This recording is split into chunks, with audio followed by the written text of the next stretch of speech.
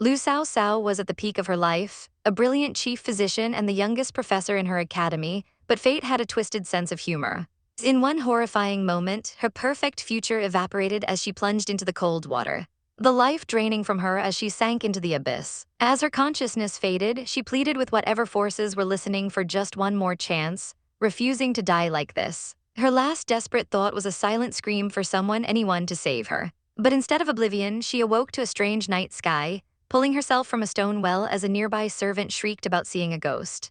Drenched and disoriented, she felt she had surely died, only to find herself in a completely different body, clad in the flowing robes of an ancient era. The confusion was overwhelming as she stared at her new attire, questioning what had happened to her. Her mind fractured, unable to comprehend who she was or where she had ended up, until a torrent of foreign memories flooded her brain. She was now Mu Yun, one of two daughters of a wealthy merchant married into the powerful Ling family. While she, as the official daughter, was the rightful lady, her arrogant personality had left her unloved, allowing her cunning sister and concubine, Mu Jinru, to become the family favorite. A horrifying realization dawned on her. Her fall into the well hadn't been an accident at all. Armed with Mu Yun's tragic past, a new resolve hardened within her. If she was given a chance to revive, she would live this new life to the fullest. For she was now Mu Yun. Her silent declaration was interrupted by the very family that despised her, who gathered around the well wondering if she was a person or a ghost. Her sister, Jinru, put on a show of fake concern, rushing to her side to ask if she was all right, whilst her loyal maid, Kui Yuen, fretted over her. The family madam was informed that no doctors were available so late at night. Jinru immediately offered her own medical services, earning praise from the madam who called her a divine doctor. But Mu Yun, a true medical genius, saw right through the facade. Jinru warned her that soaking in the well water would surely give her typhoid, an incurable disease in this era, a clear plot to isolate her further. To call her bluff, Mu Yun leaned in and sneezed directly at her sister, sarcastically asking if it was true. Jinru flinched away, forced to admit it wasn't true, her scheme crumbling before her eyes. As the madam sternly ordered Mu Yun to behave, a servant rushed in with thrilling news. The marshal had returned, a development that brought a pleased smile to Jinru's face. The madam was delighted, ordering Jinru to attend to the marshal in his room that night, while everyone else turned to stare at the strangely silent Mu Yun. They whispered among themselves, confused by her lack of excitement. But Jinru saw an opportunity, sweetly suggesting that the frightened Mu Yun needed the marshal's attention far more. Mu Yun was disgusted by the blatant manipulation, but her thoughts were cut short by the arrival of a messenger from the marshal himself. The message was colder than the well water she just escaped. If she wished to commit suicide, she should find a well further away and not pollute the mansion's water. A cold fury ignited within her at the man's heartless cruelty. But Jinru quickly played the peacemaker, ushering her away and promising to smooth things over. Acting the part of the magnanimous sister, Jinru was positioning herself as the true mistress of the house. Mu Yun, however, was done playing games. She coolly stated she was fine and wouldn't waste the marshal's time, leaving her sister and the others stunned by her sudden change in demeanor. Back in her room, she found evidence of the original Mu Yun's pathetic obsession. Stacks of paper filled with the practiced writing of the marshal's name, Ling Shenzing. Seeking an escape, she slipped out, only for her maid Kui Yuen to be seen secretly meeting a man in the woods, accepting a bag of money and a mysterious note. The next afternoon, the maid brought her medicine from the madam, along with some fruit jam to sweeten the taste. The jam was so unbelievably delicious it brought tears to her eyes. A brief moment of warmth in her cold, new life. But as soon as she was alone, her mind was assaulted by another set of fragmented memories. Visions of her two maids, Cheo and Hongxiu, bound and imprisoned. The pieces of the puzzle began to click into place later when Kui Yuen announced a celebratory party for the marshal. Mu Yun initially refused to go, but then a critical memory from half a year ago resurfaced. She remembered being accused of murdering a concubine, an accusation she frantically denied. It was her loyal maid, Hongxiu, who had suddenly confessed, taking the fall to save her stupid, naive master. That was it. Hongxiu had sacrificed herself, and now Mu Yun knew she had to go to that party, not for the marshal, but for the one person who had truly cared for her. She arrived fashionably late, ignoring the madam's scolding glare and the whispers of the other concubines, her eyes scanning the room with a cold, newfound purpose. 30 minutes before the chaos, Mu Yun was faced with a critical decision. Her wardrobe, a garish collection of tawdry dresses that made her recoil in horror. Wondering if her predecessor was a five-colored chicken, she demanded something simple and elegant. A maid recalled some old clothes in the warehouse, leading Mu Yun to a dusty chest. Inside, she found old cosmetics and a plain, elegant dress, a lucky find from the original Mu Yun's possessions. Holding it up, she ordered the maid to throw away all the other garish outfits, keeping only this one perfect piece. Later, at a party in the main hall, Mu Yun sipped her drink, tuning out the pointless chatter of the governor's wife. Her gaze drifted and locked onto a stern, handsome man in a military uniform, Zai Yao. She admitted he was handsome, but a fairy like herself, transported to this era, found him cold compared to her warm and attractive doctor, Lin. Her expression hardened with resolve. She knew she needed to find an opportunity to negotiate with this man, all because of someone named Hong Xiu. Suddenly, the Lang family's third concubine suggested she sing to liven up the atmosphere. Mu Yun internally cringed, realizing her body's previous owner had a reputation for doing shameful things with guests. A woman named Jin Ru tried to make excuses for her, but it was a clear attempt to put her on the spot. But they were mistaken. She wasn't the Mu Yun of before.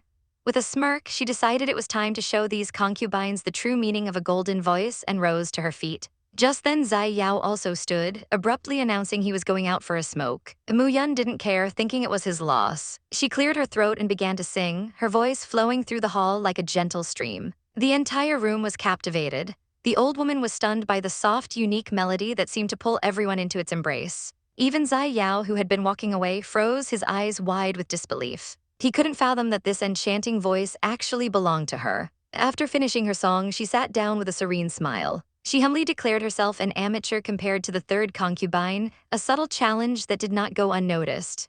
She smirked, thinking they were foolish to dare cause trouble with her. Zai Yao's eyes blazed with a new intensity, his perception of her completely shattered. Later that evening, she was approached by Leng Zuqiu, the second young miss, who was utterly enchanted by her performance. Zuqiu begged Mu Yun to teach her the song. Mu Yun graciously agreed, promising to rewrite the lyrics and meet her the next day.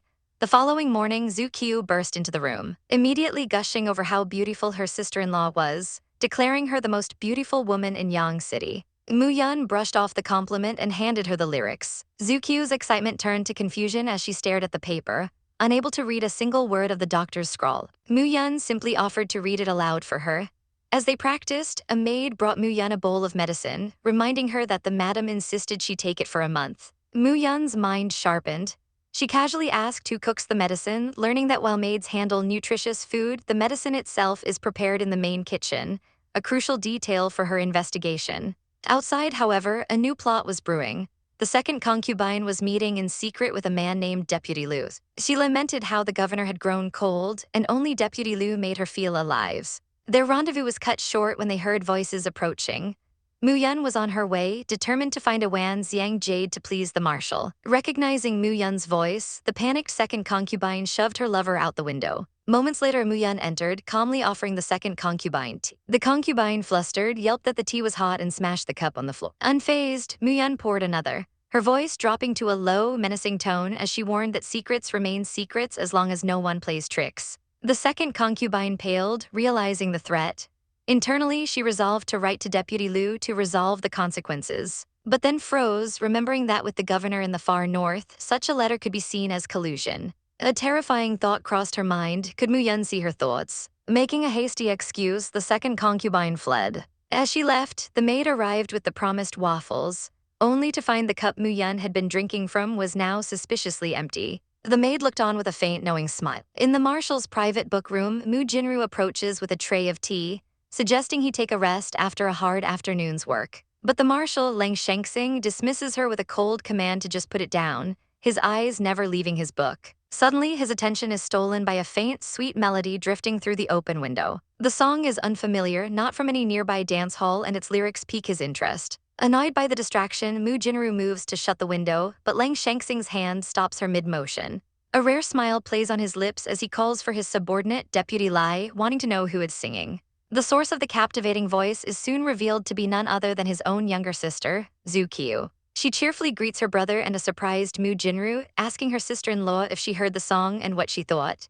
Mu Jinru forces a smile, complimenting her singing while internally sighing in relief that it wasn't Mu Yun. When asked where she learned such a song, Zuqiu almost blurts out a secret before catching herself, remembering Mu Yun's warning not to tell anyone, and quickly lies that she learned it from a teacher at school. She then excuses herself, mentioning she has to sing for their grandmother later that evening. Once his sister is gone, Leng Shengxing turns his cold gaze back to Mu Jinru and tells her to leave, adding that he doesn't like tea and she shouldn't bother bringing it in the future. The rejection leaves Mu Jinru reeling, her mind a storm of frustration and jealousy. She vents to her maid, questioning why the marshal shows her no affection despite all her efforts, yet becomes completely mesmerized by a simple song taught by that bastard Mu Yun. Her maid tries to soothe her, reminding her that the marshal despises Mu Yun and her tricks will only make him hate her more. But Mu Jinru is unconvinced, seething that a mere sparrow can never become a phoenix. Meanwhile, the sparrow in question, Mu Yun, is dealing with a much more pressing issue: hunger. Her maid Kui Huan is nowhere to be found, leaving her to fend for herself, a pitiful state for a supposed young lady. She finds the kitchen, only to be met with a spectacular feast being prepared for others. Resigned, she grabs what little she can and heads back, only to find Lang Shengxing himself standing in her garden, a place he always avoids like the plague. She's stunned, wondering why he's suddenly here. Trying to escape, she tells him she's going to eat, but when she mentions her simple meal of meat and fish, he shocks her to her core by declaring he will eat with her tonight. Mu Yun is utterly bewildered, questioning if he's having a seizure or if he's actually trying to bother her. At the dinner table, an awkward silence hangs in the air as she realizes this is the first time they've ever shared a meal, and the first time he's ever set foot in her courtyard, Gui Hua. Her mind races with possibilities, wondering if he intends to finally fulfill their marital obligations. She quickly dismisses the thought, sighing internally as she reminds herself she wants nothing to do with a man with multiple wives. Her sigh catches his attention and he asks what's wrong. Thinking fast, she complains that with him eating her rations, she won't have enough food.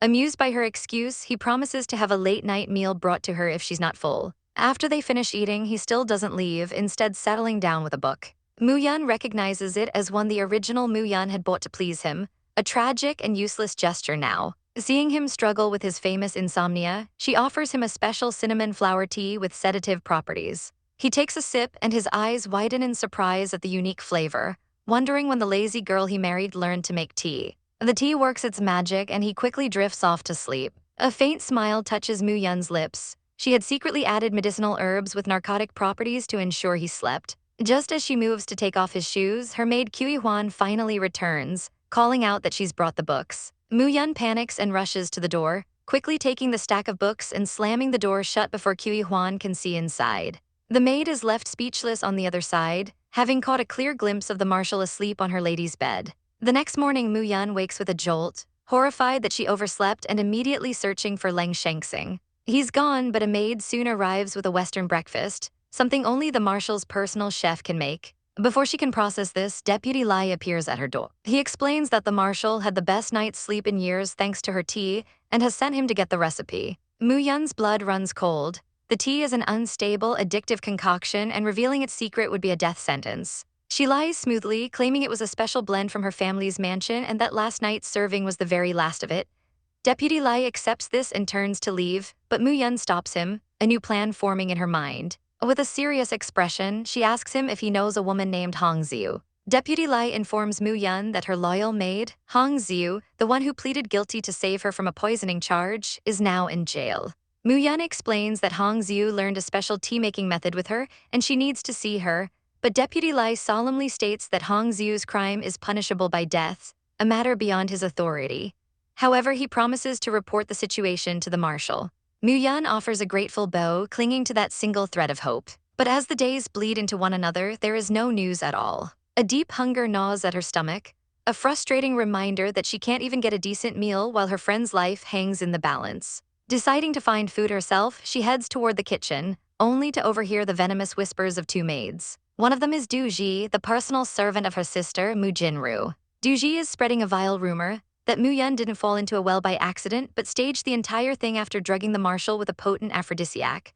Her companion listens with feigned shock, calling Mu Yun disgusting. The gossips are so engrossed in their slander they don't notice the very subject of their tale standing right behind them until she speaks, her voice dripping with ice. The maids whip around in terror and immediately drop to their knees, begging for the young lady's forgiveness. Mu Yun looks down at them with utter contempt, internally mocking their pathetic acting. She calmly tells the other maid, Yang Liu, to stand up and slap Du Ji 22 times, warning that each one must be loud, otherwise her beautiful hand will be lost. It would be a real pity. As the sharp cracks of slapping echo through the courtyard, Mu Yun watches with a cold, satisfied smile. Later, as she's finally about to eat, a servant barges in, smugly informing her that the madam has called for her. Mu Yun arrives at Wenfeng Hall to a pre-staged drama. Du Ji is already kneeling before the madam, weeping crocodile tears and claiming Muyun attacked her out of jealousy for her gentle, beloved sister Jinru. Just then, Jinru herself enters, rushing to her sister's side and scolding the maid for speaking nonsense. But the madam is unmoved, declaring that the governor's mansion has rules that even a daughter of the Mu family must follow. Seeing her chance, Duji prostrates herself, insisting everything she said was true and begging the madam for justice. The madam whispers to her attendant to call the other person who was there. The second maid, Yang Liu, is brought in. Duji immediately launches into a performance, telling Yang Liu to be honest, claiming she knows Muyun forced her to do it. Yang Liu, trembling, confirms the lie, stating that after she accidentally touched Muyun, the young lady forced her to slap Duji 20 times under the threat of having her hand cut off. The madam explodes in fury, calling Muyun arrogant and unruly for defaming the mansion's reputation. But just as she's about to pronounce the punishment, Butler Liu announces that the marshal, Lang Shenzing, is waiting outside. Seizing the opportunity, the madam decides to let Lang Shenzing see what kind of person his wife truly is, ordering her men to slap the insolent girl.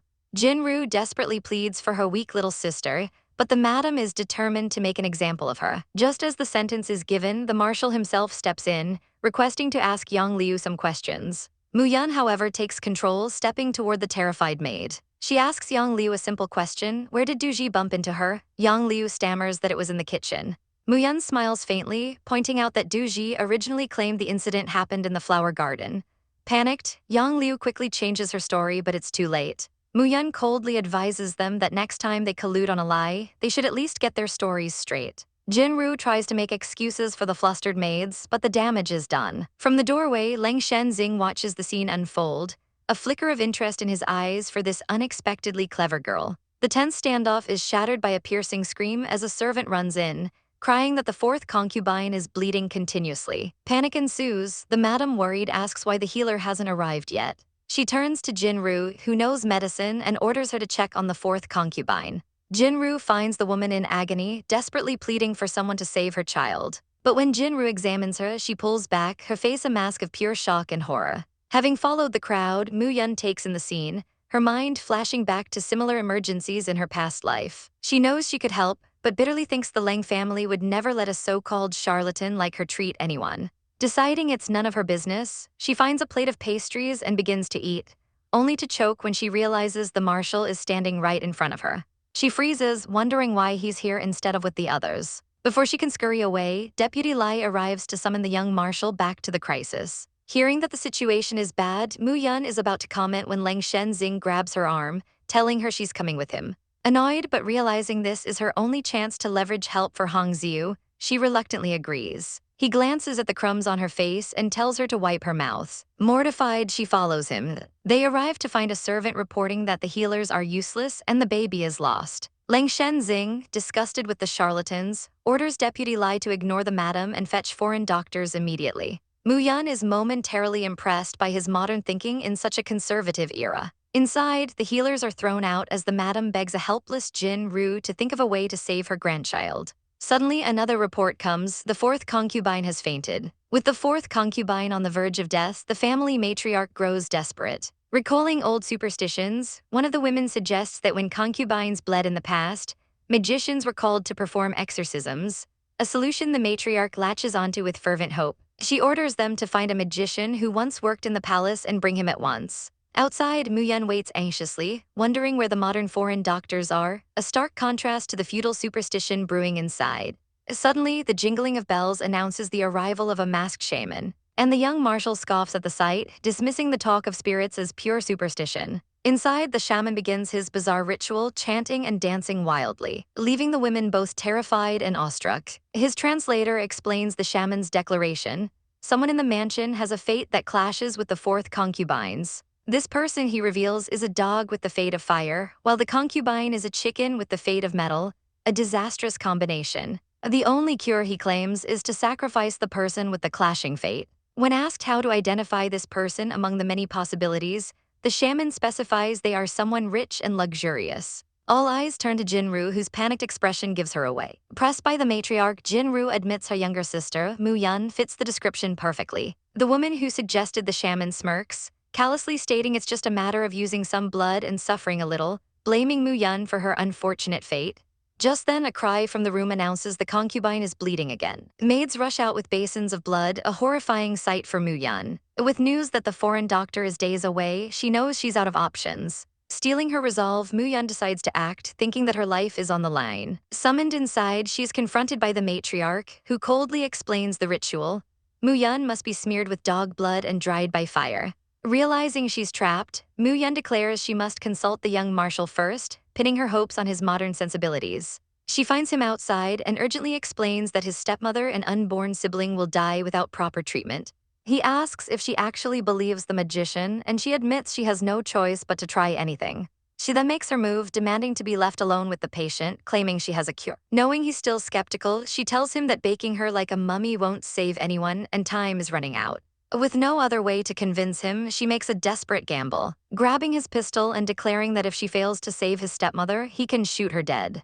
Zai Yao takes the gun, his eyes cold as steel, and aims it at her, warning that those who bet against him pay with their lives. Unflinching, Muyan places the barrel to her own head, retorting that it's not yet clear who will lose. Convinced, Zai Yao orders his soldiers to clear the room, escorting his own protesting grandmother out. And coldly dismissing Jinru's offer to help, Muyan enters the room carrying a box she claims is for makeup. But he grabs her wrist, reminding her that they are both responsible for the outcome. She smiles confidently and disappears behind the curtain. Inside, she opens the case to reveal a set of surgical tools, thankful she had collected them. After what feels like an eternity, the door opens. Muyan emerges, calmly giving post-op instructions and asking him to keep her methods a secret. Stunned by this new side of her, he grabs her as she tries to leave, demanding to know who she really is. Panicking internally, she quickly concocts a story about having studied medicine before becoming obsessed with him. She then tells him she knows he hates her and that he's free to abandon her now.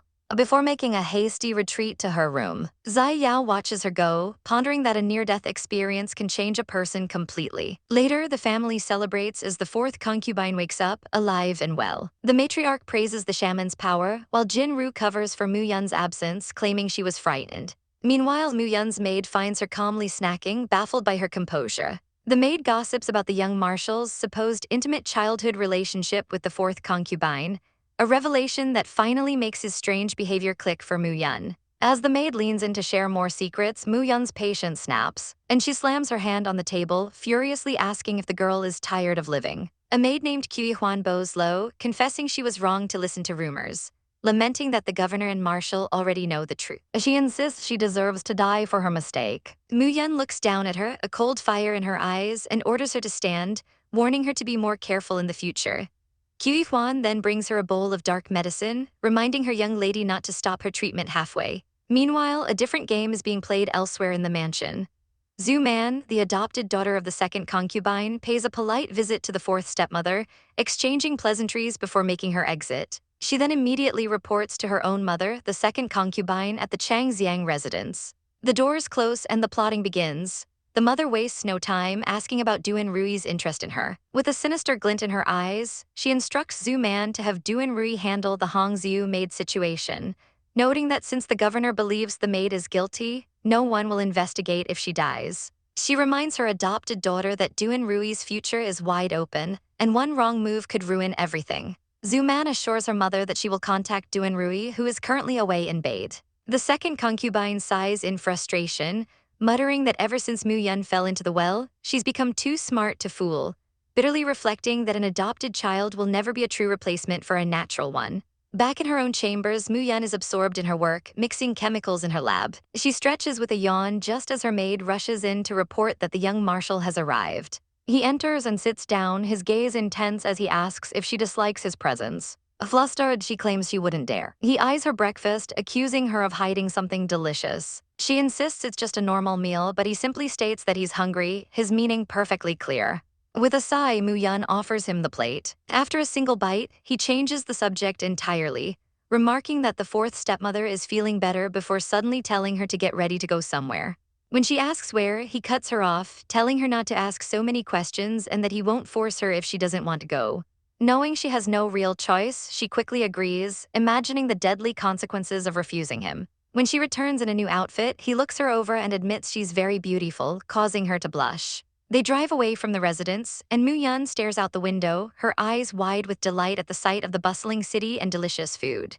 The car suddenly swerves and the young marshal pulls her into a protective embrace, saving her from hitting the side. As she thanks him, her heart fluttering, but her excitement vanishes when the driver announces their arrival. As she stares out the window in disbelief, he's brought her to a prison. She sarcastically wonders if he's planning a vacation for her inside. He orders her out of the car and dismisses the jailer, stating they are there on private business. They walk down the terrifying, cold corridor, the atmosphere far more chilling than any morgue. A guard unlocks a heavy cell door, and as they step inside, a rat scurries across the floor. From the darkness, a weak voice calls her name and Muyun freezes.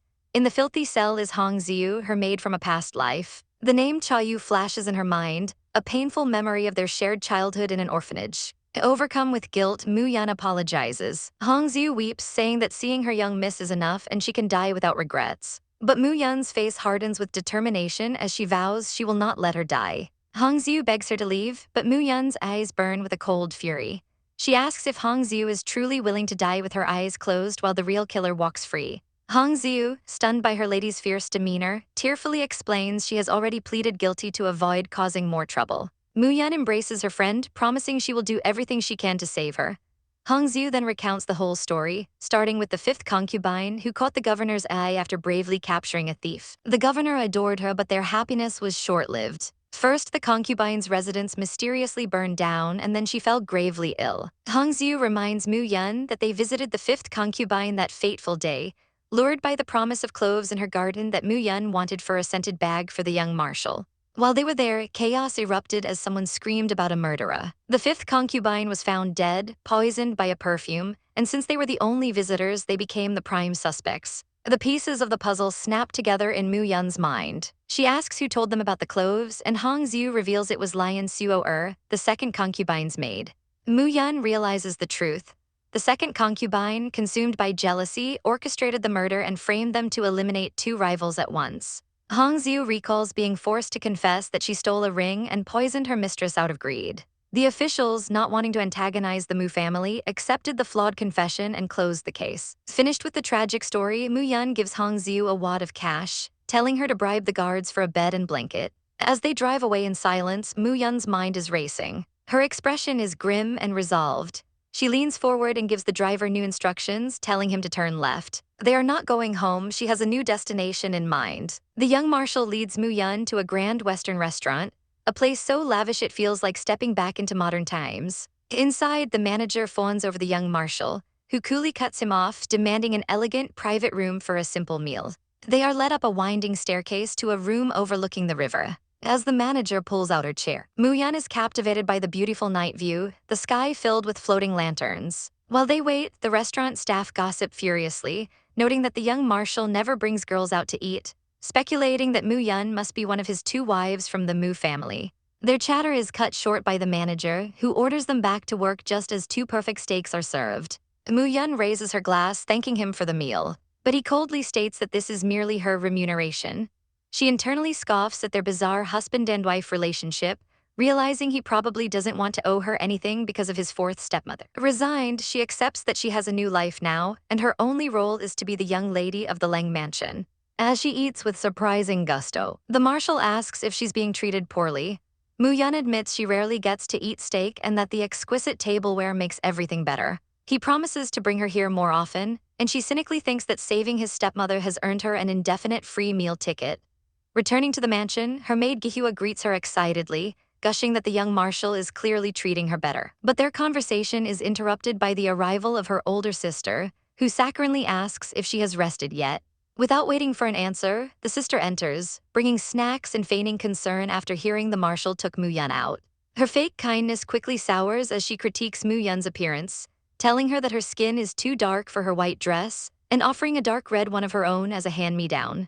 She then points out Muyun's lack of jewelry and condescendingly offers her some unused trinkets. Treating her like a beggar, Muyun seethes internally but forces a sweet smile. The sister then flaunts a beautiful pearl bracelet, a gift from the young marshal, while her maids fawn over how valuable it is and how much he must care for her. Having finished the last of the snacks, Muyun calmly asks her maid to bring the gold tableware the marshal gifted her. With a flourish, she uses a solid gold spoon to scrape the last crumbs from the bowl, stunning her sister and the maids, who recognize the priceless set from the famous restaurant. Muyun casually remarks that the spoons are inconvenient and offers them to her sister, whose face darkens with humiliation. As the sister storms out, she furiously orders her maid to get rid of the trash she was given, stomping on the dress in a rage. Her fury is fueled by memories of being barred from the young marshal's residence by his guards, a constant reminder of his hatred for her. Later, Mu-yun summons Deputy Lai, offering him a cinnamon sedative tea she claims to have prepared for the marshal. But then she presents him with a separate packet of medicine, accurately diagnosing his eye condition and promising a full recovery in 7 days, leaving the deputy speechless with gratitude. Elsewhere, the humiliated sister is startled by a small white cat, which she viciously kicks away. Just then, her brother Mu Wenbai appears, scooping up the frightened animal. He explains he's delivering provisions for the northern battlefield, and the sister realizes her eldest brother must have gone to see Mu Yun instead of her. Mu Wenbai, seeing his sister's anger, cruelly suggests that if the cat offended her, there's no reason to keep it, and prepares to toss it aside. Meanwhile, Mu Yun's other brother, Mu Wenwu, arrives at her room. She greets him coldly, reminding him that it's improper for him to be in a woman's private room. Outside, he explains he brought a gift and the money she had requested from their father for jewelry. Mu-yun feigns ignorance, claiming she no longer needs the money and tells him to take it back, instead offering him tea for his long journey. After he leaves, she sips her own tea, a dark, calculating look in her eyes. Later, a maid brings Mu Wenwu food, a warm bag for an old illness, and novels, all thoughtful gifts from Mu-yun. He's stunned, wondering how she knew so much about him.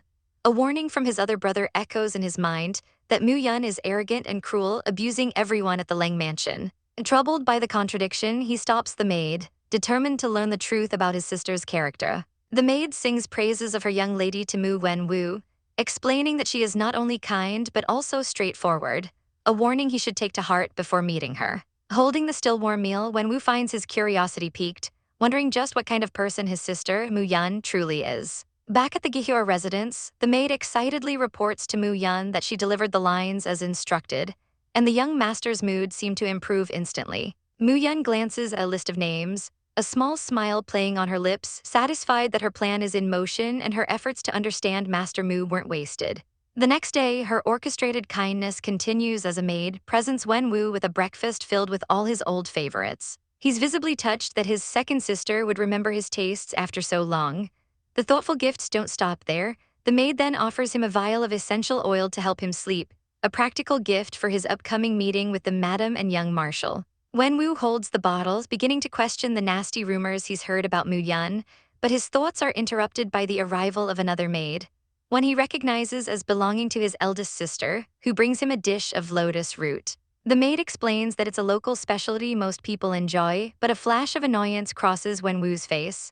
It's a dish he absolutely despises, a fact his sister should have remembered. Before he can dwell on it, he is summoned by the madams. He enters a grand dining room filled with powerful figures, his eyes immediately drawn to Mu-yun, who sits poised at the table. The madam begins by praising Wenwu's military achievements, but Mu-yun internally scoffs when the conversation turns to Wenbai's sudden desire to join the army, knowing his lazy character all too well. The madam asks Zai Yao, the young marshal, to find a position for Wenbai, and he cleverly turns the question to Mu-yun, putting her on the spot.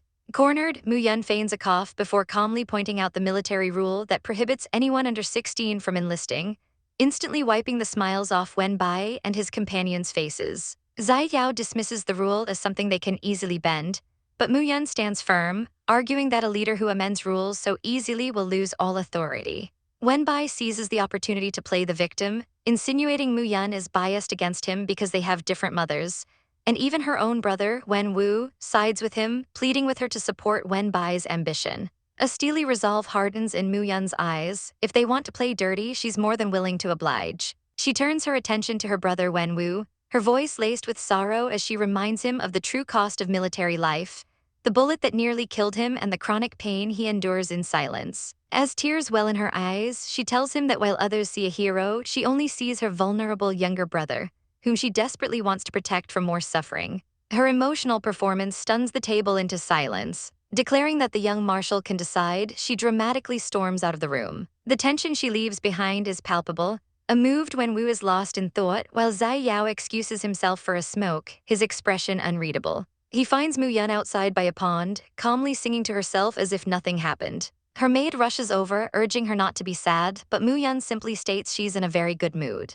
Zai Yao approaches, remarking on how much she's eating, and she playfully retorts that she needs a big stomach to be generous. To her utter shock, he smiles, a genuine smile she has never seen before. He admits he was testing her, knowing Wen Bai would cause trouble if refused, and promises to help her handle the situation he created. He pulls her close, his proximity making her blush, and offers her a pastry. She mentally calls it a bribe but eats it anyway, the sweet taste a pleasant surprise. The next day, her gambit pays off when her brother Wen Wu arrives with a sheepish Wen Bai in tow. After a little prompting, Wen Bai offers a stiff apology, admitting he was wrong to blame her. Mu Yan graciously accepts, internally amused by her brother's simplicity, before cutting to the heart of the matter. Their fathers scheme to use Wen Bai to move money without her knowledge. She lays out the deception, reassuring a shocked Wen Wu that Wen Bai was merely a pawn, and her only concern was ever for his safety. After he leaves, she is joined by her sister-in-law Zhu Qiu, who has come with a bowl of grapes and a problem.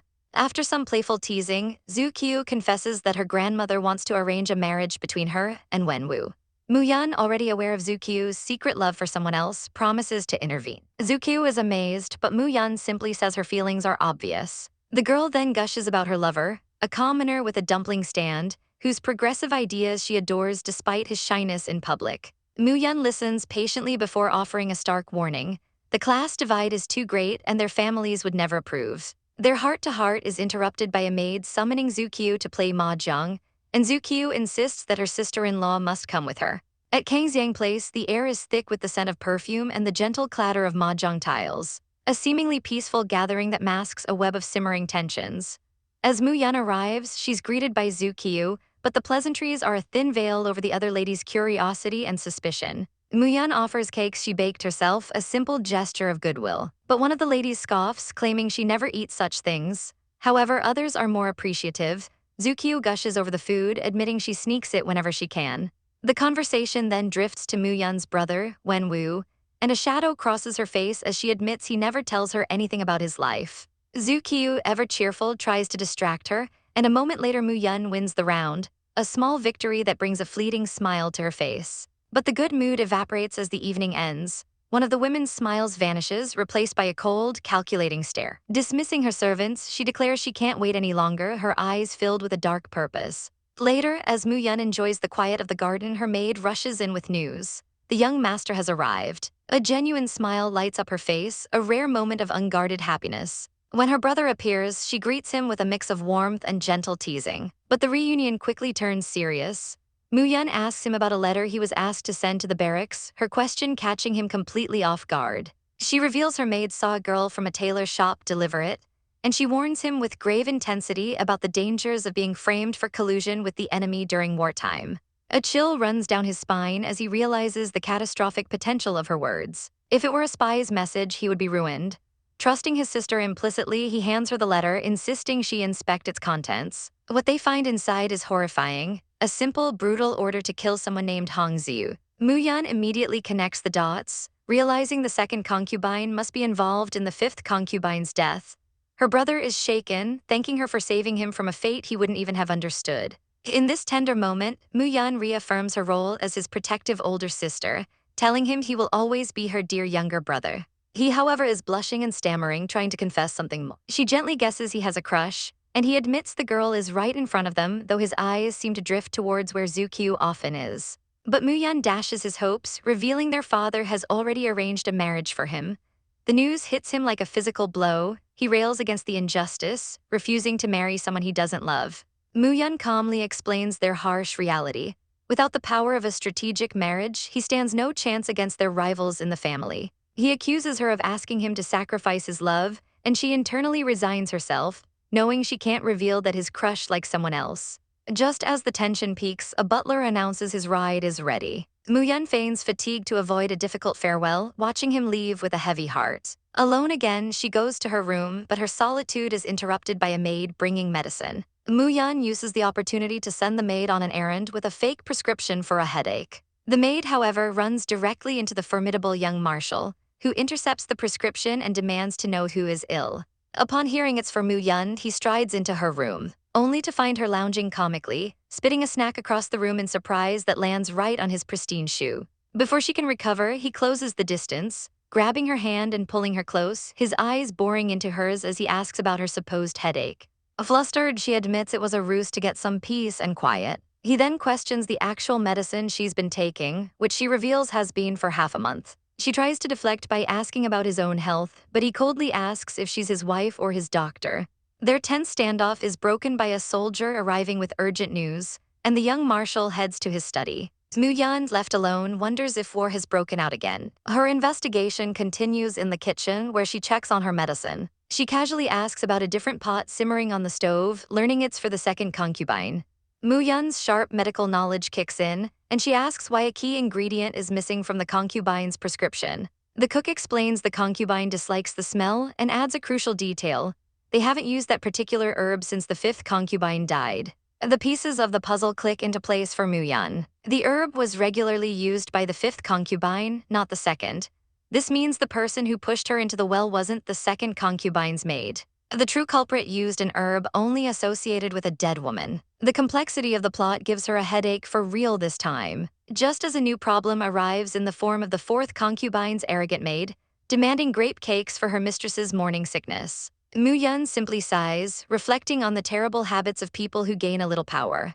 Under the pale crescent moon, she stands by her bed, her quiet night shattered by Zhu-Q's frantic announcement of the young marshal's arrival. He appears in her doorway, asking why she's there so late before immediately questioning if there's anything to eat. She offers to have the kitchen prepare something, but he grabs her arm, his gaze lowered as he states he doesn't want their cooking. A blush creeps onto her cheeks as she heads to the small kitchen herself, preparing a bowl of dumplings with care. She presents the meal with a warm smile, telling him to eat it while it's hot. Much later, she finds him asleep in her bed, his brow furrowed even in slumber, a sign of the heavy burdens he carries. She gently pulls the covers over him, watching him for a moment before turning away. As she lies down, a phantom voice from a memory praises Zhao Zhao's dumplings as the best in the world, followed by the name Cha Yu echoing in her mind. Her eyes snap open in a panic as she realizes she is lying right beside him. He's awake, his voice low as he asks why she's so dumbfounded at midnight. Her mind spins, they are husband and wife in name only, yet here they are. He leans closer, asking if she's sick, and playfully covers her eyes. Waking up fully, he looks at her in mock surprise, asking why she's sleeping in his bed. Flustered, she declares it's cold and that she'll sleep outside. But before she can leave, his hand shoots out, grabbing her wrist with surprising strength as he commands her to sleep here. He pulls her down into an embrace, their faces just inches apart. Her heart hammers in her chest as she wonders what he wants, her mind spiraling into confusion. Convinced he's only teasing her because he despises her, she pretends to fall asleep. He sees right through her act, a smirk on his face as he asks what she's pretending for. Mortified, she snaps that she never said she was sleeping and decides her only option is to ignore him completely. The next morning, Zhu Ko peeks into the room, and the woman panics, knowing she can't let the maid see the young marshal in her bed. Just then, her sister-in-law arrives to thank her, but as she tries to usher the girl out, a deliberate cough comes from behind the bed curtains. Realizing he's pranking her, she freezes in horror as her sister-in-law declares she'll find out who dares to disturb them. She pulls back the curtain, revealing her own brother, the young marshal, leaving her utterly stunned. Thinking fast, the wife tells her sister-in-law to fetch breakfast for her brother, successfully getting the petrified girl out of the room. Turning back to him with a triumphant smirk, she tells him to wash his face, inwardly calling him thick-skinned. He casually takes her towel to wash his face, dismissing her protests. He then rejects the kitchen's food, asking for the dumplings from last night. When she informs him only flour is left, he settles for noodles, much to her simmering annoyance. As they eat, a subordinate delivers his new uniform. He changes, and the sight of him in full military dress leaves her momentarily breathless. He catches her staring blankly and correctly assumes she's thinking about him leaving. He confirms he has military business and might be home late, a strange gesture that leaves her wondering why he'd tell her. To stop him from ordering more food, she impulsively asks if he wants her to make dumplings for him that night. Surprised by her forwardness, he smirks and agrees before departing. As he leaves, Zhu Qiu notes that the young marshal seems to be visiting more often, but when she brings the daily medicine, the wife simply tells her to leave it, her mind already calculating the next move in this intricate plot. Zhu Qiu stands alone on a bridge, her morning serenity completely shattered by an unexpected encounter. She clenches her fist, wondering why this had to happen so early and whether she should apologize to her first sister-in-law. Her thoughts are interrupted by the arrival of her second sister-in-law and the second young master Mu, who question why she's out here all by herself. Putting on a placid expression, Zhu Qiu claims she was just admiring the lotus flowers, deciding it's best to keep her true feelings hidden. After a brief exchange, the second sister-in-law makes her excuses, leaving Zukyu alone with the young master. As she turns to leave, her foot slips. But before she can fall, the second young master lunges forward and catches her in a firm embrace. She is momentarily stunned, a blush creeping up her face as he asks if she's all right. Internally, she reasons that he was only trying to help, but her embarrassment quickly turns to annoyance. The second young master curses his luck, realizing his sister's foolish matchmaking plan has backfired and he's only made a terrible impression. A cunning idea strikes him and he suddenly feigns an injury, claiming he got hurt while saving her. Concerned, Zukyu offers to call for help, but he dismisses it as a minor issue, asking if she could support him instead. He leans heavily on her, a sly grin on his face as he whispers not to waste his heroic efforts. Their little drama is cut short when a maid rushes over, urgently informing Zukyu that the young lady is gravely ill and has summoned her to Gihua. A loud bang greets them at the residence, where panicked maids explain the young lady is in extreme pain but has locked herself in her room, refusing all healers. Apparently, the stubborn woman claims to be a healer herself. After another crash from inside, Zukyu decides to take charge, trying to reason with her sister-in-law through the locked door until it finally clicks open. When she emerges later, her face is grim. She informs the worried maids that the illness is serious, causing constant pain and coughing of blood. Her sister-in-law refused treatment but provided a prescription, insisting they only buy medicine based on it. As the maid Kyuhyuan prepares to leave, Zukyu stops her, grabbing her hand with a knowing look. She declares that Kyuhyuan has a secret mission to attend to with her instead. They follow the maid in a rickshaw through the city streets, trailing her to a pharmacy. Zukyu tells her own maid to stay put as she disembarks to follow Kyuhyuan on foot. Peeking around a corner, her suspicions are confirmed when she sees Kyuhyuan meeting secretly with a man. The maid, who has followed against orders, is shocked to see the man's intimate behavior, and even more so when Kyuhyuan hands him a pouch of items from the mansion. Zukyu pulls the flustered maid away, a victorious smirk playing on her lips as she announces it's time to go home.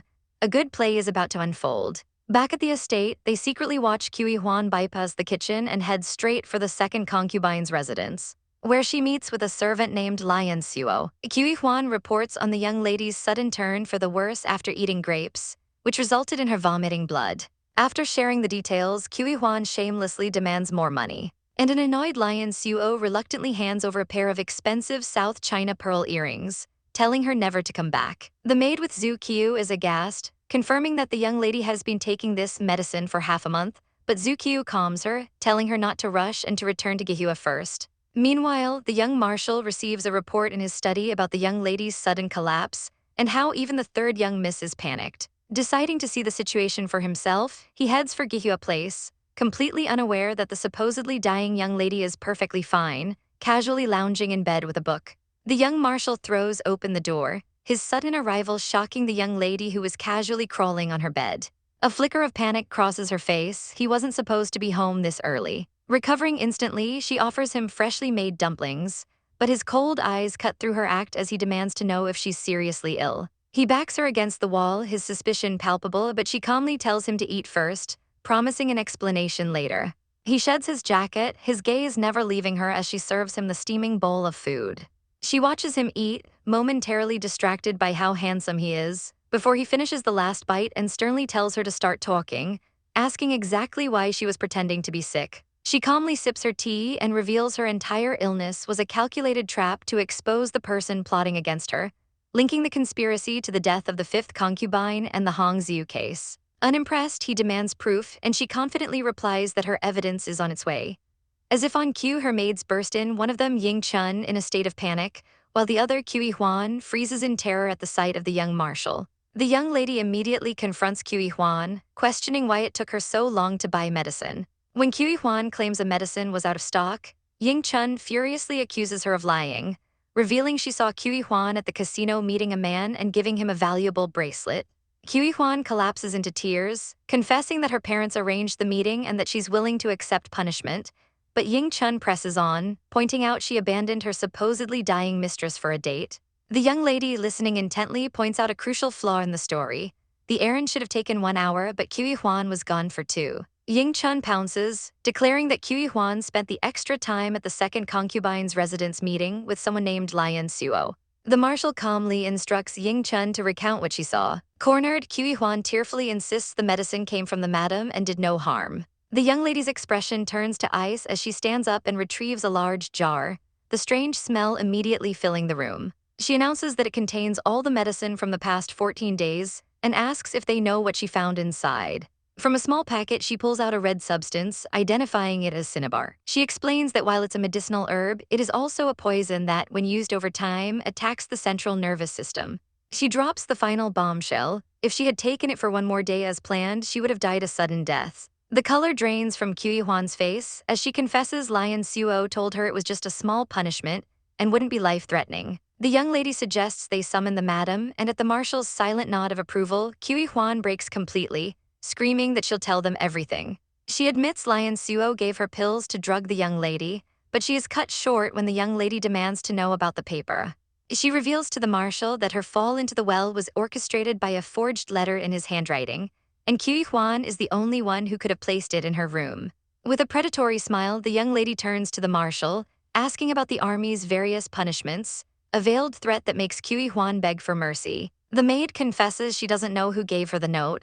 It simply appeared on her headboard with jewelry as payment. The young lady orders Lion Suo to be brought in. When Lion Suo arrives, looking utterly bewildered by the scene, the maid who accompanied her suddenly drops to her knees, screaming that she did everything and is ready to be punished. Ling Shenzing regards the loyal but foolish maid kneeling before her, a girl who simply followed the wrong person. The maid tearfully protests that Ling Shenzing is making it all up, but the accusation hangs heavy in the air. Ling Shenzing coldly presses her, asking how a normal maid could afford money and jewelry to bribe others, and what grudge she could possibly hold to justify such betrayal. Knowing she holds a secret that gives her the upper hand, she decides not to be merciful and turns to the young marshal, asking to borrow his car so she can have her maid Ying Chun bring someone to settle this. She then whispers a secret instruction into another maid's ear, ordering her to sit, leaving the young marshal completely baffled by her mysterious plan. As the clock ticks, Ying Chun finally returns, dragging in a new woman who looks utterly bewildered.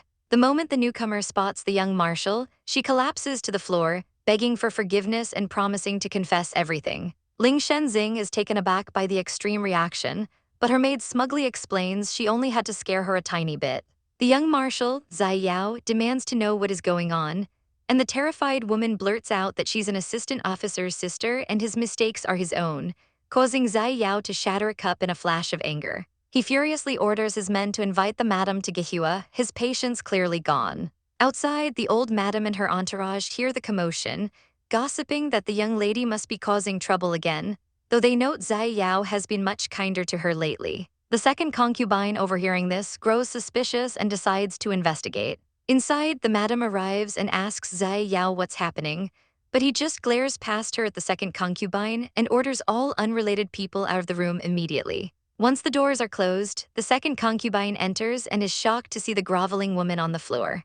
The madam asks what happened, wondering if someone is being unfairly scolded, but a young woman named Zhu Qiu insists it's a misunderstanding. The truth finally erupts as the maid reveals the second concubine, terrified of her affair with the assistant officer being exposed, ordered her to poison Ling Shenzing. The madam whirls on the second concubine, demanding to know if it's true, but the concubine panics, calling it slander and denying she would ever harm anyone.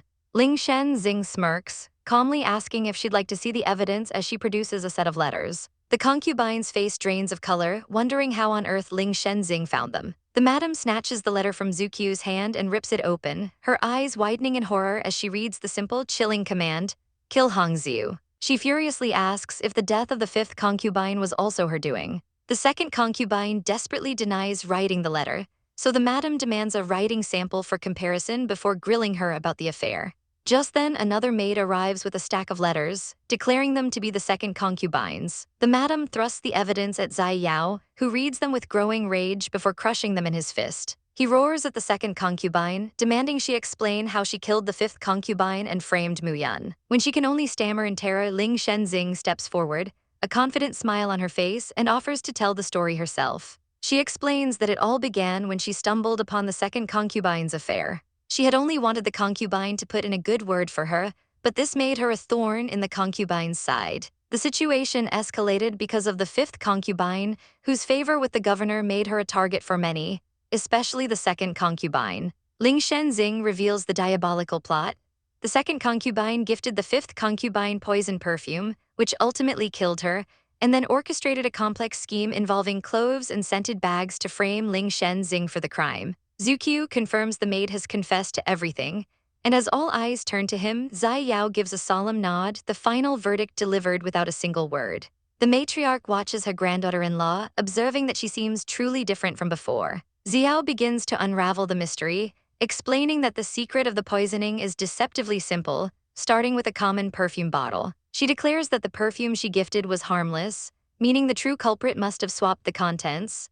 With a sharp point of her finger, she identifies the second concubine as the murderer, noting she was the first person to see the fifth concubine after she died. The second concubine scoffs at the accusation, claiming the woman was already dead when she arrived, but her defense falls flat. Another wife steps forward, corroborating Xiao's theory and accusing the second concubine of orchestrating the entire plot to slander her sister-in-law. Cornered and flustered, the second concubine demands proof. Xiao delivers her final, shocking demand: they must open the coffin for an autopsy. The matriarch slams her hand down in fury at the disrespectful suggestion. The crowd murmurs in disapproval, believing the dead should be left in peace. But Xiao presses on, arguing that while the perfume was poisoned, the body itself holds the ultimate truth of what happened. The matriarch remains unconvinced, questioning how this would prove the second concubine's guilt, but just then footsteps are heard approaching. A servant enters carrying a small box, and Xiao reveals she had Lian Xuo's room searched, confident that they've found something. The box is opened, revealing a stash of vile substances. The pungent smell of arsenic and cinnabar fills the air, and Xiao turns to the second concubine with a cold gaze, asking if she was keeping these poisons for her own use. Panicked, the second concubine immediately shifts the blame, screaming that her maid Lian Xuo did everything. The poor girl breaks down, crying that she is innocent and knows nothing. The young marshal, having seen enough, declares the second concubine will be imprisoned until the governor returns to pass judgment. In a last desperate act, she grabs onto the matriarch's clothes, begging her mother for help. But the matriarch's mind is made up. She agrees with Xiao, stating that those who harm others will only harm themselves in the end. She sternly warns that the honor of the Ling mansion is at stake, and anyone who spreads rumors will face severe discipline. The second concubine is dragged away, her fate sealed. Later that evening, as Xiao sips her tea, the young marshal appears behind her, startling her. He leans in close, remarking that he was concerned about her sleep, causing her to blush deeply as she wonders what he intends to do. He merely asks why she's sitting there blankly instead of going to bed. Flustered, she declares she'll sleep outside, but he slyly reminds her she slept just fine the previous night, even drooling on her pillow.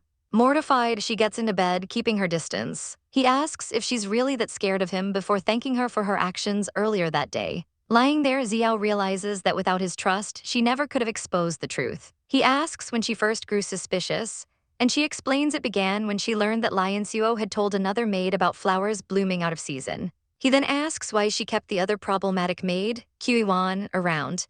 Xiao replies that without Qiwan, she wouldn't have had the evidence needed to bring down the second concubine.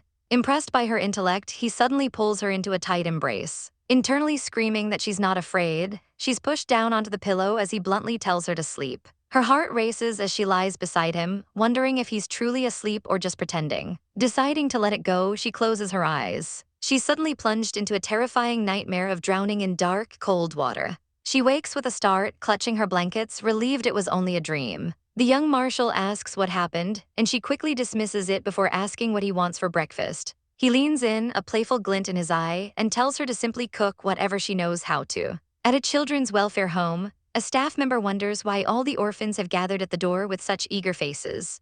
In another time, another place, a young girl diligently cooks a meal. A memory that culminates in the present as Mayan proudly serves a spread to the young marshal. She beams with confidence, urging him to taste the stir-fried liver she prepared herself. He hesitantly takes a spoonful, and she cheekily explains that the dish's name is a lie. It's made mostly of large intestine, a fact he wouldn't know since he never eats it. As he enjoys some toast instead, she declares he has an eating soul, a confusing compliment from her hometown.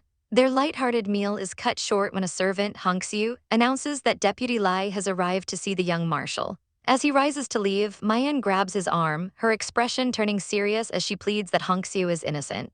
The young marshal's gaze softens, and he calmly reassures her that he knows what to do. Once he is gone, Hongxiu asks what punishment awaits the traitorous Qiwan. Mayan's face hardens into a mask of cold resolve. She declares that she gave the maid a chance, but it wasn't appreciated. She orders Hongxiu to send money to the girl's family.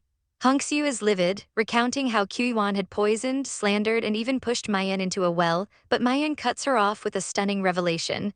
The second concubine wasn't the one who pushed her. The question hangs in the air: who else in the mansion wants Mayan dead? A chilling realization dawns on her as she considers the long list of potential enemies, all eager to see her fall. Suddenly, Hong-soo remembers seeing the third young Miss, Zukyu, meeting with Mu Wenbai that very morning. A detail that instantly piques Mayan's suspicion. Meanwhile, in another room, Mu Wenbai consoles that very same third miss, whose ankle is being treated. He reassures her that they have done nothing wrong and need not fear gossip, but his charming words are a calculated performance. After she brings him snacks, he smoothly spots a book by Kafka, feigning a shared interest. He offers it to her, and the smitten girl gratefully accepts before tripping on her way out. The moment she's gone, Wenbai's friendly demeanor evaporates, replaced by utter disdain as he mutters how boring he finds literature.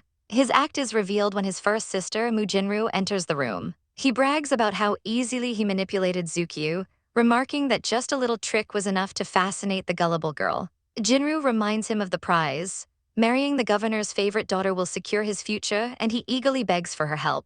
But Jinru's face clouds with worry. She's in trouble herself, as the young marshal has been growing colder towards her, making her position in the Leng family precarious. She tearfully wonders what charm Mayan has used to change his attitude so suddenly. Wenbai reminds her that Mayan's influence is already strong enough to stop the marshal from joining the army. Fearing that Mayan's rise will lead to her own downfall and an inability to protect him, Jinru's desperation grows. A sinister resolve hardens Wenbai's eyes as he declares they must ensure Mayan has no future at all. He leans in, whispering his dark plan, promising her that nothing is impossible if she doesn't hesitate like she did before. A flashback reveals that fateful day years ago when the Mu family's brides were brought in a convoy. Mayan, the first wife, was in the front car, while Jinru, the concubine, was in the back. Wenbai's original plan was simple: spread nails on the road to send Mayan's car plummeting off a cliff, but Jinru's conscience got the better of her. She feigned a stomach ache, forcing the cars to halt. In the lead vehicle, an enraged Mayan demands to know why they've stopped, only to be told the car behind them has an issue. Peeking out, she sees her sister's maid standing near the tall grass, where a bed of sharp nails lies in wait, a testament to Jinru's past failure to commit to murder. The young marshal sighs, telling his sister her past mercy is the source of her current troubles, but she looks back with newfound resolve, promising him she won't be merciful ever again. He softens, patting her head and asking what her plan is, before revealing an ornate golden comb and declaring that in this world there is nothing money can't solve. Meanwhile, in Gihua Garden, the young miss worries about a girl named Zukyu, realizing she is too naive and easily deceived. Deciding she must see for herself, she prepares to leave, only to be stopped by a maid announcing she's brought a visitor. It's a girl named Cheyu who greets her warmly after a long time apart, sparking a memory of them playing together as children. The young miss shifts her attention to another maid, Hong-soo, thanking her for her service and pulling her into a tight embrace. But as she holds her, she feels the heat radiating from her body and pulls back in shock. Cheyu touches Hong-soo's forehead and cries out that the girl has a fever. Without a moment's hesitation, the young miss orders Hong-soo to be brought into a room, grabbing medicine from a shelf. Hong-soo lies in bed, delirious with fever. As Cheyu carefully feeds her the medicine, the young miss notices her maid's ill-fitting clothes and immediately instructs Cheyu to buy new ones with her own money. As she gently cleans Hong-soo's arm with a damp cloth, her heart aches at the sight of countless old wounds, a testament to all the suffering Hong-soo endured for her sake. Hong-soo's eyes flutter open, and she dazedly wonders if she's dreaming or even alive. The young miss reassures her that she's fine, but sternly tells her to stay in bed until her fever breaks. Realization dawns on Hong-soo, and she panics, insisting she can't be in her lady's room, arguing that a maid belongs only in the maid's quarters. The young miss laments the cruel feudal system that poisons even the kindest hearts. When Hong-soo tries to get up to clean, she's gently pushed back down, her lady insisting she is a close handmaiden, not a servant for heavy labor. Hong-soo then asks about another maid, Kyu-won, and a shadow passes over the young miss's face as she explains it's a long story, urging her friend to simply focus on recovering. Later, as the city prepares for the Mid-Autumn Festival, two maids gossip viciously about Lady Liu, calling her followers blind for not seeing she'll never be the future mistress. Hong-soo worries about these words, but Cheyu smiles, telling her not to fret because the young lady has changed dramatically since falling into the well. Cheyu then complains that the cruel second lady never shares any good things with Gihua Garden, hoarding them for herself. But the young miss simply smiles confidently, declaring that if no one will give them good things, they will make their own. True to her word, she prepares a magnificent feast under the starry sky. Elsewhere, the young marshal watches Lady Liu from afar, his expression cold and unreadable. Before the madam notices he's gone, informed by the butler that he left to handle something important. Back in the garden, the maids gasp in awe at the beautifully crafted mooncakes. The young miss beckons them to the table, their eyes sparkling at the delicious spread. She personally pulls a protesting Hongxiu to sit beside her, announcing that during the festival they are all family and the old rules don't apply. Laughter fills the air as they all share the meal, celebrating together under the full moon. Cheo's thoughts drift to a promise made under the full moon, an appointment to visit the temple for the Mid-Autumn Festival. She slips out into the night, only to be stopped by the sudden appearance of a man with piercing blue eyes standing in her path. He's instantly captivated by her, thinking she looks as beautiful as a fairy, while she's utterly stunned to find herself face to face with the young marshal, demanding to know why he is there. She can't help but admire how handsome he is, his looks surpassing any celebrity she's ever seen, but he simply states he's not there to eat but to host a small party. She offers him a mooncake, asking if he'd like to taste it, but he eyes it with suspicion, wondering aloud if the yolk inside is even edible. Her eyes sparkle with hopeful expectation, a look that makes it impossible for him to refuse, and he takes a tentative bite. She eagerly asks if it's delicious, and he admits it's a new and wonderful taste for him. Their quiet moment is shattered by a sudden boom as fireworks explode across the night sky. Cheo gazes up in wonder, amazed that this era possesses such beautiful displays. Without warning, Ling Shengxing takes her by the hand, declaring they're going out and pulling her into the festive streets. She worries about leaving the party, but he assures her with absolute confidence that as long as he is there, no one will dare to object. He then gently asks if she would like to go for a walk, an offer she eagerly accepts. Her eyes soon fixate on a charming bunny lantern, and she exclaims how cute it is before nervously trying to pass it off as local slang for lovely.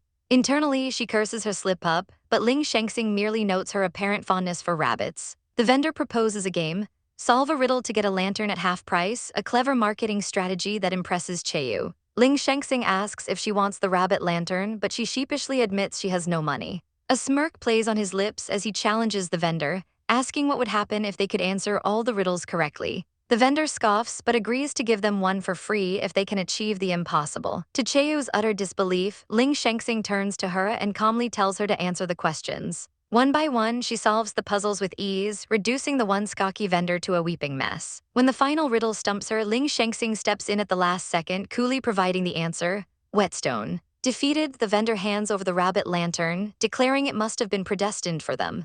As they walk away, Ling Shengxing teases her for being so childishly happy over a lantern, then correctly guesses she also didn't bring any money, causing her to blush.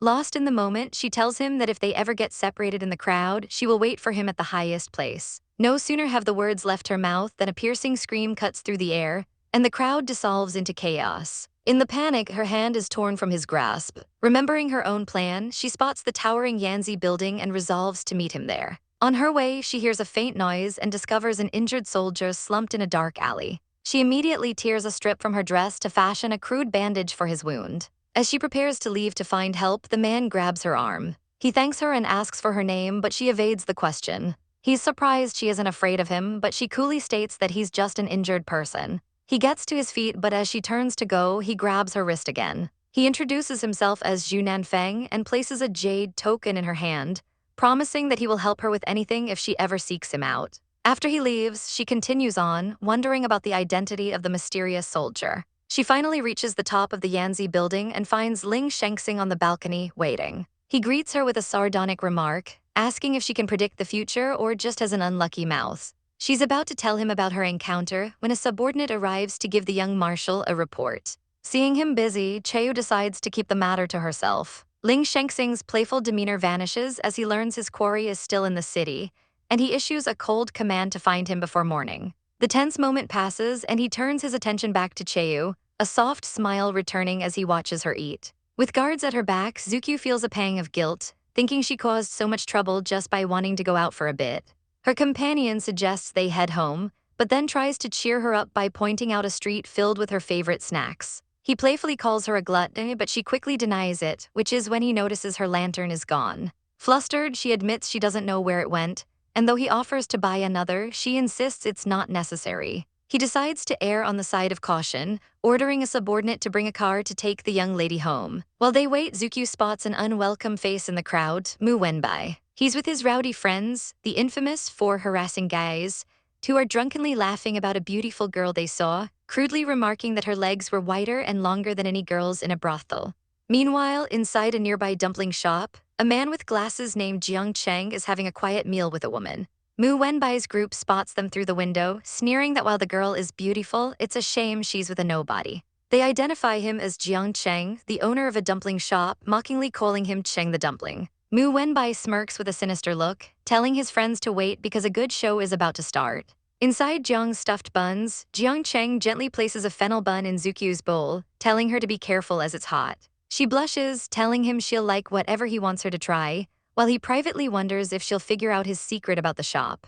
Their meal is violently interrupted when one of Mu Wenbai's thugs slams into their table. He leers at Zukyu, asking why a pretty girl is eating such terrible food and inviting her to a better place. Jiang Cheng's composure shatters as he leaps up and lands a solid punch on the thug's face, roaring at him to stay away from Zukyu. The thug, enraged, orders his men to attack, and they descend on Jiang Cheng with chairs and fists. As Zukyu watches in horror, the thug grabs her, mocking her for being with a loser who can't even protect himself. Jiang Cheng cries out in frustration as he's beaten to the ground. Just as the thug puts his hands on Zukyu, a foot flashes out of nowhere, sending the man flying across the room with a brutal kick. The goons, seeing their leader taken down, quickly retreat, vowing revenge. Zukyu's rescuer asks if she's all right, and she immediately rushes to the fallen Jiang Cheng. As he struggles to get up, he collapses, crying out for his mother and father.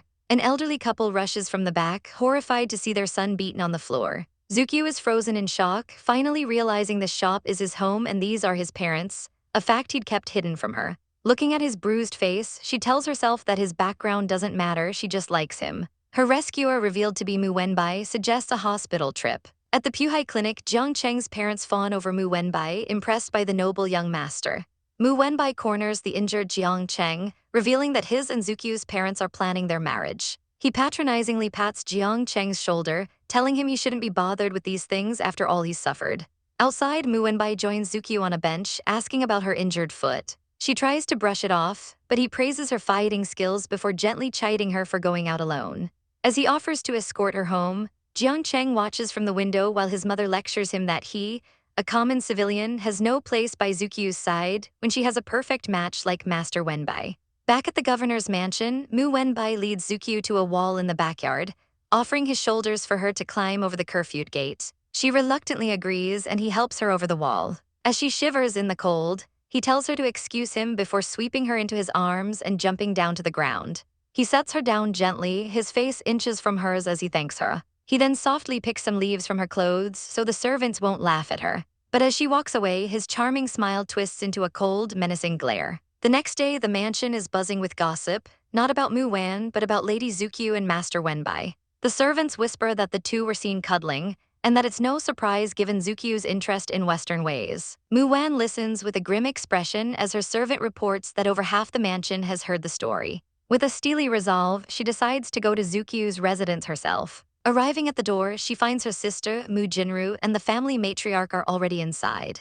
Mu Wan enters and greets her grandmother, taking a seat next to a very distressed-looking Zukyu. The matriarch sips her tea with an unreadable expression before making a formal announcement, leaving Mu Wan to wonder with a sinking feeling what could possibly be happening. The matriarch's words drop like a stone. It is time for Zukyu to be married. Zukyu desperately protests, pleading that she's still in school and has no desire to marry, but the old woman is unmoved, revealing she has already discussed it with Lord Mu. Mu Wan observes this unfold, realizing something is very wrong.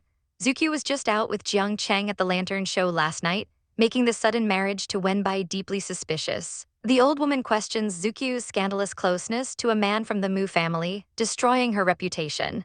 Before turning to a princess for her opinion, the princess and another woman, Jinru, eagerly support the union, praising Wenbai's potential despite him being the son of a mistress. Mu Wan, ever the calm strategist, takes a sip of tea. Before speaking up for her brother Wenbai, she subtly dismantles their argument, stating that Wenbai is still too young and immature for marriage and must first prove himself by managing some of the family's shops. This logic implies that once he's a success, no one can gossip about the match, and the matriarch is forced to consider it carefully.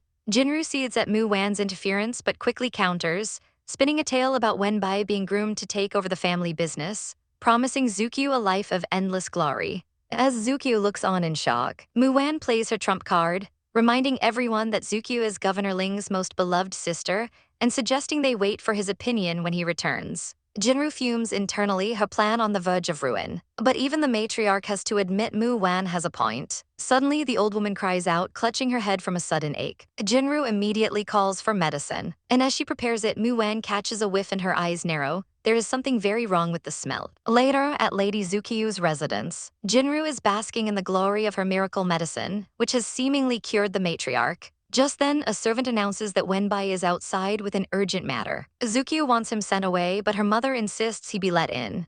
Wenbai enters and immediately bows low, launching into a grand apology for ruining Zukiu's reputation. He claims there was nothing between them and begs her to slap him if she's still angry. Zukiu is taken aback by his dramatic apology and tells him to get up, but he refuses until she forgives him. From her resting place, the matriarch observes this display and is completely won over, thinking Wenbai is a good boy she can trust with her granddaughter. But behind closed doors, the facade drops. Wenbai thanks his sister Jinru for her help, admitting the rumors would never have spread without her efforts. Jinru worries about Mu Wan's interference, but Wenbai simply crushes a piece of porcelain in his hand, coldly promising she won't be in their way for much longer. Meanwhile, Mu Wan gives her own quiet orders to a servant. She is soon summoned by the matriarch, who immediately demands to know where she was last night. Mu Wan instantly realizes Jinru has been spreading tales. She calmly explains she was appreciating the moon and summons her servants, Keiyu and Keksu, for confirmation. The two girls kneel and corroborate her story perfectly, explaining that Mu Wan invited them to dine with her and they stayed together until she went to bed. The matriarch is momentarily silenced, but before she can respond, a man bursts in with catastrophic news. The fourth mistress has had a miscarriage. The shock is too much for the old woman, who promptly passes out. Mu Wan leaps into action, pulling out an instant heart reliever and placing a pill in her grandmother's mouth. The matriarch's eyes flutter open, and she weakly orders them to take her to the scene. Mu Wan decides to go with them, instructing her servant to find Lady Zukiu if anything goes wrong. At the fourth mistress's bedside, a weeping Jinru kneels, blaming herself for failing to save the baby. The matriarch demands answers from Dr. Kai, who reveals the miscarriage was caused by an aborticide, a poison. At that exact moment, a servant carrying a tray gasps and points a trembling finger at Mu Wan, shrieking that it must be her who put the poison in the grape pie. The servant explains that she made the decoction herself, and the fourth mistress only felt pain after eating it. The doctor examines the dregs and finds no poison in the medicine. The servant then doubles down, declaring that due to morning sickness, the only thing the mistress ate all day was the grape pie made by Lady Mu Wan. Mu Wan calmly admits she made the pie, and the matriarch orders the doctor to examine it. After a moment, the doctor delivers his grim verdict. The pie is indeed poisoned, not enough to kill an adult, but fatal to an unborn child. The matriarch is livid, grabbing her cane and roaring at Mu Wan to get on her knees. She accuses Mu Wan of first killing the fifth mistress and now murdering the fourth mistress's baby, calling her an evil woman bent on destroying the family. Jinru rushes to her sister's side, begging for reconsideration, while Mu Wan coolly asks what reason she would have to harm the fourth mistress.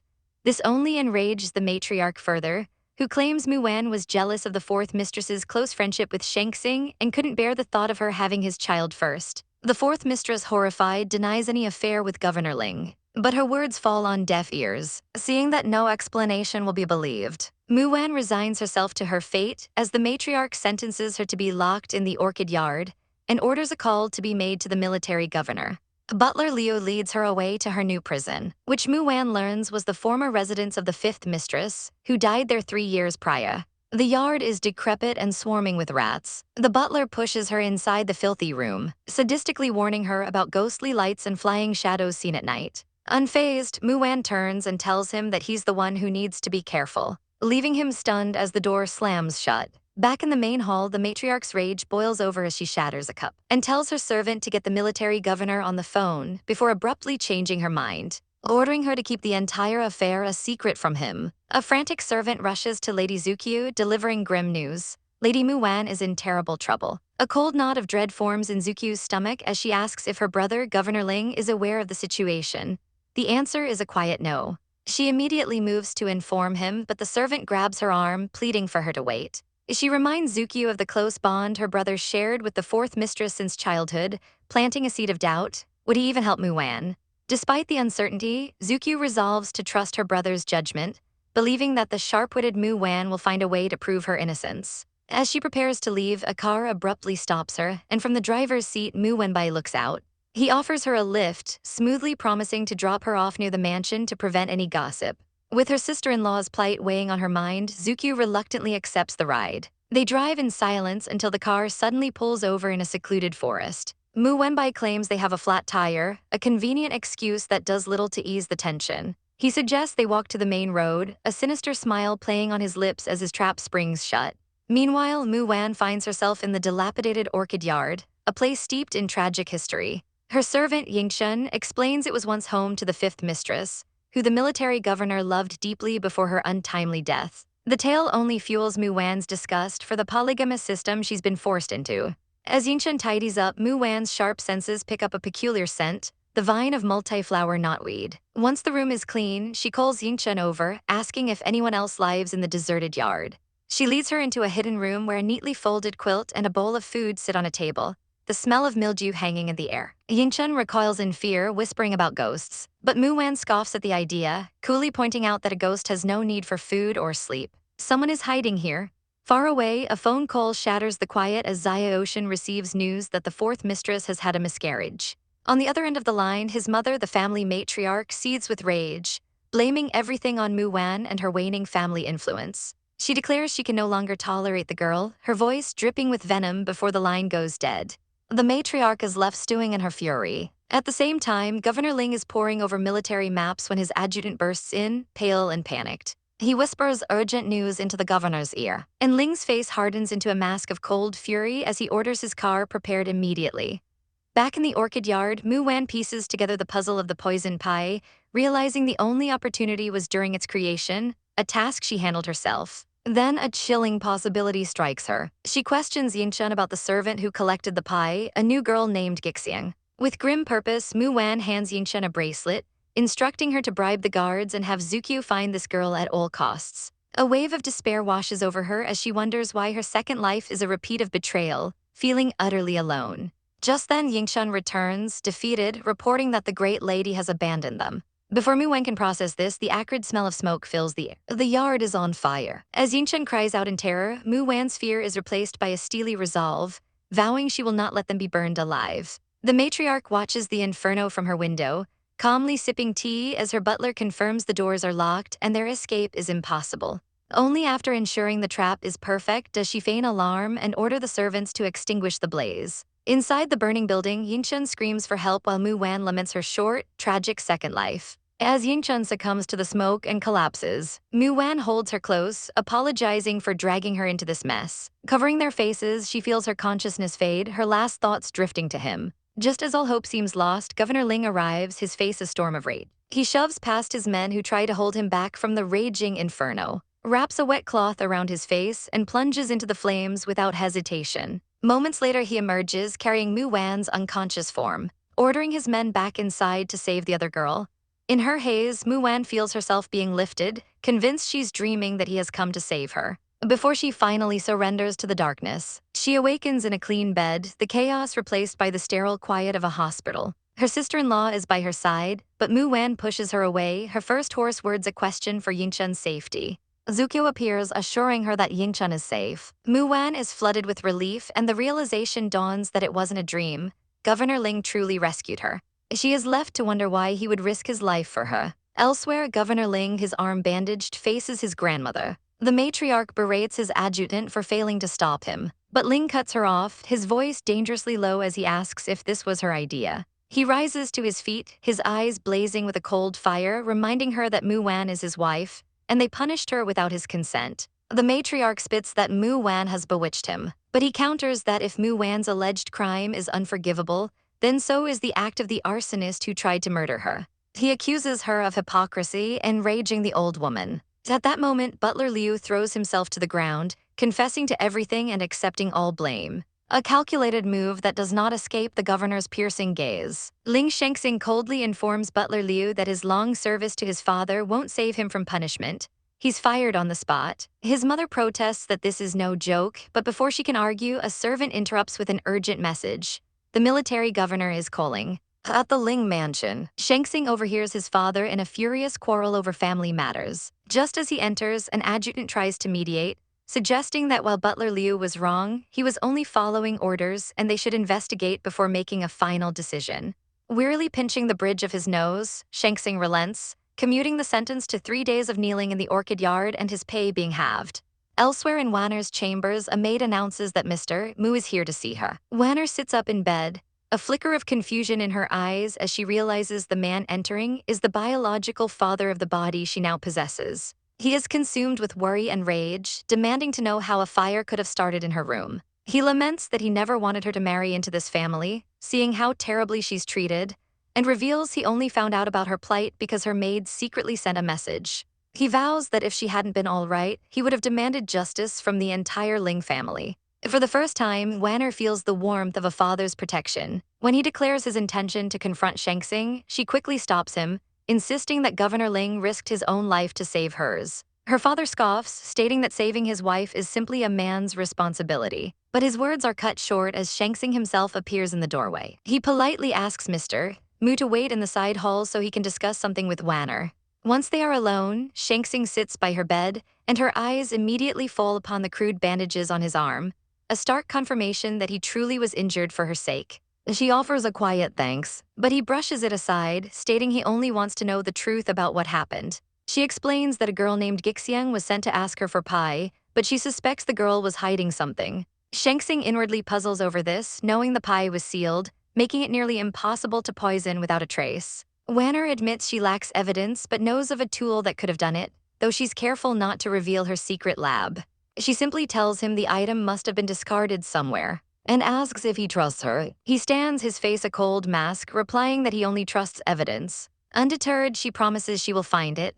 Later, her loyal maid, Keksu, brings her food, confirming she was the one who sent the message to her father. Wanner's mind races. She asks for the location of the mansion's garbage dump and the time. Realizing it's almost dawn, she gives Keksu an urgent, whispered command that is crucial to proving her innocence. Soon after, 2 new maids arrive, sent by Shang to serve her, and she muses that perhaps he isn't as cold as he appears. Just then, Keksu rushes back in, excitedly reporting she found what she was looking for, prompting Wanner to demand they fetch Governor Ling at once. As they wait, another maid explains the suspicious timing of Shang return, mentioning how Lady Zukyu was deliberately delayed by Master Wenbai. The pieces click into place for Wanner. Mu Wenbai and his sister must be involved. Shang arrives, his face grim from a fresh argument with his father. Without a word, Wanner instructs Keksu to present the evidence. Keksu hands a small package to a skeptical Shang and Wanner declares it's the proof he's been looking for. He unwraps it to find a strange needle tubing, a modern syringe.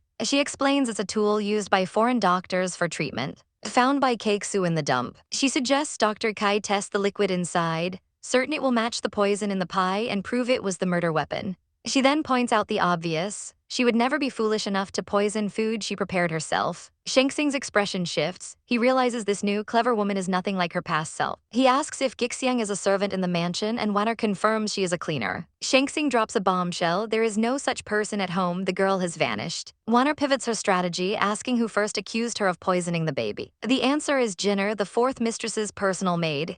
Wanner demands to question her, and Shang gives the order. When the maid arrives, she stares at Wanner with pure hatred. Wanner calmly asks about Gixiang, and Jinner confirms she's a new cleaner who only does heavy work. Wanner pounces on the inconsistency, questioning why a mere cleaner would be sent on an errand for pie. Under Shang furious glare, Jinner collapses, confessing that she had a sudden stomachache and conveniently saw Gixiang nearby, asking her to go instead. The coincidence is too glaring to ignore. Realizing she was framed again, Shang dismisses the maid and tells Wanner he will handle it. As he turns to leave, she stops him, offering a special ointment for his burn. He leans in close, a hint of a smile on his face, causing her to blush furiously. Taking the medicine, he sits down, a wave of exhaustion washing over him as he notes how fragile she seems. Seeing her chance, Wanner gently begins to unwrap his wound. But the scent of his current medicine makes her recoil.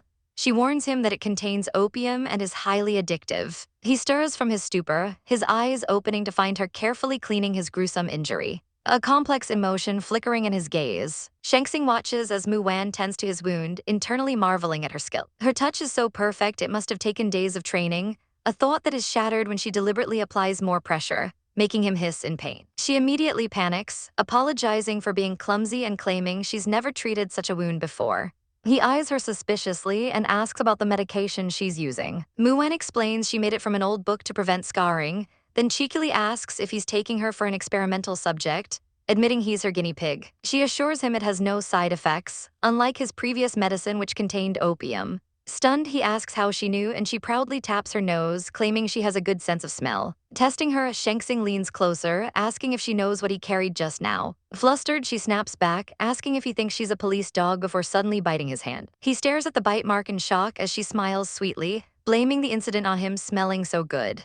They share a brief, amused laugh before she casually finishes binding his arm, leaving him to wonder if she's really the one to blame for the recent turmoil. Their moment is broken by a maid rushing in to announce that the great lady has arrived at the Osmanthus yard. The matriarch storms in, ignoring the servants and demanding Governor Ling be brought out at once. Shangsing and Mu Wan stand to face the furious old woman. The great lady explodes, demanding to know why Shangsing is still associating with Mu Wan, the woman who killed his fourth aunt's unborn child. She reminds him that the fourth mistress once saved his life, and Mu Wan feels a chill of dread, certain he will seek revenge no matter the truth. But Shangsing remains unnervingly calm, stating that he will not twist the rules for any purpose and asks his grandmother to listen to his thoughts. He sits down and lays out his logic. The poisoned dessert was fully intact, meaning only its maker could have poisoned it without a trace. He theorizes that there's a larger scheme at play to kill two birds with one stone, reminding her that the case of the second mistress trying to kill Mu Wan is still unresolved. The grandmother stares at him, bewildered, wondering aloud if he's been bewitched by that woman. Feeling suddenly weary, she declares she is too old for these family issues and tells the young people to decide for themselves. But as she stands to leave, supported by her maid, she begins to tremble violently and collapses to the floor. Shangsing shouts for a doctor as Mu Wan rushes to the old woman's side. Checking her pulse, Mu Wan asks for any hypotensive drugs the grandmother usually takes. Shangsing confirms his grandmother has hypertension but hasn't fallen ill in a long time and tells Mu Wan to take care of her while he gets the medicine. As he leaves, he catches her trying to hide something, questioning her constant secrecy. She just smiles and places a finger to her lips, telling him it's her secret. After he's gone, Mu Wan quickly prepares her own remedy. A servant is feeding the medicine to the great lady when the doctor finally arrives. After a quick examination, he confirms the coma was caused by hypertension, but notes her blood pressure is already dropping back to normal, a surprisingly fast recovery. He asks what medicine she was given, but Mu Wan quickly signals Shangsing to stay quiet. The doctor muses that it's odd for her to collapse so suddenly after being well for 2 years, a sentiment Shangsing silently agrees with. Shangsing turns to the maid, asking if there's been anything unusual with the great lady recently. The maid is stumped until she remembers that Lady Jinru had prescribed some pills for the great lady's headaches. Shangsing immediately orders her to bring one of the pills and hands the vial to Mu Wan to inspect. After a quick sniff, Mu Wan reveals the pills contain a small amount of opium for pain relief, which would lead to addiction. The other ingredients, she says, are astragalus and ginseng. The maid is confused, calling them harmless tonics, but Mu Wan explains that for someone with the great lady's condition, tonics like ginseng are poison, causing a dangerous spike in blood pressure. The maid vehemently denies it, insisting Lady Jinru's medicine always helped and something else must be the cause. At that moment, a voice calls out as the great lady awakens. Later, Mu Wan's father finds her setting a table and scolds her for doing servant's work when she should be resting. Just as she humbly replies that it's her duty, her sister Jinru and brother Wenbai arrive. Mu Wan's eyes narrow, suspecting their involvement in the recent chaos. Her father tells Wenbai to return home and focus on the family business. But Jinru defends her brother, claiming he's matured and has even won the admiration of the Ling family, who wish to match him with Lady Zukyu.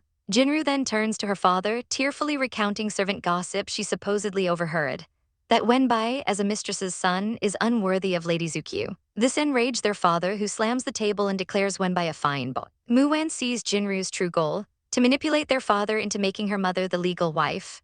Her father agrees, musing that Jinru's mother has been a great help and deserves the position, admitting he's almost forgotten Mu Wan's mother is gone. He then tells Mu Wan she must stay united with her sister against outsiders. As her father leaves, Mu Wan recalls a chilling coincidence. Her own mother was also drowned to death. A servant then informs her father that the great lady wishes to speak with him. As he walks away, he asks his son where Wanner is, wanting a word before he leaves. Finding her alone, he tells Mu Wan he's never forgotten her mother in the 10 years since she passed. With tears in her eyes, Mu Wan finally reveals her long-held secret.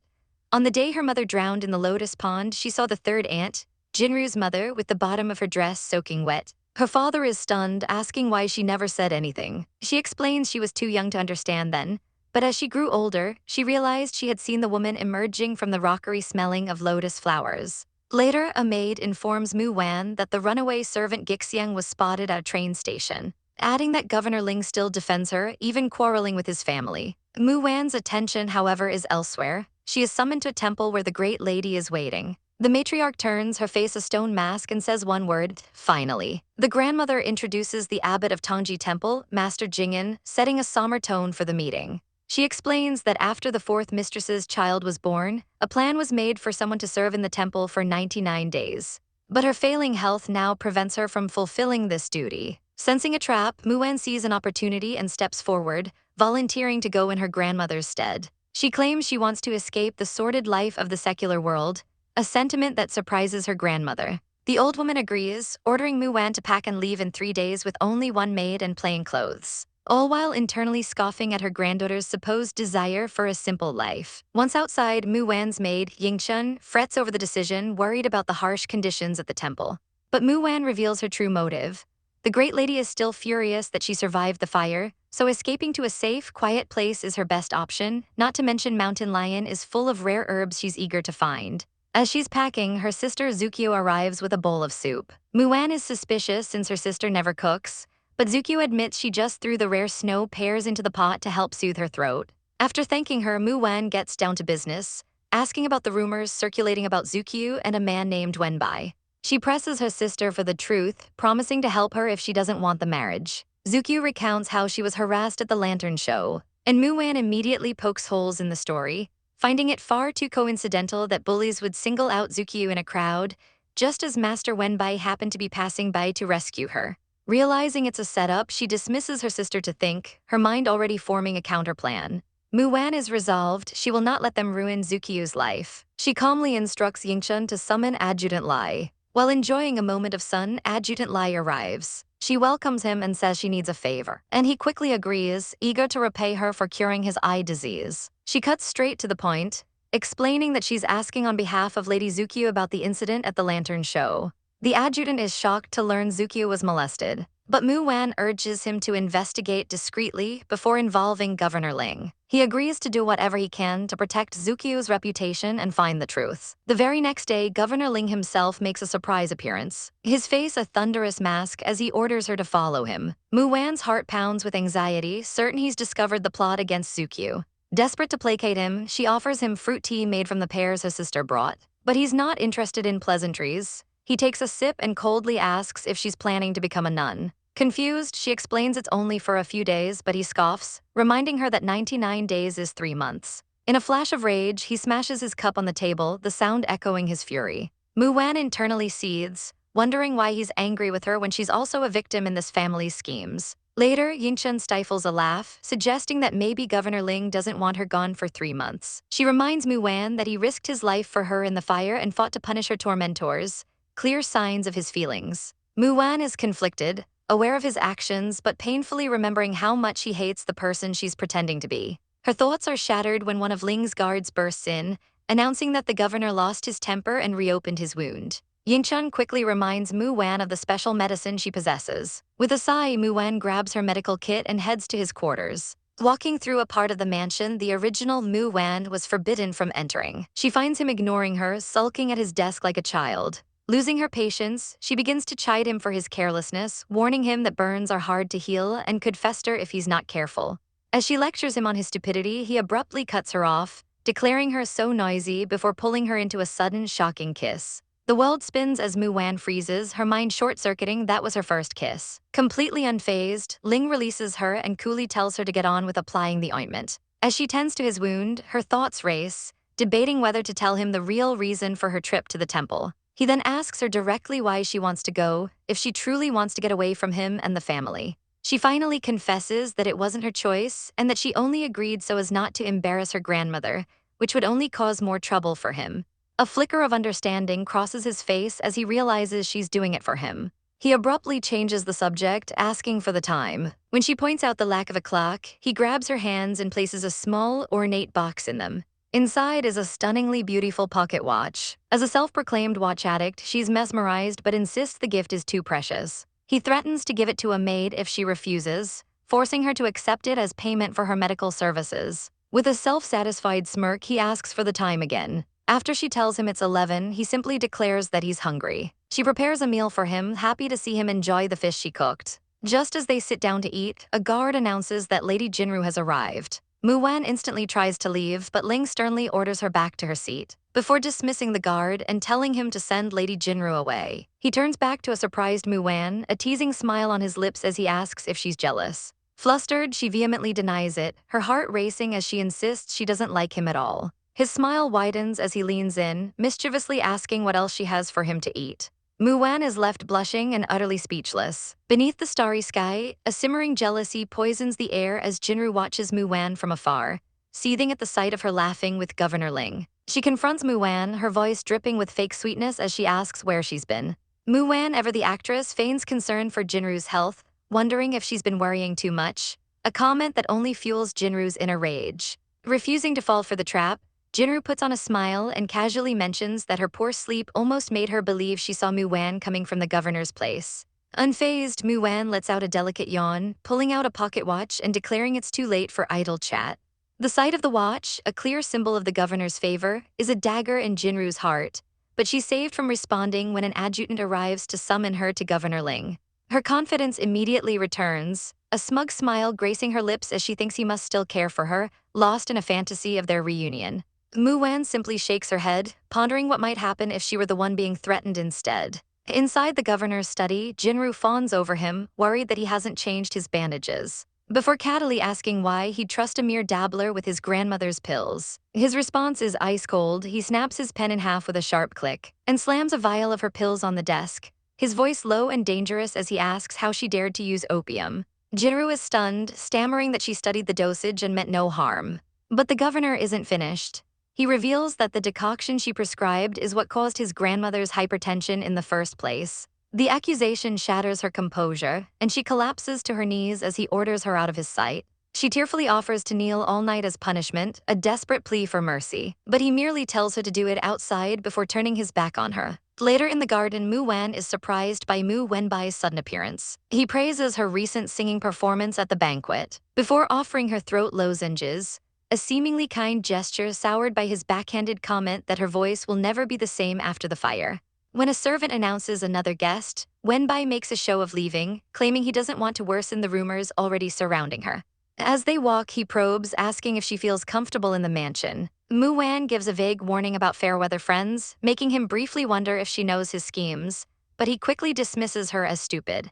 The moment he's gone, her other guest, Lady Zukyu, breaks down in tears. She sobs that her beloved Jiang Cheng left her, claiming his family wasn't good enough before selling their shop and vanishing overnight. Mu-wan comforts her, planting the seed that they were likely threatened by someone powerful, her mind flashing back to the lozenges from Wenbai. After sending the heartbroken girl away, Mu-wan returns to her room, only for her maid, Yingchen, to shriek in terror at the sight of a ghost, which turns out to be Mu-wan in a facial mask. Just as the tension breaks, Adjutant Lai arrives. The flustered maid tries to serve him tea but spills it, stumbling directly into his arms. As the blushing maid scurries away, Mu-wan watches with a mischievous glint in her eye. Adjutant Lai reports that the thugs who attacked Jiang Cheng were just local nobles with no one pulling the strings.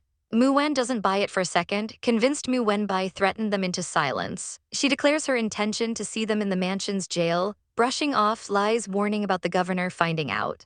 Her plan is simple: they must find the true boss before revealing anything. Her maid then brings another problem to light. Mu-wan's private vault is nearly empty. It seems her other maid, Kui-wan, has been keeping a second, fraudulent account book, siphoning off her dowry. They also discover her father had given her shops, but she's never seen a single coin of the revenue. A plan forms in her mind, a cold resolve settling in her eyes. They arrive at the jail, where a sleazy guard is already expecting them, his eyes wide with lust at the sight of the rumored vicious Lady Mu-wan.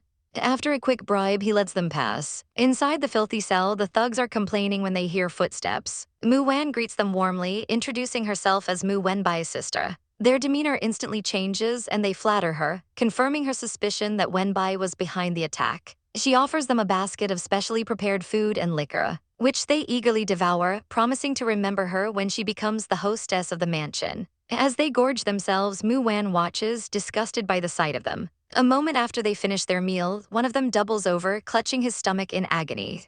The pain spreads quickly through the group as they realize with dawning horror that they've walked right into a trap. From outside the bars, Mu Wan simply smiles, her eyes glowing with victorious, cold light. Lady Jinru coldly dismisses her subordinates' pity for the disposed thugs, declaring that tools who harm their master must be discarded quickly. She muses that Governor Ling will never know how she and Master Wenbai conspired to harass Lady Zukyu, and with her dirty work done, she heads back to the mansion. From the shadows, Lady Mu Wan overhears everything, her heart filled with a burning hatred as she vows to never forgive Mu Wenbai. Later, her maid praises her acting skills, calling her an Oscar-worthy supporting actress. The maid worries if the thugs they dealt with will die, but Mu Wan calmly reassures her that the drug is non-lethal, only meant to incapacitate them. Just then the old couple, the Zishans, arrive, and Mu Wan asks them for another favor, which the old man eagerly accepts. Back in her room, her other maid, Hongxiu, has returned with her belongings. Mu Wan tells her to rest, but Hongxiu is worried about their next move against Jinru. Mu Wan, ever the strategist, explains they must wait for the great lady to discover the truth on her own, so it doesn't look like they planned it. Hongxiu agrees, acknowledging how skilled Jinru is at twisting the truth and marvels at how much her lady has changed. Mu Wan then shifts focus, asking for her dowry account books. Her maid is confused why there are two, and Mu Wan reveals one is a secret account kept by a loyal servant, showing that the shops entrusted to Xia Yufu have been losing money for years, a stark contrast to the prosperous shops managed by Lady Jinru. The conversation turns to Mu Wan's upcoming 99-day service at the Tongji Temple. Her maid frets that this will give Jinru complete control over the mansion. Mu Wan simply takes a sip of her tea, unbothered, stating she needs to visit Governor Ling later. She gets to work in the kitchen, carefully preparing a special duru soup she believes will help the governor with his recent stress from military affairs. As she waits for him that evening, reading a book, her maid bursts in with bad news. Governor Ling sent a message that he isn't coming tonight. Mu Wan forces a smile, claiming this means she can get a good rest, but her disappointment is palpable. When her maids ask about the soup, she tells them to take it away and share it amongst themselves. They protest, saying it was filled with her love, but she coldly dismisses it, stating that he missed his chance and walks away. That night she lies in bed, unable to sleep, her mind plagued by the sounds of Governor Ling's voice from another room, where he is being entertained by Lady Jinru. She tosses and turns, trying to convince herself she doesn't care who he's with. But the image of him with another woman fills her with a quiet rage. The next morning, she overhears the servants gossiping about how Lady Jinru spent the entire night in the governor's study. Unfazed, Mu Wan asks her maid, Yingchen, if they have materials for bamboo cake. Yingchen hesitantly asks if it's for the governor again, but Mu Wan smirks, declaring that this time it's for the bait. Later, at a gathering with the Great Lady and Master Jing'an, both Mu Wan and Jinru arrive. Mu Wan presents a specially made snack for her grandmother and the master. Jinru's maid scoffs at its strange appearance, but Jinru silences her. Master Jing'an, however, is captivated, calling it a delicate artwork with a refreshing scent. Mu Wan explains she made it from bamboo sprouts and asks the master to name it, who dubs it Bamboo Heart. Just as the Great Lady praises the name, Governor Ling and Lady Zukyu make a grand entrance. The governor, without a moment's hesitation, picks up a bamboo heart and takes a bite, much to Zukyu's childish dismay that he didn't save any for her. The Great Lady asks if the dessert was truly made from the bamboo in their backyard, and Mu Wan explains it's from a rare 7-section bamboo. This piques Master Jing'an's curiosity, and the Great Lady decides they should all take a trip to the bamboo grove to see it.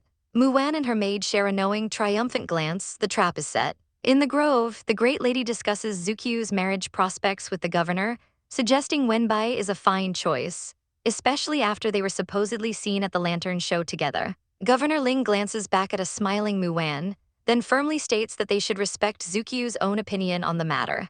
Elsewhere in the same grove, Mu Wenbai reads a note he believes is from Zukyu, inviting him to a private meeting. Thinking he's about to get intimate, he's instead confronted by the Zishan couple who furiously demand he give their daughter back. The Great Lady's party hears the commotion. They arrive just in time to hear the couple accuse Wenbai of getting their daughter pregnant and then abandoning her with barely enough money for a coffin. Wenbai callously shoves the old man, sneering that the girl came onto him and tried to blackmail him. As the grieving father decries the loss of his daughter's honor, Wenbai laughs, boasting of his connection to the military governor and threatening to kill them if they continue their slander. When the old man vows to expose him, Wenbai raises his tool to strike a fatal blow, but his arm is caught mid-swing by Governor Ling.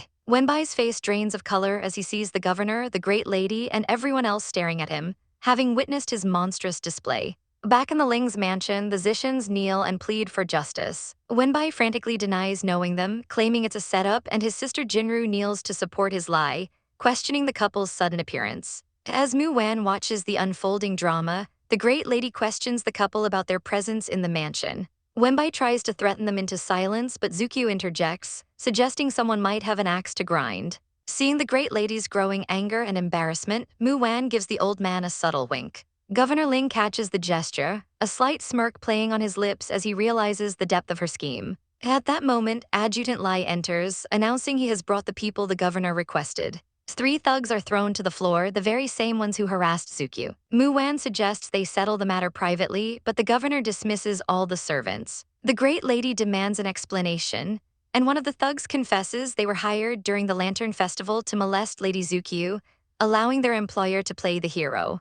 Enraged, she slams her cane down and demands to know who hired them. The man raises a trembling finger and points directly at a horrified Mu Wenbai, whose world begins to crumble around him. Mu Wenbai's world shatters when Hu Sanner demands to know if he's lost his mind, accusing the cruel Mu Wenbai of not only using them as scapegoats, but also trying to have them killed in prison. The accusers declare they are here to reveal everything he has done, but Wenbai can only stammer denials, insisting it's all a lie.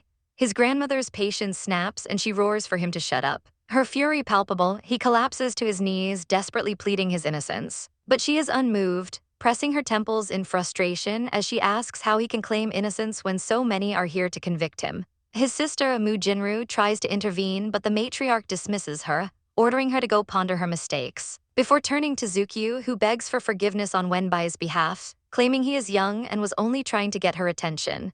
Mu Wan internally scoffs at the weak excuse, thinking that youth cannot justify such misconduct. Governor Ling Shangsing has heard enough, coldly ordering his men to shut Wenbai up and inform his father that an explanation is required. As Wenbai is dragged away struggling, Mu Wan's maids celebrate the victory in her chambers, cheering that it's a great day. Mu Wan herself is enjoying a tray of delicious poached spicy pork, when Governor Ling suddenly walks in. She playfully asks if he's only here for the food, informing him there's only one serving, and cheekily suggesting he go comfort her sad sister, who's now confined to her room. A flicker of amusement crosses his face as he wonders if she's actually jealous. He then casually mentions that Mu Jinru was kneeling outside his study all night. Mu Wan's playful demeanor vanishes as she snaps that she doesn't care who he was with. But he just smirks, telling her that the more she tries to hide her feelings, the more conspicuous they become.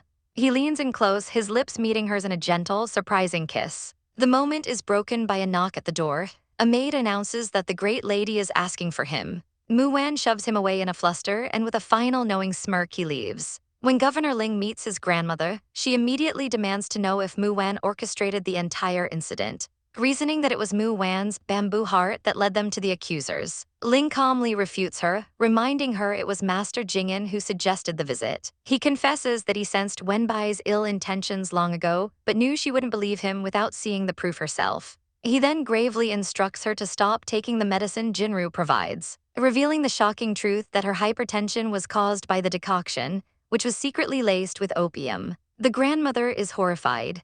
Trying to shift the heavy atmosphere, she tells Shangsing that as the family's only male descendant, he should marry a few more girls to produce an heir. He deflects, claiming he's too busy with the war, though his thoughts drift to a certain woman as he admits it's just not easy to find the right one. To truly distract her, he presents a design sketch for a Buddha hall he plans to build on the property. A thoughtful gift that leaves her overjoyed. As soon as he's gone, her maid questions his motives, and the grandmother realizes with a sudden clarity that he's doing all of this for Mu Wan. At dinner that evening, she announces Shangsing's plan to build the hall, and Mu Wan realizes what he was drawing earlier. The grandmother declares that Mu Wan can now perform her 99 days of service at home, but there's a catch. Mu Wan must still travel to the Tongji temple to personally invite the Buddha statue back. That night, Mu Wan and her maid discuss the dangerous journey, aware that the grandmother is still plotting against her. Mu Wan knows their only hope is to find a woman named Gixiang to clear her name, only to be startled by Governor Ling's sudden appearance. He informs her he'll send guards for protection, but then presses her, asking if a simple thank you is enough repayment for his valuable architectural design. She retorts that all she has to offer is to redress his wound a few more times, Or she could just go to the temple for 99 days if he prefers. He accepts her first offer. Back in her room, he watches her prepare the ointment, struck by how gorgeous she is. But as she approaches, he pulls her into a sudden embrace, kissing her forehead. Ignoring her flustered protests, he sweeps her off her feet and carries her to the bed. He gently lays her down, telling her the military doctor already saw to his wound, and simply says it's time to sleep. Lying beside him, Muwan is acutely aware of his steady heartbeat, before she's pulled into a nightmare of drowning and calling for help. As she wakes up in a cold sweat, and Ling, sensing her terror, instinctively takes her into his arms. An overwhelming sense of relief washes over her, a feeling of safety she hasn't known for a very long time. The next morning, her maid informs her that the governor has left for work, but the great lady has summoned her, teasing that he now makes a point to share his whereabouts. In the matriarch's presence, the final details of her pilgrimage are laid out with cruel precision.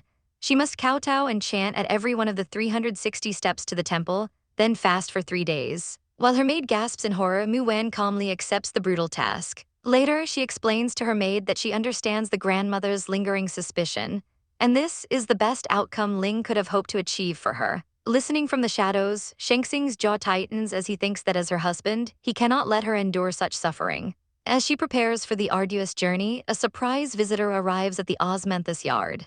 It's her father. Wenbai jolts awake, his mind racing with suspicion, wondering if Muwan was the one who set him up. But before he can process it, his father Muhangd storms in with another woman, his face a mask of pure rage. Wenbai sits up and desperately pleads his case, grabbing his father's leg and crying that the Ling family is trying to ruin his life. For his troubles, he receives a vicious slap, his father calling him a scoundrel and ordering him to save his words for the great lady, from whom he will receive his punishment. As they walk away, Wenbai is left kneeling in shock and despair. Meanwhile, the great lady discusses the situation with her attendant, questioning whether she was too harsh on Muwan. The attendant is convinced of Muwan's guilt, stating that she killed the fourth mistress's baby and deserves her fate. But the great lady remains uncertain, wondering if the young woman is truly a murderer. Their conversation is interrupted by a servant announcing that Muhangd has arrived with his son to apologize. Muhangd wastes no time, forcing the terrified Wenbai to his knees. The great lady tries to de-escalate, telling them there's no need for apologies as they are all family. But Muhangd is adamant, insisting his son must be held accountable for his mistakes and that the great lady can punish him as she wishes. This was all part of a calculated plan hatched 2 hours earlier, where a woman named Wanner convinced the worried father that a simple grounding wouldn't appease the powerful Ling family, especially not the great lady whose beloved granddaughter was the victim. Now, seeing Muhan's performance, the great lady is convinced of his sincerity and grimly calls for the family discipline. Butler Liu presents a horrifying thorny whip, and Wenbai begins to panic, begging for mercy while his father orders him to shut up. Guards seize the screaming boy and drag him away to be brutally punished. As Wenner watches with a cold smile, thinking to herself that he brought this upon himself. The next day, servants gossip about Wenbai's battered state, agreeing he got what he deserved for harassing Lady Zukyu. Just as Governor Ling makes a surprise appearance, he tells his grandmother he is heading north on military business, but can help her invite the Buddha back from Mountain Lion on his way. The great lady questions his sudden fondness for Muwan, but he staunchly defends her, revealing the truth. Muwan didn't harm the fourth mistress, she actually saved her baby. He admits that rumors had painted her as a jealous troublemaker, but the proof of her kindness is on his own skin. She healed his severe burn wounds so perfectly that barely a scar remains. With her medical skills, he argues, she could have easily let the fourth mistress suffer and avoided all this trouble. His words finally convince the great lady, who agrees not to make things difficult for Muwan any longer. Later, Muwan is humming happily when Governor Ling finds her, asking if she's happy because he's leaving. She cheekily replies that if she must go, she might as well be happy about it. He hands her his coat and she immediately detects the smell of cigarettes. Annoyed that he's smoking again, she slyly lifts the pack from his pocket, but he catches her instantly. She quickly explains that smoking is bad for his health, nearly slipping up by mentioning the poor filtration technology of this era. When he asks if she just dislikes the smell, she admits it, and he leans in and steals a kiss. He pulls back with a smirk, asking if she likes that better, leaving her a blushing mess. He then promises to quit smoking for her and reveals he's already spoken to his grandmother, who has simplified the Buddha invitation ceremony.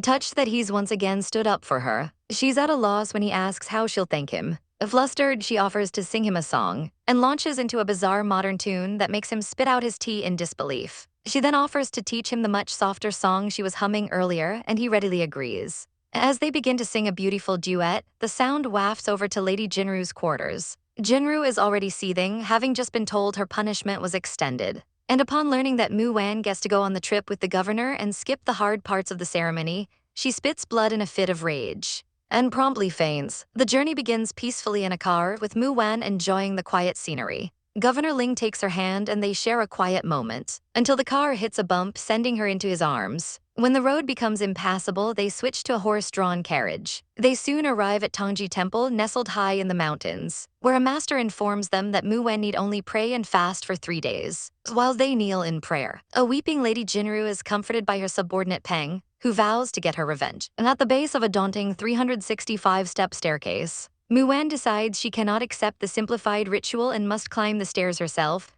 just as the grandmother does. As she begins the ascent, she quickly stumbles, only to be caught by Governor Ling.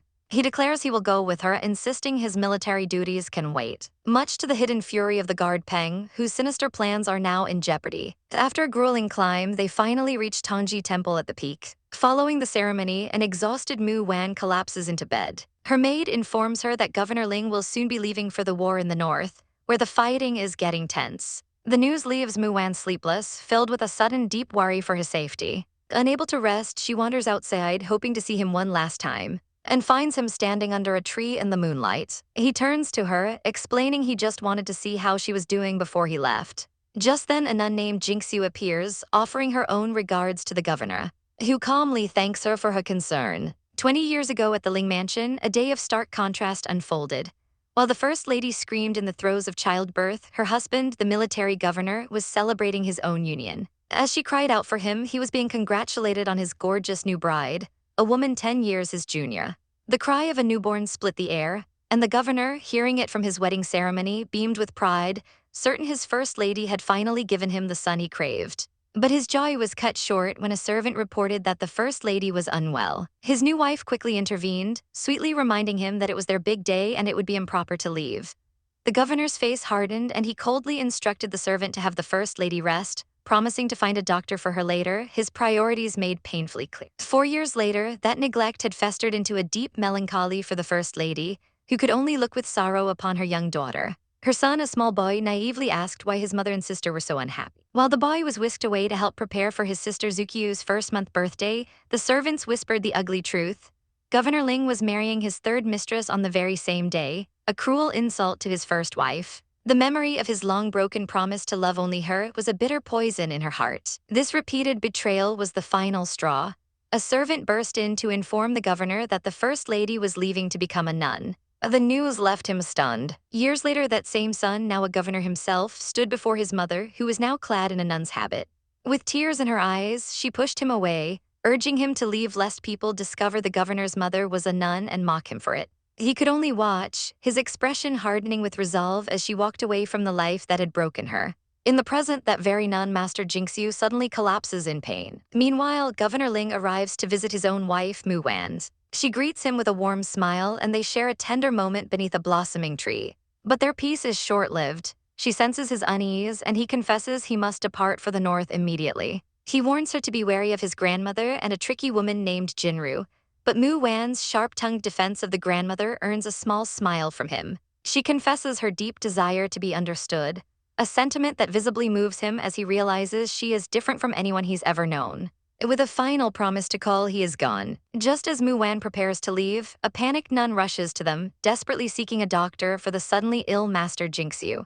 Their hopes are dashed when they learn the temple's doctor left a week ago. Mu Wan, overhearing the commotion, steps in and asks for the symptoms. The nun describes a pale face, labored breathing, and cold sweats, symptoms Mu Wan instantly recognizes as a cardiac event. Stating she has medical knowledge, she insists on seeing the patient, and the desperate nuns lead her to the Kueon nunnery. She finds Master Jinxiu writhing in bed and immediately takes her pulse. Pulling out emergency medicine from her kit, she administers the pills without hesitation, shocking the head nun, but introduces herself as Governor Ling's wife and assures them it's heart medicine. The effect is almost immediate, and Master Jinxiu's breathing evens out. The recovered nun thanks her profusely, though Mu Wan explains it's only a temporary fix. As Mu Wan leaves, Jinxiu learns her savior's identity and her face clouds over, recalling the poor reputation associated with the name Mu Wan.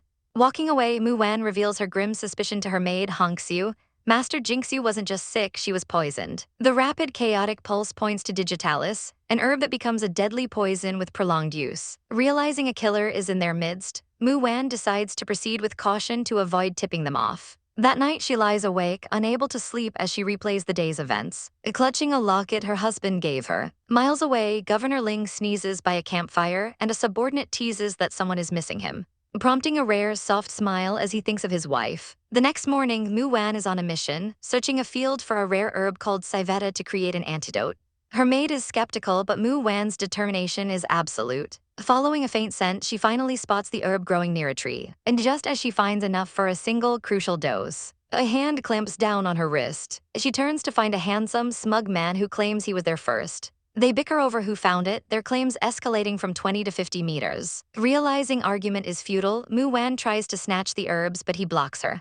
She proposes they split the prize, and he reluctantly agrees. She volunteers to harvest the smelly plant herself, an offer he accepts while watching her with amusement. But in a single swift motion, she bags all of it. He demands his half, but she declares there's only enough for one dose, and she's taking it all. Before he can protest, she stomps hard on his foot and shoves him backward off a ledge, making a run for it as he tumbles down the slope. A flash of guilt crossing her face as she realizes she's now in deep trouble. In a heart-stopping moment, Mu Wan is caught by a mysterious man just as she's about to fall off a cliff. He holds her close, a smirk playing on his lips as he teasingly asks if she's scared stiff. Flustered and indignant, Mu Wan shoves him away, snapping that they aren't close enough for such familiarity. The man simply smiles, warning her not to be naughty again, but his amusement fades as she points out the deep scratch on his arm. He dismisses it as nothing, but she lectures him that even small wounds can get infected, offering him some ointment she happens to have. He mockingly wonders if she came prepared for a fall, which earns him an annoyed glare as she throws the jar at him, retorting that she wouldn't have come if she knew she'd meet someone so infuriating. He catches it with a laugh but stops her from leaving, claiming he still needs her help. To her shock, he removes his jacket and shirt, revealing a back covered in scrapes, and shamelessly asks her to apply the ointment for him. She calls him shameless but internally steels herself, reasoning that as a doctor, she can't afford to be shy with patients. As she tends to his wounds, he's surprised by her steady hands and unexpectedly sincere expression. She finishes and quietly thanks him for saving her life. Seeing his chance, he cheekily asks if she'll help with the wounds on his front too, pulling his shirt open to reveal his toned chest. A flustered Mu Wan tells him to wish for it in his dreams. He then leans in, his tone turning serious, questioning if she isn't afraid of being alone with him in the mountains. She scoffs, declaring she's immune to handsome men because she has a superstar at home, and adds that she has proof he's a good person. He warns her not to be fooled by his appearance, but she ignores him, leaning in to sniff the air around him before delivering a swift punch to his cheek, exclaiming that she smelled something.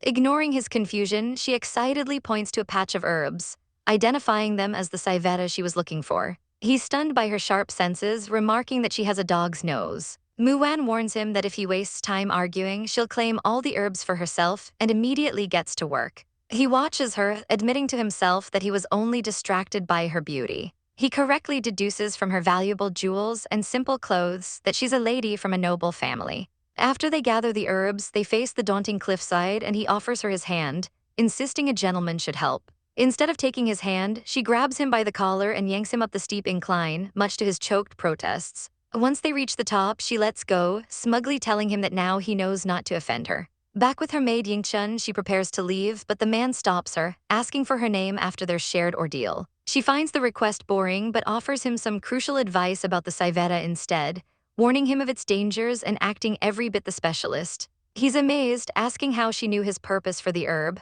She shrewdly explains that his demeanor suggests he's not after money, meaning it must be for a loved one, and that's why she trusts him. He's completely captivated, realizing she's far more than a simple noble lady. As she departs, he vows they will meet again. Back at Tangji Temple, Yingchun is overjoyed that her lady found the herb, though she frets about the risks involved. Mu Wan simply smiles, stating that doctors can't pick their patients. They proceed to the Yun nunnery to visit a Master Jingxiu, but are turned away by a nun who claims the master is unwell. Yingchun is outraged, but Mu Wan calmly offers to leave a note containing a cryptic warning about poison reaching the marrow. After they leave, the nun brings them back, announcing Master Jingxiu is suddenly feeling better. Inside, Mu Wan finds the master chanting and, after a brief philosophical exchange, senses her reluctance to leave the secular world. She presents 2 boxes of medicine, explaining what each is for, which immediately puts Master Jinxiu on guard. The master questions why a stranger would care so much, and Mu Wan simply says it's a doctor's duty and perhaps their destiny to meet. That night, the mysterious man, Governor Ling, is haunted by a dream of his mother collapsing, waking in a cold sweat and worrying something is wrong at Tangji Temple. The next day, Mu Wan's stay at the temple is over. As they prepare to leave, a nun gives her a safety amulet from Master Jinxiu, a sign that her message was understood. Mu Wan smiles, satisfied her problem has been resolved. A platoon leader Zhang is waiting to escort them down the mountain, and they soon depart by carriage. Inside, Yingchen teases Mu Wan about missing Governor Ling, causing her to blush. Their journey is violently interrupted when the carriage jolts to a stop. A strange rock blocks the road and an odd, sweet smell fills the air. Mu Wan screams a warning about knockout smoke, but it's too late. Bandits swarm them as the soldiers collapse one by one. Platoon leader Zhang faints as well, leaving the women defenseless. Feeling her own strength fade, Mu Wan instructs Yingchen to feign unconsciousness and keep their identities secret. The bandits board the carriage, gloating over their catch and the 2 beautiful women inside. As she's tied up, Mu Wan hallucinates Governor Ling coming to her rescue but quickly dismisses the fantasy, knowing he's far away at the front line. She resolves to save herself, memorizing their route as the bandits take them to their hideout. Thrown before the bandit leader, she keeps her eyes shut, listening as her captors boast of their prize. One of the men lifts her chins, remarking on her beauty, and the leader agrees, saying she's a rare find. Just then, a chillingly familiar voice chimes in, agreeing she's a great beauty and that he can't help wanting a taste. Mu Wan's eyes fly open in disbelief and horror.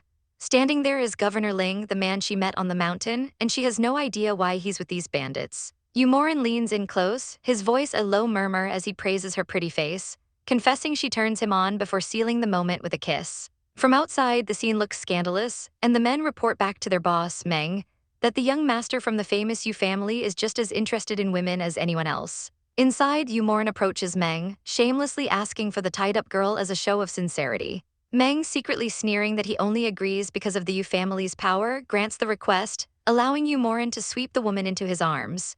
But the young master isn't finished. He glances at another bound woman, her maid, and declares he wants her too. With both women in tow, he heads to a private room, leaving the bandits to grumble about his luck. The guards outside listen to the staged sounds of a struggle, disgusted by what they assume is happening behind the closed door, and decide to leave the dressed-up beast to his business. But inside, the scene is completely different. Once the guards are gone, Yumorin casually sips his drink and tells the women they can stop the act now. The 2 women, blushing furiously, are embarrassed by their own realistic performance. Yumorin, trying not to laugh, asks for her name. Still annoyed, she refuses at first, but then introduces herself as Mu Wan and her maid as Yingchen. He in turn reveals his name is Yumorin. Yingchen is in a state of shock, realizing her lady was just kissing a man, but Mu Wan quickly explains it was all a pretense to trick the guards. Now understanding the situation, Yingchen asks Yumorin if he can get them down the mountain, and he readily agrees. Mu Wan, however, is already thinking ahead, realizing the bandits won't let them go so easily.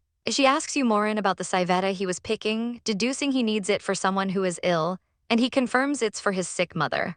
With newfound purpose, Mu Wan quickly writes down a prescription, promising that if he trusts her, this medicine will cure his mother within a month. Just as he accepts the prescription, a guard calls for him, announcing that the boss has prepared a feast. Before leaving, Yumorin quietly presses a gun into Mu Wan's hand, telling her to be careful and not let anyone in. Outside, he plays his part perfectly, joking with the guard that 2 girls take more time. Before joining Meng Yuankai for a night of drinking, a necessary step to win the bandit leader's trust. Later that night, as Mu Wan and Yingchen sleep, Yumorin quietly enters their room, carrying a lantern. He gazes down at Mu Wan, captivated by her, and wonders who she is to have such an effect on him. He leans in for a kiss, but this time he's met with the cold, hard press of the gun against his head. Startled, he pulls back as she wakes, the weapon held steady in her hand. He mutters that he shouldn't have given her the gun, and she immediately notices the smell of alcohol on his breath. He explains it was necessary to gain Meng's trust and tells them to get ready because it's time to escape. He leads them through the compound past a sleeping guard and explains he knows a way down the mountain. The escape route, however, is a sheer cliff, a dead end. But Yumorin isn't worried, revealing a hidden rope bridge as their way out. As he ties a safety rope around Mu Wan, he asks her if she's worried about him, cheekily suggesting she spend the rest of her life with him if she is. She flatly tells him it's not a joke, her only concern is escaping with Yingchen. Impressed by her calm persistence, he gives her a final push across the bridge, watching as she makes it to the other side. Once safe, Mu Wan and Yingchen are reunited with their men, led by Mr. Zhang. One of the guards, having just woken up from being gassed, is surprised to see them conscious. Mu Wan explains they didn't inhale much of the smoke, choosing to keep the details of their harrowing escape to herself. The men apologize for failing in their duty, but she reassures them it wasn't their fault. They finally arrive back at the Ling's mansion, where Mu Wan is greeted by her eager sister. Her sister complains about how boring the mansion was and asks if she had an interesting trip.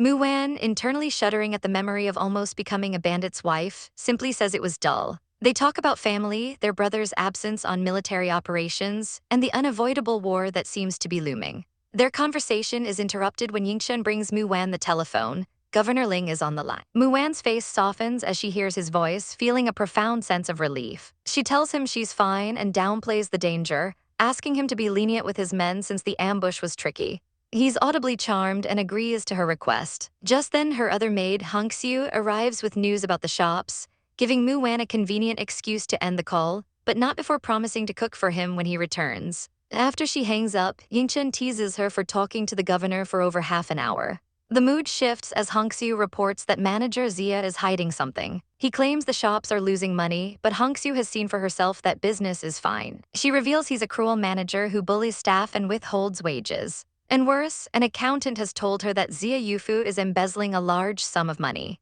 Mu Wan's expression turns to steel as she closes her book and orders Hongxiu to make an appointment with the accountant. Yingchen pleads for the man, saying he was likely forced into it, and Mu Wan agrees to consider it. The next day, Mu Wan meets with the accountant Yushu. She pours him tea, noting his scholarly appearance, and surprises him by revealing she knows he studied abroad and speaks 3 languages. Yushu is stunned, asking how she knew. Mu Wan smiles coolly, explaining that she always investigates the background of anyone she intends to place in an important position, leaving him speechless at the unexpected offer. The accountant, Mr. Yu, humbly declines Mu Wan's offer, claiming he is not the one she is looking for after only 6 months under manager Zia. But Mu Wan sees through his hesitation, correctly guessing that he despises his corrupt boss. With a heavy heart, Mr. Yu confesses the truth. Zia Yufu is a scoundrel who bullies the poor, cheats customers, and accepts bribes to give jobs to the undeserving, leaving competent men like himself to languish in poverty. Mu Wan calmly reminds him that Zia Yufu is merely a manager working for her, a fact he should remember. She then smacks a ledger onto the table, its pages filled with damning evidence of his corruption. Mr. Yu stares in shock, admitting he knew Zia falsified records but never imagined it was this extensive. Seeing her chance, Mu Wan asks him to teach her about the accounts, inviting him to lunch to seal their new alliance. Later, Zia Yufu is idly reading in his office when Mu Wan makes a grand entrance. He is utterly bewildered by her presence, internally mocking her as a boring woman and already plotting a quick way to get rid of her. But Mu Wan isn't there for pleasantries. She announces she's here for an update on the monthly accounts. Zia Yufu smirks, condescendingly reminding her that she gave him full responsibility for all profits and losses.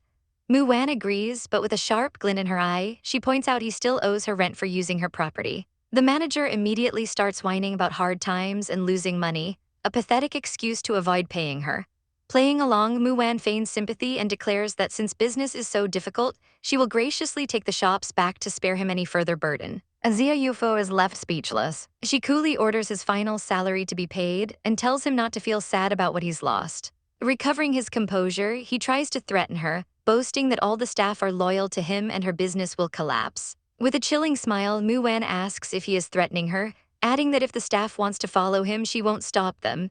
It's just a matter of recruitment. He then accuses her of being ungrateful, warning that no one will dare work for her after this. She dabs at a fake tear, claiming she's only thinking of his future, while secretly relishing his downfall, thinking he deserves it for stealing her money. Enraged and defeated, Zia Yufu warns her that she will regret this and storms out, immediately ordering his subordinate to send an urgent message to a certain manager Luo. Little does he know Mu Wan is one step ahead, calmly revealing to her attendant that she has people tailing him, fully expecting this move. She explains that while studying the ledgers with Mr. Yu, they discovered a suspicious business relationship between Zia Yufu and this mysterious Luo. Her plan is simple: deal with the pawn to lure out the king. She then reassures her worried attendant that they will be safe at the pharmacy with leader Zhang's help. Meanwhile, Xia Yufu fumes over Mu Wan's audacity. Hearing she's settled into the pharmacy, he sees it as a declaration of war, rejecting his subordinates' crude ideas for a more sinister plan of his own. The next morning, Mu Wan's breakfast is interrupted by her frantic attendant, Hong Xiu, who reports that all the staff have vanished. Mu Wan instantly knows it's Xia Yufu's doing. The pharmacy is a mess, but customers are already lining up outside. Drawn by the promise of free treatment, despite the chaos, she calmly declares that they will open. Hong Xiu worries about being short-staffed, but Mu Wan confidently states that platoon leader Zhang is on his way. The problems keep mounting as Hong Xiu returns with more bad news. The storage room has been emptied of nearly all medicinal herbs. Unwilling to retreat, Mu Wan orders Hong Xiu to use her own money to buy supplies from other pharmacies. Hong Xiu hesitates, knowing it's the last of their funds. But Mu Wan is firm, stating that their integrity and the trust of their customers are more important. Just in time, platoon leader Zhang arrives with supplies. He explains that Hong Xiu ran into him and told him everything, so he reported to Governor Ling, who immediately provided funds and a message for Mu Wan to spend as much as she needed. Flustered but grateful, Mu Wan addresses the eager crowd, announcing not only free treatment but a 20% discount on all medicine, to their roaring approval. The news reaches Xia Yufu, who spits out his tea in shock. Though initially surprised, he shrewdly identifies her move as a clever marketing tactic. Wondering how she suddenly became so smart, he then hatches a new scheme, ordering his man to have all the managers of the other shops dismiss their staff. The next day, however, his plan has completely backfired. His subordinate brings grim news. The other managers have all refused, choosing to stay loyal to Mu Wan. As Xia Yufu slams his fist on the table in fury, Captain Cayenne and his soldiers arrive to inform him he's been reported for possessing prohibited goods. Xia Yufu attempts to bribe his way out, but the captain is incorruptible and orders a search. A moment later, his men return with a box of illegal Western medicine found in the storehouse. Panicked, Xia Yufu screams that he's been framed, and as he's being arrested, desperately blames Mu Wan, shouting that he got the goods from her pharmacy. At that very moment, Mu Wan appears. She innocently tells Captain Cayenne that she fired manager Xia yesterday and knows nothing about the herbs. When he insists he got them from her pharmacy, she feigns shock and asks if he stole them. He scrambles for an excuse, claiming he was just protecting them from moisture. Mu Wan then turns to Mr. Yu, who confirms there are no records of these herbs in the ledger. Xia Yufu's desperate claim that the ledger is fake is quickly shot down when Mr. Yu challenges him to produce the real one. With his lies exposed, the captain orders him taken away. But Mu Wan isn't finished. She stops them and calmly informs the captain of Xia Yufu's close ties to manager Luo, suggesting he be investigated too. Xia Yufu looks on in horror, wondering how she knew. As he's dragged off screaming about her viciousness, Mu Wan smiles coldly, remarking that he shot himself in the foot. She then orders her team to retrieve all of her property that Xia had stolen over the years, a task Captain Cayenne gladly offers to help with. Xia Yufu's soul leaves his body as he watches his treasures being confiscated. With one snake dealt with, Mu Wan's gaze hardens as she prepares to find the true manipulator behind this entire affair. At the Xia mansion, soldiers are busy confiscating goods under the watchful eyes of the public, while two small children, Xia Yufu's son and daughter, peek out from a doorway in fear.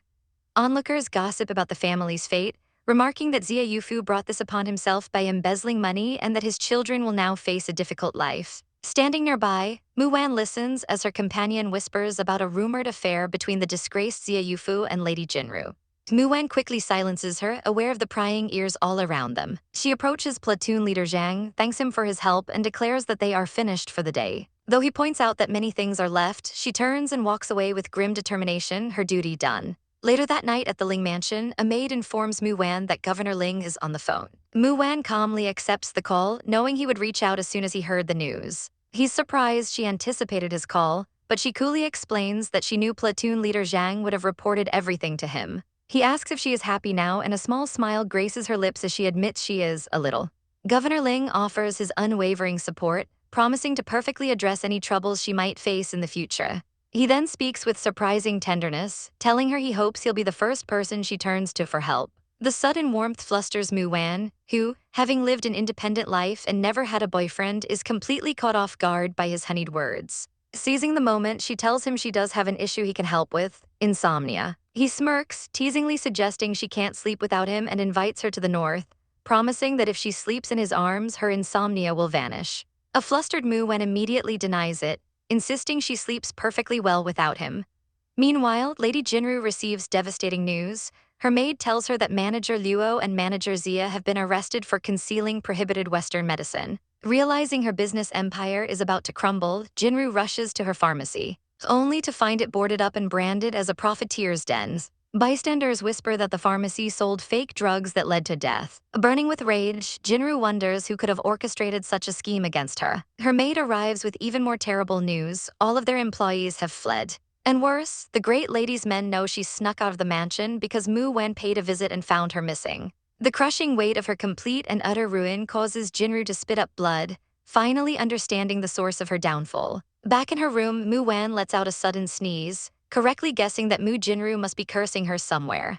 Her maid playfully asks if her sleepless nights are because she misses Governor Ling, causing Mu Wen to blush and insist she was only thinking about her business ventures. Changing the subject, she asks for the day's newspaper, and is shocked to read that the Ling and Chu families are now at war with the northern warlord. Just then, she is summoned to a meeting with the Great Lady, who is furiously berating the other women for their incessant crying. The matriarch slams the table and turns her anger on Mu Wan, calling her heartless for her calm demeanor in the face of war. Mu Wan internally scoffs at the hypocrisy. When another woman tries to appease the matriarch by mentioning her upcoming birthday, she is harshly rebuked. But Mu Wan calmly interjects, stating that the birthday banquet is not only necessary but must be grander than ever before. Jinru sees an opportunity and chides Mu Wan for thinking of feasting at such a time. But Mu Wan lays out her brilliant strategy. The public is watching them. If they panic, it will cause civil unrest and hurt the war effort, but a grand celebration will project confidence and stability. The Great Lady is visibly impressed by her foresight, conceding that Mu Wan is indeed different from the others. She assigns Jinru to prepare the banquet but then delivers a stunning blow by ordering Mu Wan to assist her, leaving Jinru speechless. Later, Mu Wan's maid speculates this could be a sign that Mu Wan will become the future hostess, an idea Mu Wan quickly dismisses. Her new accountant, Manager Yu, arrives with a towering stack of account books and business plans. Mu Wan places her full trust in him, wanting only results. He mentions he's found a promising Western chef, but there's a problem she needs to see to personally. They meet the chef, Jason, who is surprised to see them. He's charmed by Mu Wan's beauty and shocked she can speak English. When she asks to try his cooking, he claims a strange illness prevents him from being a chef any longer. Mu Wan, using her medical knowledge, diagnoses his condition as a simple, non-contagious fungal infection that's easy to cure. Reassured, Jason cooks a steak whose delicious aroma makes Mu Wan's mouth water. Oh, the taste is divine, and she immediately offers him a job as her head chef, promising she can cure his ailment completely. On the day of the banquet, Jinru fumes as she manages the guests alone, wondering where Mu Wan has gone. Mu Wan is in the kitchen with Manager Yu, who confirms Jason has been fully cured and has accepted her job offer.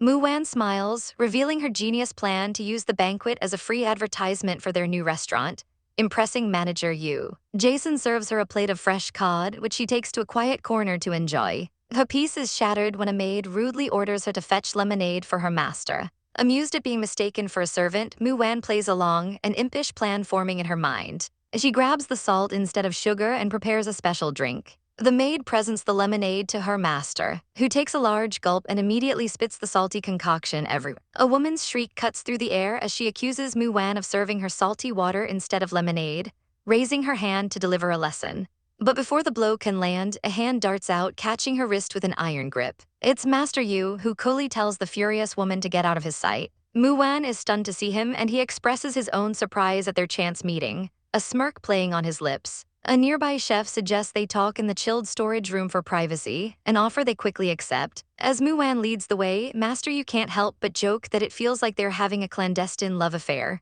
causing her to blush in embarrassment. Inside, his tone turns serious. He reveals he's been searching for her for months before pointedly asking about her connection to the Ling family. The question is answered for him when a maid calls out for Lady Mu Wan, making him realize with a jolt that she is the wife of the infamous Governor Ling.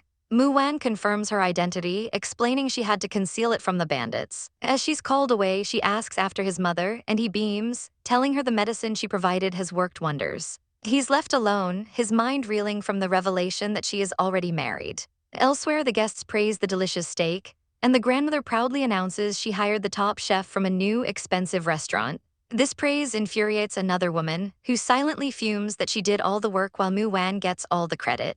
Mu Wan, however, is simply thrilled, dreaming of the fortune her restaurant is about to make. That night, a weary Mu Wan is settling into bed when her maid, Hunk Xiu, announces another call from Governor Ling. She leaps out of bed and rushes to the phone. Shang Tsing's voice is a welcome sound as he asks how she is. She playfully complains that her life is just business and sleep, and he teases that she's living like a little piggy. But when she asks about him, the mood shatters. He admits things are bad and he won't be returning soon. Feeling his sorrow through the line, Mu Wan's heart aches, and he softly asks her to sing him a song. She agrees, her voice a gentle melody filling the quiet room. But her song is brutally interrupted by the deafening sound of an explosion on his end. Mu Wan screams his name in terror, only to be met with the dead tone of a disconnected line. Her strength fails her and she collapses, gasping out an order for Hunk Xiu to find platoon leader Zhang. All she can do is pray for Shang Tsing's safety. When Zhang arrives, he confirms her worst fears. Governor Ling is in a fight with the Chu family. With a newfound chilling resolve, Mu Wan declares that she is going north. Zhang immediately objects, reminding her that the governor forbade them from putting her in danger. But Mu Wan is relentless, retorting that she isn't afraid of death and using a bit of flattery about his manliness to sway him. His chest puffs out with pride and he vows to protect her with his life. With her bags packed, she says goodbye to her grandmother. The old woman doesn't try to stop her, simply asking her to call once she finds Shang Tsing, completely unaware of the explosion Mu Wan just witnessed. As Mu Wan leaves, the grandmother quietly admires her bravery. She then turns to Jinru, testing her by asking if she would accompany Shang Tsing to the north. Jinru recoils internally, thinking of the cold and desolate lands, and quickly makes an excuse that she'd only be a burden. The grandmother's face hardens with disappointment as she dismisses her with a curt word. Aboard a train steaming through the mountains, platoon leader Zhang explains their route will take them through Jicheng, the heart of Chu family territory. Mu Wan remains optimistic, believing they can pass as simple merchants. As they head to the dining carriage, she stops dead, her eyes widening as she spots a familiar figure down the corridor. Master Yu. He tips his hat with a grin, brazenly admitting he followed her onto the train. A few days later, Hunk Xiu warns Mu Wan to be careful around Master Yu, comparing him to a wolf in sheep's clothing. Mu Wan just smiles, confident she can handle him. Suddenly, the train screeches to a halt. Zhang bursts in, announcing that Chu family soldiers have stopped them for a search. Panic flashes in Mu Wan's eyes, they can't find the medicine she's smuggling. Master Yu steps in, telling them to stay calm while he devises a plan. Soon, soldiers are banging on their door, demanding entry for a routine check. Master Yu opens it calmly, revealing a scene of domestic tranquility. Mu Wan is tucked into bed, feigning illness. Platoon leader Zhang offers a small bribe, explaining his wife is unwell. The lead soldier pockets the money but refuses to skip the search. As his men begin to search, Master Yu smoothly explains his wife has a bad cold and begs their forgiveness. The soldiers, seeing nothing amiss, decide to leave them in peace. But just as relief washes over them, the imposing figure of Governor Chu himself appears on the platform. He's not satisfied with the report and decides to inspect the train himself. Back in the cabin, the sound of more approaching footsteps makes their blood run cold. Master Yu whispers for Mu Wan to keep pretending as a sharp knock echoes on their door again. He opens it to face the grim Governor Chu. The soldiers try to explain the situation, but Chu is unmoved by their excuses. His eyes are cold as he declares that no one is free of suspicion in wartime, and he commands the woman in the bed to raise her head. Mu Wan freezes, a jolt of recognition hitting her as she hears his voice, a voice from a dark memory. Her mind screams with a single, terrified thought, what if he recognizes her? As Chu's soldier sees Master Yu, the governor's patience wears thin, and he demands to know what game they are playing. As soldiers storm the train compartment, one points his rifle directly at Yu Morin and Mu Wan, who breaks into a fit of coughs. The soldier's subordinate quickly warns his governor that the woman might have tuberculosis, and he should stay away. But just as quickly as they appeared, the soldiers are gone, leaving Yu Morin and Mu Wan in the quiet compartment. Her maid asks if she knows the man, and Mu Wan admits that while she didn't see his face, his voice was familiar. She believes he was Chu Nanfeng, the governor of the Chu army, a fact that Yu Morin confirms, wondering why they were searching the compartments themselves. He then pointedly asks why Governor Ling's wife knows Governor Chu, a question that makes Mu Wan nearly spit out her tea. She explains that she once saved his life by coincidence. Soon after, the train whistles, signaling their departure as they finally approach their destination. As they step off the train into the snowy landscape, Yu Morin takes Mu Wan's hand. A soldier offers to get a car for her, but she turns to Yu Morin, telling him his journey ends here and that he should return to Liancheng because her path is through the flames of war. Unfazed, Yu Morin declares he isn't afraid of death, leaving her speechless. She knows his feelings for her but reminds herself that she has already married Ling Shangxing. Yu Morin insists he only wants to escort her to the end of her journey and will rent another car to follow her if she refuses. Seeing his determination, she relents, telling him to get in the car before he freezes. Meanwhile, in a military tent, Governor Ling Shengxing receives terrible news from a messenger. His soldiers have been besieged for over a month, many suffering from colds that have developed into tuberculosis, not to mention severe frostbite. Worse, they are running out of food and can't hold on for much longer. A subordinate urges him to tell the military governor to act now and catch the enemies off guard. But Ling Shengxing stares at the map, his mind racing. He knows that if the military governor leads his troops out, the city would be left empty and vulnerable, a trap they can't afford to fall into. He assures his men he has other plans. He dismisses them, needing time to think, but one soldier stays behind with a message from the military governor. The plan is to secure provisions from a powerful merchant named Mu, but there's a catch. The merchant has an incredibly beautiful, unmarried daughter. The military governor's idea is not for him to marry her, but for Ling Shengxing to do it. Ling Shengxing's face contorts in pure rage as he roars that he will never agree to such a plan. The subordinate reminds him he once married two of Mu Hong's daughters for support, but Ling Shengxing is unmoved, his thoughts drifting to Mu Wan. He wonders how he could possibly marry another woman when he already has her. Later that night, as he broods over the map, he hears a noise outside and calls for the guards, demanding to know who is there. A figure emerges from the snow and his heart stops. It's a woman, and he instantly assumes the military governor has sent the girl directly to him. He draws his gun, demanding to know who sent her. But then she speaks his name, and the familiar voice sends a jolt through him. He stares in disbelief, wondering if he's in a dream as Mu Wan reveals her face. She reaches out, touching his cheek and assuring him it's really her. Overcome with emotion, he pulls her into a deep, passionate kiss, shocking a nearby guard into silence. After the kiss, he holds her close, demanding to know why she is here in such a dangerous place. With a confident smile, she tells him that with him there to protect her, she has nothing to fear. He tells her he will send her to a safe place tomorrow, but she shakes her head, hugging him tightly and declaring she feels safest right where she is. She pushes him away slightly, her voice filled with emotion as she asks why he always takes all the risks by himself, questioning if they are only meant to share the good times and not the bad. She realizes she may have infuriated him, as men of his era care deeply about saving face. But instead of anger, he simply smirks, using his riding crop to pull her back towards him for another kiss. He tells her that explanation isn't his style and agrees to her terms, carrying her into the tent to show her exactly what sharing the woe means with practical actions. The next morning, he leans over her in bed, asking if she's feeling well. He tells her never to take such risks for him again, his worry evident in his eyes. When Mu Wan wakes up later, he is already gone, just as she expected. She burrows under the covers, completely flustered by the events of the previous night. Elsewhere, Ling Shengxing is back to business when a subordinate again mentions the military governor's marriage idea. Ling Shengxing slams his cup to the ground, shutting him up and declaring that anyone who brings up the matter again will be punished according to military code. Later, a soldier informs him that breakfast has been sent to Lady Mu Wan. He finds her at a small table, about to eat a simple meal. She offers him her leftover porridge, but he leans in with a sly grin, saying he had too much last night and can't eat anymore, causing her to blush furiously and call him a shameless man. He tells her he has to leave and suggests she read a book if she's bored, but she stops him, stating she has important things to do. She explains that she heard his soldiers are suffering from tuberculosis, and she might be able to help. She's brought medicine from Lion Sheng, though she admits she's never used it on people before. Deciding against sending for patients, Ling Shengxing insists on going with her to the medical tent. There they meet Dr. Feng, who is surprised to see the governor with a beautiful lady. Ling Shengxing introduces Mu Wan as his wife and explains that she has a prescription to cure tuberculosis and needs help with clinical tests. The doctor is stunned but leads them to the quarantine area where 6 soldiers lie coughing in their beds. Mu Wan, now wearing a mask, explains her medicine might work but carries a risk of death. She doesn't pressure them, but 2 soldiers immediately volunteer, willing to risk their lives for their brothers. Touched by their admirable courage, Mu Wan promises she will do her absolute best to help them recover.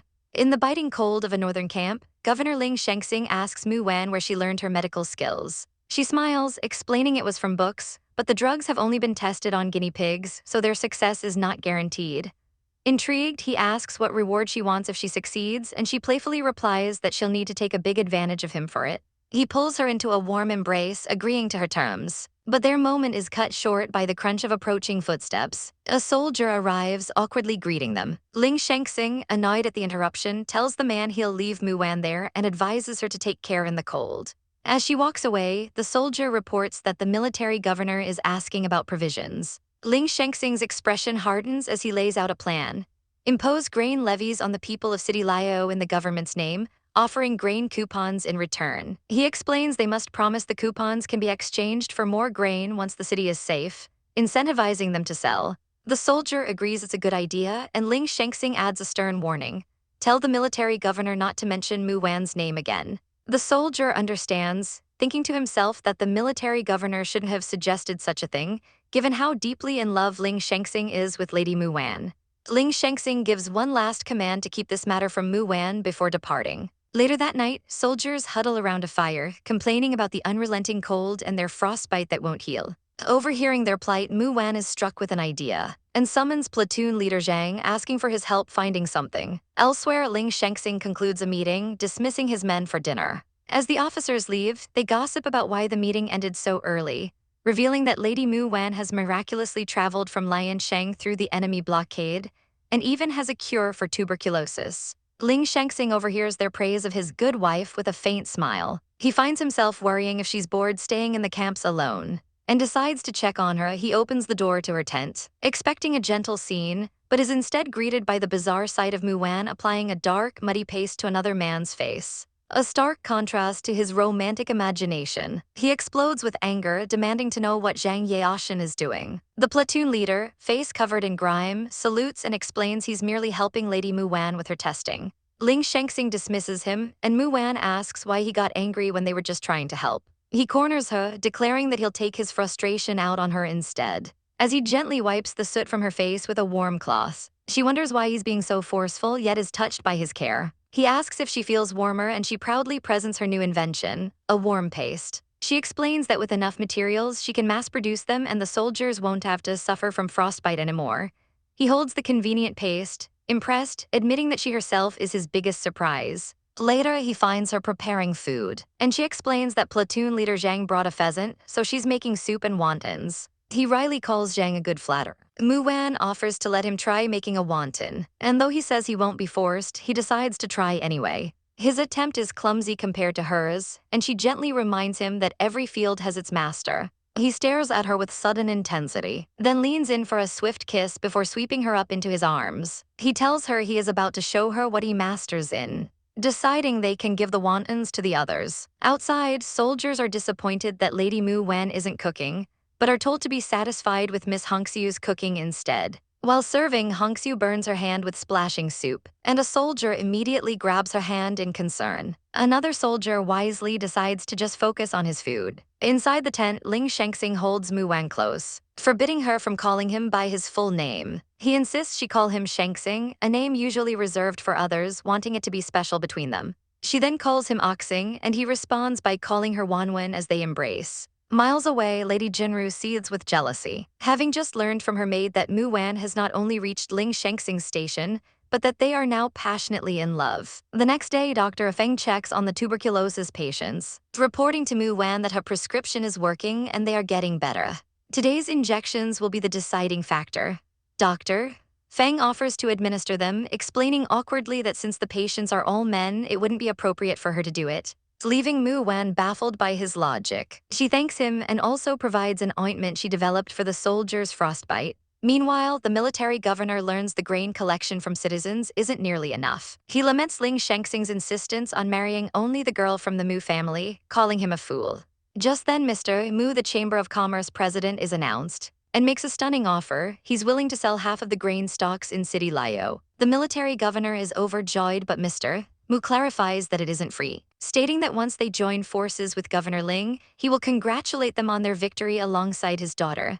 The deal is struck, with the military governor privately vowing to get his daughter married into the family. As Mr. Mu leaves, a letter arrives from Ling Shengxing. Reading it, the governor's eyes gleam. The winds of war are about to change. That evening, Mu Wan realizes Ling Shengxing is planning for another war soon. He confirms it, having already sent the letter. She anxiously asks if he'll have to go to the front line. He reassures her that as commander-in-chief, he doesn't need to. Clasping her hands, she makes him promise he will come back safely. He pulls her into a tight hug, giving her his word that he will. A week passes and Mu-wan jolts awake from a nightmare, panting heavily as her maid, Hong-soo, rushes to her side. While helping her dress, Hong-soo delivers a crucial update. Governor Ling has arrived near City Liao and plans to coordinate with the military governor to ambush their enemies. Mu-wan's heart sinks with worry. Her only desire is his safety, silently questioning the purpose of all this conflict in such turbulent times. Just then, a knock announces the arrival of platoon leader Zhang, who Hong-soo finds waiting at the door. He beams, announcing he has wonderful news for Lady Mu-wan. Stepping forward, she learns the incredible truth. Governor Ling has won a decisive victory, crushing the Chu's crack troops. Overjoyed, she tells Zhang to gather fresh fish, promising to cook for him personally. The soldier is ecstatic, remarking how lucky they are to enjoy her cooking on New Year's Eve. A comment that makes Mu-wan's heart ache with the thought of Shang-Tsing and how much she wishes they could spend the day together. Meanwhile, in City Liao, the military governor dismisses his men after a meeting, informing his son, Shang-Tsing, that he's arranged for Lady Mu-wan's escort and that she will arrive soon. Before Shang-Tsing can leave, another officer named Mr. Mu invites him to a celebratory dinner at the Yanyu restaurant, an invitation he curtly accepts. At the restaurant, the governor and Shang-Tsing arrive late, and as they enter, Shang-Tsing's gaze locks onto a woman behind a screen. The woman Mu Feifei is instantly captivated by him, her heart thumping in her chest. Her mother whispers that he is the handsome Governor Ling and would make a fine husband. Behind the partition, Feifei's mother gushes that her father has excellent taste, but Feifei coyly protests, even as her mother points out her blushing cheeks. The mother mentions the small issue of Ling already having 2 wives, but Feifei scoffs, declaring that Lady Mu-wan has a tarnished reputation and is no match for her. She is confident that once she wins his heart, she won't remain a mere mistress for long. Their hushed conversation doesn't escape Shang-Tsing, who sharply demands to know who is there. Mr. Mu smoothly reassures him they are just female guests and promises an introduction after drinks. Once the other guests depart, Mr. Mu summons his wife and daughter, formally introducing Mu Feifei. She confidently offers her hand for a shake, but Shang-Tsing ignores it with a cold hello, leaving her utterly stunned. Feifei tries to recover by asking if he prefers foxtrot or waltz, certain her dancing skills will win him over. But Shang-Tsing shuts her down, stating he has business to attend to and turns to leave. Refusing to be dismissed, Feifei blocks his path. She appeals directly to the military governor, her uncle Ling, boldly declaring her feelings for his son and asking for his help. Her father is mortified by her forwardness, blaming it on her Western education, but the military governor seems amused by her frankness and agrees to help her. Later in the car, the governor summons Shang-Tsing to the meeting room, but Shang-Tsing correctly guesses it's about Miss Mu and dismisses the need for a talk. His father insists it's just about post-war taxes. Upon their arrival, an adjutant informs them that Lady Mu-wan has arrived. Shang-Tsing instructs the man to take her to rest, promising to join her soon. That night, he enters the room, softly announcing his return to Wanwan. As he approaches the bed, asking if she's angry about his lateness, his eyes fall on a pair of high-heeled boots on the floor. Boots Wanwan would never wear. His face turns to stone, it's a trap. The woman in bed sits up, revealing herself to be Feifei. She giggles, saying she was just trying to scare him.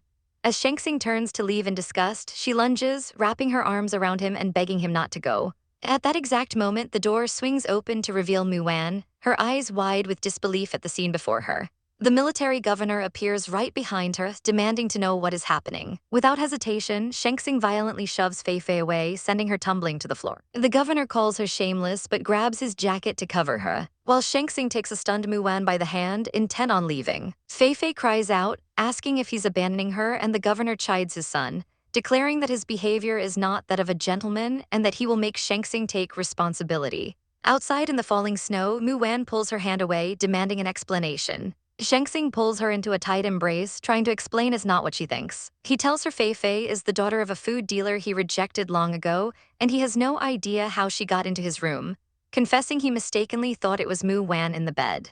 Though still fuming, Mu-wan finds herself unable to stay truly angry with him. He swears to God that she is the only woman he loves. Testing him, she asks about Mu Jinru, and he admits that his first time was with her, confirming he never touched his other wife. A wave of relief and joy washes over Mu-wan, and she playfully teases him about his performance, causing him to blush before he firmly tells her to come back inside with him. She stops again, worried that his father dislikes her, but he reassures her that they owe their victory to her, and his father has no right to be angry. She then laments her failure to clear her name in the case of the 4th mistress's child, and he grips her hands, promising to always be there for her. The next morning, they are summoned to face the military governor, who is seated with Fei Fei and her parents. He immediately accuses Mu Wan of being unfilial for not greeting him upon her arrival. Shang coldly asks if he's demanding an explanation for last night's events, but Fei Fei interrupts, clinging to Shang and declaring her wish to be his wife before condescendingly calling Mu Wan's sister. Mu Wan snatches her hand away, telling Fei Fei she's barking up the wrong tree. Fei Fei then plays her trump card, reminding Shang that he saw her naked, but he is disgusted, asking if seducing married men is what she learned abroad. When Fei Fei's mother protests the insult, Shang Tsung's eyes turn to ice. He sarcastically agrees to take responsibility and orders his adjutant to bring silver dollars as compensation. Fei Fei's father bellows in outrage, asking what Shang Tsung thinks his daughter is. Shang Tsung delivers the final blow with a chilling question: does he think his daughter isn't worth the money? Shang Tsung informs his father he must bid farewell and return to Liancheng now that City Liao is stable, but the governor is furious about the previous night's events, rebuking him for his recklessness. As Shang Tsung walks out with Mu Wan, his father can only comment on his son's brutal frankness. Their departure is interrupted by Mr. Mu, who falls to his knees and begs the military governor to let his daughter marry Governor Ling, shamelessly threatening that if his wish isn't granted, his grain supply will be forfeit. The governor's mind immediately starts spinning. The food dealer's support is essential. He glances at the girl Fei Fei, noting she's as pretty as Mu Wan but much younger, and a new plan begins to form. He lifts Mr. Mu, explaining that Shang Tsung is worn out from the wars and uninterested in marriage, but he has an idea. He proposes making Fei Fei his foster daughter first, a clever political maneuver. Fei Fei plays her part perfectly, immediately addressing him as foster father and reminding him of his promise to help her marry Shang Tsung. Later that night, Shang Tsung reassures Wanwen, asking her to bear with the situation for a few more days before he takes her back to Liancheng. She asks to see her brother, Mu Wenyu, but Shang Tsung informs her he's been sent to Western Sichuan. When she worries about the danger, he pulls her close, promising he would never put her brother in turmoils but insisting that Wenyu needs to become an independent man. For now, he tells her she can only think of him. A few days later, a beautifully dressed Fei Fei intercepts Mu Wan on the stairs. With a saccharine smile, she asks if Mu Wan has been hiding from her. Mu Wan coolly replies that as the governor's guest, she has no reason to hide, especially with Fei Fei standing guard at her door. Fei Fei drops the act, gloating that while she's younger and prettier, she won't try to take Mu Wan's place, a comment that earns a disgusted scoff from Hong Xiu. As Mu Wan tries to excuse herself to go shopping, Fei Fei grabs her hand, announcing that the chamber is holding a farewell ball for Shang Tsung and that she will be his partner since Mu Wan doesn't dance. Just then, a cold voice cuts through the tension as Shang Tsung appears, ordering Fei Fei to let her go. Undeterred, Fei Fei invites him to the ball, but he flatly states his disinterest. She presses, saying the chamber planned it specially, but he's already pushing her away, his patience wearing thin. Mu Wan, sensing he's about to throw Fei Fei down the stairs, cleverly feigns spraining her ankle. Shang Tsung's attention immediately shifts, his anger replaced by concern as he asks if she's all right. She explains her new shoes are rubbing, and he warns her not to openly offend the chamber before sweeping her into his arms and carrying her away, leaving Fei Fei fuming in their wake. An enraged Fei Fei storms into her foster father's office, slamming the door. She complains to the governor, twisting the truth by claiming Mu Wan is faking injuries to keep Shang Tsung from the ball. The governor slams his fist on the desk, furious that his son could be so bewitched by a woman, and decides to confront him personally. He marches to Shang Tsung's quarters, demanding to speak with him. Shang Tsung calmly agrees to attend the ball but confirms he's leaving for Liancheng the next day. Fei Fei immediately offers to be his partner, but he shuts her down, stating Mu Wan will do. Fei Fei scoffs that Mu Wan can't dance and will only make a fool of herself, to which Shang Tsung icily retorts that Fei Fei is the one making a fool of herself right now before shutting the door in her face. At the ball, Fei Fei is in her element, the celebrated dancing queen of City Liho, confident that nobody will steal her thunder. Her world comes crashing down when an announcer calls for Governor Ling and Lady Mu Wan. Shang Tsung enters with Mu Wan, who looks absolutely breathtaking in a Western-style dress, completely stealing the spotlight and leaving the guests speechless. The crowd murmurs about her beauty, comparing Fei Fei to mere leaves eclipsed by a flower. As the music begins, Fei Fei waits smugly, certain she'll be asked for the first dance. But Shang Tsung walks right past her and extends his hand to Mu Wan, leaving Fei Fei and her foster father stunned. On the dance floor, Shang Tsung tells Mu Wan to follow his steps, but she smirks, asking if he really thinks she can't dance. She then moves with an elegance that surprises everyone, a perfect match for him. He admits he didn't know she was a good dancer, and she explains she learned a bit for a company party once. Seething with rage, Fei Fei bites her handkerchief in fury, When the son of a gold store owner asks her to dance, she internally scoffs at him but sees an opportunity. She decides to use him to shine on the dance floor and draw Shang attention back to her. She leads her partner in a flashy dance, trying to show off in front of Shang. But her arrogance is her downfall as her partner accidentally trips her. She lets out a shriek as she tumbles, her dress ripping as she falls in a disgraceful heap on the floor. When her mortified partner tries to help, she screams at the cheesy gold store man to get off her, causing a massive scene. As the entire party stares, she blames Mu Wan for her humiliation, breaking down in tears as the crowd whispers that she deserved it. Shang and Mu Wan leave the chaotic scene behind them. Mu Wan muses that they could have stayed to enjoy the show, but Shang cuts her off, saying Fei Fei's name gives him a headache. He then pulls her close, teasing her about being popular as they prepare to finally return to Liansheng. Mu Wan is excited, telling Hongxiu they'll pass through her home on the way, explaining that she doesn't want to create trouble for Shang but admits she misses her father. A few days later, their convoy arrives in Hepu. They're greeted at the Mu's mansion where her father is reading a newspaper. He invites them inside for tea, his formal welcome a stark contrast to his private thoughts. During dinner, he remarks on how thin Mu Wan has become, lamenting that she had to suffer in the dangerous north. A pointed remark clearly intended for Shang to hear. Mu Wan reassures him that with Oxing by her side, there was no danger. Her father then lets out a heavy sigh, sadly noting that she has only just come home and will be leaving again tomorrow. Mu Wan's heart aches, realizing her father doesn't want her to go. With tears in her eyes, she points out his cough full of concern. Seeing this, the usually stoic Shang relents, telling her that if she's worried, she should stay longer to look after him, and Mu Wan's face lights up with pure joy. Mu Wan chats on the phone with a man, learning that his grandmother is grateful for her help in the north. She sighs, complaining about the constant quarreling at her home, but he gently changes the subject, telling her the flowers are blooming. She hangs up with a soft smile, ready to put her own plans into motion. After being warned by her father to stay put at the Mu mansion, Wanner instead heads straight for Ling's mansion, deciding it's time to return. She arrives unannounced, hoping to surprise Governor Ling, but a servant informs her he's been busy outside all day. Disappointed yet undeterred, Mu Wan perks up at the thought of surprising him later that evening. But her plans are derailed when she enters the main hall and finds her sister, Mu Fei, waiting for her. Fei rushes over, feigning concern and relief that she's finally back. The great lady, the matriarch of the Ling family, curtly tells them to take a seat for the banquet she's prepared. The atmosphere is immediately tense as the great lady introduces Fei and her mother as guests of the military governor, but Mrs.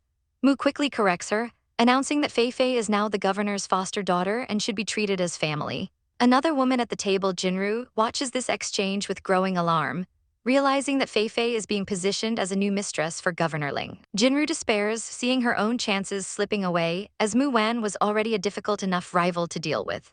She quickly proposes an alliance with Mu Wan, urging they stick together to prevent Fei from running roughshod over them. They agree to set aside their past misunderstandings to stop Governor Ling from marrying Fei, though Jinru secretly plots to eliminate Mu Wan once Fei is out of the picture. Later that night, while Mu Wan is reading, Governor Ling appears, startling her before pulling her into a warm embrace. He leans in to compensate her for his absence, but she playfully pushes him away, telling him she has a visitor. He is momentarily confused before understanding her meaning, and his disappointment is visible. He softly reassures her that he'll always be there for her, a promise that touches her heart. Her warm feelings are quickly replaced by suspicion as she asks why Fei is in Liansheng. He explains it was the military governor's doing and promises to send her away soon, teasingly asking if she's jealous. She admits she is, threatening to brew him a forever impotence drug if he's ever tempted by her rival. Her threat makes him burst out laughing, a sound so handsome it leaves her momentarily breathless. She tells him he looks like someone named Zhang Hanliang when he laughs, but the name instantly shatters the mood.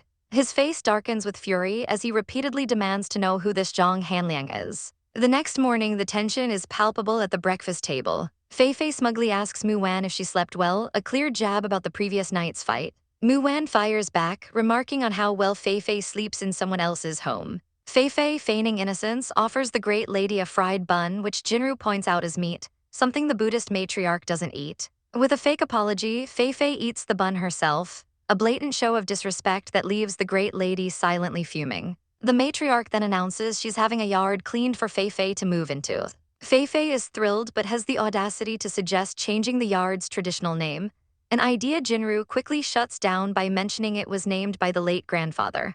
Later, Fei dismisses her mother's concerns about being polite, arrogantly stating that she only needs to win Shang heart. Her confidence is fueled by her network of bribed servants, and just then one of them, Xianglin, reports that Governor Ling is at Lady Jinru's residence.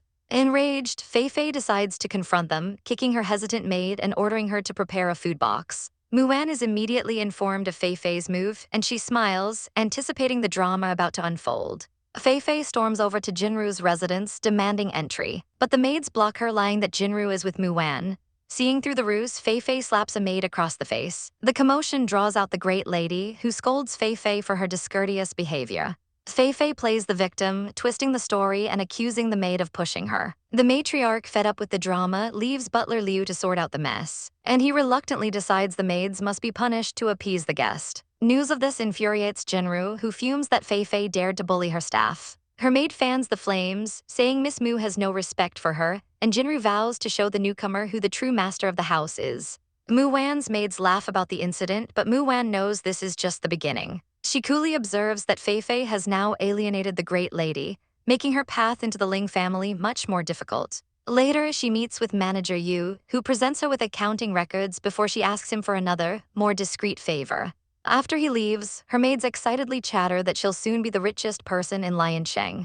But Muwen knows her true plan is far grander. The next day, Jinru presents the household budget to the great lady, just as Fei arrives. The matriarch is horrified by the exorbitant spending. Jinru tearfully explains that she had to replace all the furniture in Fei's yard because she complained it was old, and even chartered a private train to import vegetables from the north to suit her picky palate. Jinru then masterfully takes all the blame, apologizing for lavishing money on their guest. Fei, completely oblivious, dismisses the issue, saying it's only money, which earns her a sharp tread on the foot from her own mother. Jinru smirks at her rival's stupidity. The great lady, having reached her limit, explodes in fury, ordering the guests to be thrown out as she nearly collapses from rage. An attendant presents the great lady with 2,000-year-old ginsengs, a gift for her health, but the gesture is laced with ambition. The matriarch deems the gift too valuable, but the attendant insists her health is paramount before announcing she's taking Fei back, leaving the great lady to stew in her own home. As they depart, the matriarch's face sours with disdain. She quietly plots to get rid of her unwanted guests, all while her own scheming attendant smirks, confident that the old woman is no match for her. Later that night, Ling Shengxing returns home to find his wife, Mu Wan, still awake and waiting for him. He tells her he will be busy with the recent bandit problem. Surprised, she already knows the details of their fortress and the massacre of a salt dealer's family. She astutely points out that taking them down will be difficult unless they can find the source of their weapons, her mind already connecting the dots. With a sharp look, she asks about the Yu family, recalling how a man from their clan was treated with great respect by the bandits, a memory that now makes perfect, chilling sense. A cold fury settles on Shengxing's face as he vows that if the Yu family is truly involved, they will not escape his justice. Changing the subject, he asks about Mu Fei, and Mu Wan confirms she was throwing another tantrum. He takes his wife's hands, his voice softening as he promises that she is his only love now and forever.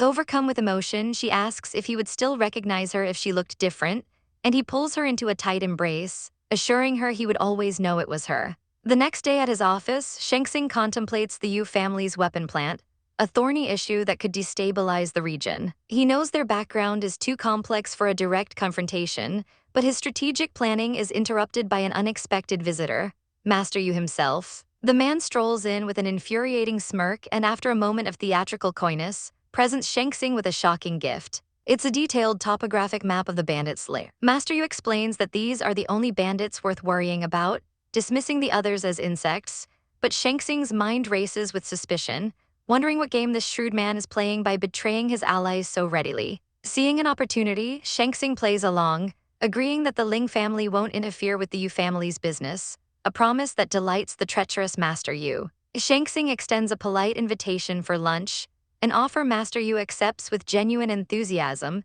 completely missing the governor's veiled sarcasm and forcing an awkward social situation. Outside, trouble is brewing as Fei spots the fourth mistress with a beautiful white cat. She rushes over to pet it, only for the frightened animal to lash out and scratch her hand. Fei explodes in a torrent of rage, cursing the creature as the commotion draws the great lady's attention. A servant tries to explain the cat was acting in self-defense, but Fei brands it a pest, causing the fourth mistress to flee in distress. As they leave, Fei's mother mutters that since the cat was a gift from the great lady, the fourth mistress has made a powerful enemy. Back at headquarters, Shang-Tsung's day takes another strange turn when his subordinates present him with a bowl of noodles, wishing him a happy birthday. He had completely forgotten. Just as Master Yu suggests he take the day off for someone special, Mu Feifei bursts into the room, announcing she's here to celebrate.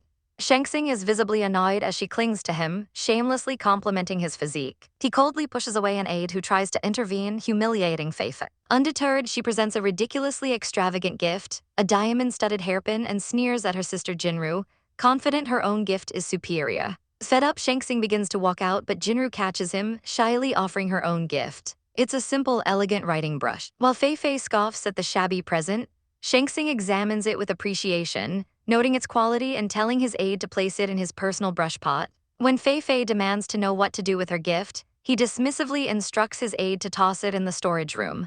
He then shakes off Feifei's clinging hands and departs for the osmanthus yard. There, a maid informs him that Mu Wan has gone out to a restaurant, leaving no message. A wave of disappointment washes over him. He wonders if she forgot his birthday entirely. He waits, his patience wearing thin as the clock ticks past 5, before deciding to find her and see what she is up to. He arrives at the restaurant to find it dark and deserted, a sign on the door claiming it's closed for renovation. But as he steps inside, the lights flash on, confetti rains down, and he's greeted with a chorus of happy birthday, with Mu Wan standing at the center of it all, a radiant smile on her face. She unveils her first surprise, a magnificent two-tiered cake topped with a perfect miniature of him in his uniform. Her second surprise is a handsome tie, which she reveals she sewed herself, with the words "Oxing only" hidden on the back. Overwhelmed, he pulls her into his arms, telling her she is the greatest surprise heaven has ever given him. Their romantic dinner is filled with promises of how he'll award her later that night. The following morning, a tired but happy Mu Wan complains about her lack of sleep before they are summoned by the Great Lady. They arrive to a grim scene. Feifei's mother is weeping hysterically next to a stone-faced matriarch. On the table between them sits a box from which a dark, viscous liquid is seeping blood. Shang Tsung immediately pulls Mu Wan behind him as the woman cries for justice for herself and the cat. The frantic search for a lost cat ends in horror as a maid recounts finding its mutilated body behind the rockery, a gift from the Great Lady, now a gruesome spectacle. The creature had been skinned, its tendons severed, a truly painful death. As the ladies recoil in shock, wondering who could commit such a monstrous act, all eyes drift to one person, Feifei. She immediately bristles, defensively shouting that she hasn't seen the cat since it scratched her and questioning if they truly suspect her. The accusation hangs heavy in the air, confirmed by the silent glares of the matriarch and her daughter-in-law. Feifei turns to Ling Shangxing, tears welling in her eyes as she pleads her innocence, but her mother tells her to control herself. This only fuels her rage, and Feifei erupts, refusing to be a scapegoat simply because the military governor favors her rival. She screams that she's been silent for too long and won't be framed now, dismissing the entire affair as being about only a cat, and boasting that the Mu family could afford to replace it 100 times over. Her tantrum is cut short by the sharp sound of shattering porcelain as Shang Tsung slams his teacup down, his patience utterly gone. He declares coldly that she is no longer welcome in the Ling family and will be sent back to City Liao. As he turns to leave with Mu Wan, a desperate Feifei accuses him of having an affair, confirming the rumors she'd heard. Shang Tsung's response is a swift, brutal slap across her face, his voice a low command to shut up. Leaving the chaos behind, he and Wanner depart. Later, Shang Tsung enters his grandmother's room to find her looking grim. Just then, his sister Zukyu arrives cheerfully, only to hear their grandmother lament that Miss Mu will be the death of her. Zukyu immediately promises to handle it, but the grandmother changes the subject, asking for more of the special medicine Zukyu's friend provided. Shang Tsung's ears perk up with suspicion, and he begins to grill his sister about this mysterious friend, demanding to know who they are and if the medicine is safe. Panicked under the intense scrutiny of her brother and grandmother, Zukyu finally breaks. She confesses that the miracle worker was none other than Sister Mu Wan. The room falls silent with shock. Zukyu quickly explains that Mu Wan is a good person who only wanted to help, asking her to keep it a secret so their grandmother wouldn't refuse the medicine. A soft smile touches Shang Tsung's lips. He isn't surprised at all.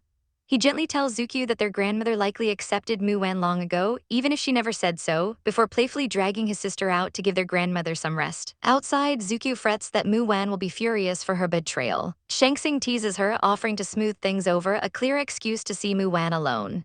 Zukyu pouts at their lovey-dovey antics before heading off. Shang Tsung finds Mu Wan in her lab, offering to introduce her to a foreign doctor before asking if she's upset about the rumors with the fourth mistress. He pulls her into a tight embrace, and she admits she's jealous, but before she can say more, he silences her with a kiss. He clarifies that he and Feifei are just childhood friends and their connection ended long ago, a fact Muan secretly understood was his way of driving the troublesome women away. Elsewhere, Feifei rages to her own mother, vowing she will not return home to marry some merchant when she desires a hero like Shangxing.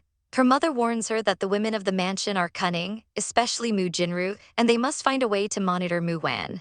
Back with Mu Wan, her maid tearfully confesses to accidentally washing a purse containing a precious safety amulet from a master Jinxu. When Shengxing enters, he sees the amulet and his expression changes. He asks if she knows who Master Jinxu truly is, a sudden realization dawning on him as he notes the resemblance to someone from his past. He reveals the shocking truth. Master Jinxu is his mother, who became a nun in protest after giving birth to Zukyu. He vows to Muan that their story will not end in the same tragedy. Seeing her concern, he reveals his plan to build a Buddha hole in the bamboo grove to bring his mother back, asking for her help as his mother's daughter-in-law. He points to the amulet as proof of his mother's affection for her and asks her to accompany him to Mountain Lion. She then asks why the Mu women are still there, and he explains that due to political complications in City Liao, they must endure their presence a little longer. He assures her he can drive them out anytime, but she rests her head against him, content with just his words. As they embrace, she whispers that she has something important to tell him about Master Jinxu. The scene shifts to Jicheng City, where Governor Chu is informed that a captured soldier from Ling's army has finally broken. In a dark interrogation cell, the tortured prisoner is doused with water, begging for his family's safety. Governor Chu's subordinate demands to know how Ling's soldiers recovered from the chill so quickly. The soldier finally confesses it was Mrs. Mu Ling Shengxing's brilliant wife, who not only cured the army but invented a heating bag. Governor Chu is stunned to learn his defeat came at the hands of a woman. The now useless prisoner is dismissed, and the subordinate reports an urgent message. Mrs. Chu demands he return home as the old general is visiting. Governor Chu's response is as cold as the cell around them. He refuses to go back. Xiang arrives at a tense household to find his mother fretting over his father, who has fallen into a deep sleep after taking medicine and shows no signs of recovering. She questions why it's taking so long, but Xiang coolly reassures her that he will find a proper doctor. His mother suggests letting his wife, Rajay, handle it since he's busy with the army, but the very mention of her name sparks a cold fury in Xiang's mind. He blames his father's worsening condition on a charlatan invited by that fool. His mother tries to defend Rajay, reminding him she is his officially wedded wife, but their conversation is cut short when a soldier announces the arrival of General Ding. As they talk, his mother chides him for his indifference toward Rajay, but Xiang scoffs, stating he isn't kind enough to be gentle to someone he dislikes before turning to leave. Meanwhile, General Ding sits with his daughter Rajay, who tries to make excuses for her husband's absence. The general isn't fooled, sneering that the brat only behaves because he fears his power.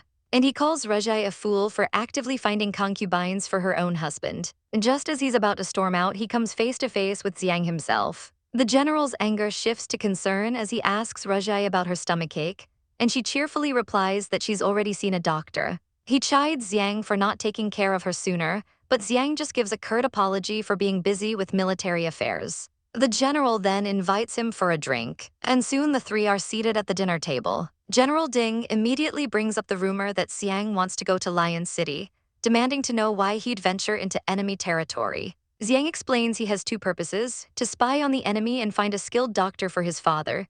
Rajai panics, reminding him he was nearly assassinated there last time, and her father agrees, questioning why Xiang must go in person. The general's eyes narrow, suspiciously asking if he has other motives. The accusation is the final straw.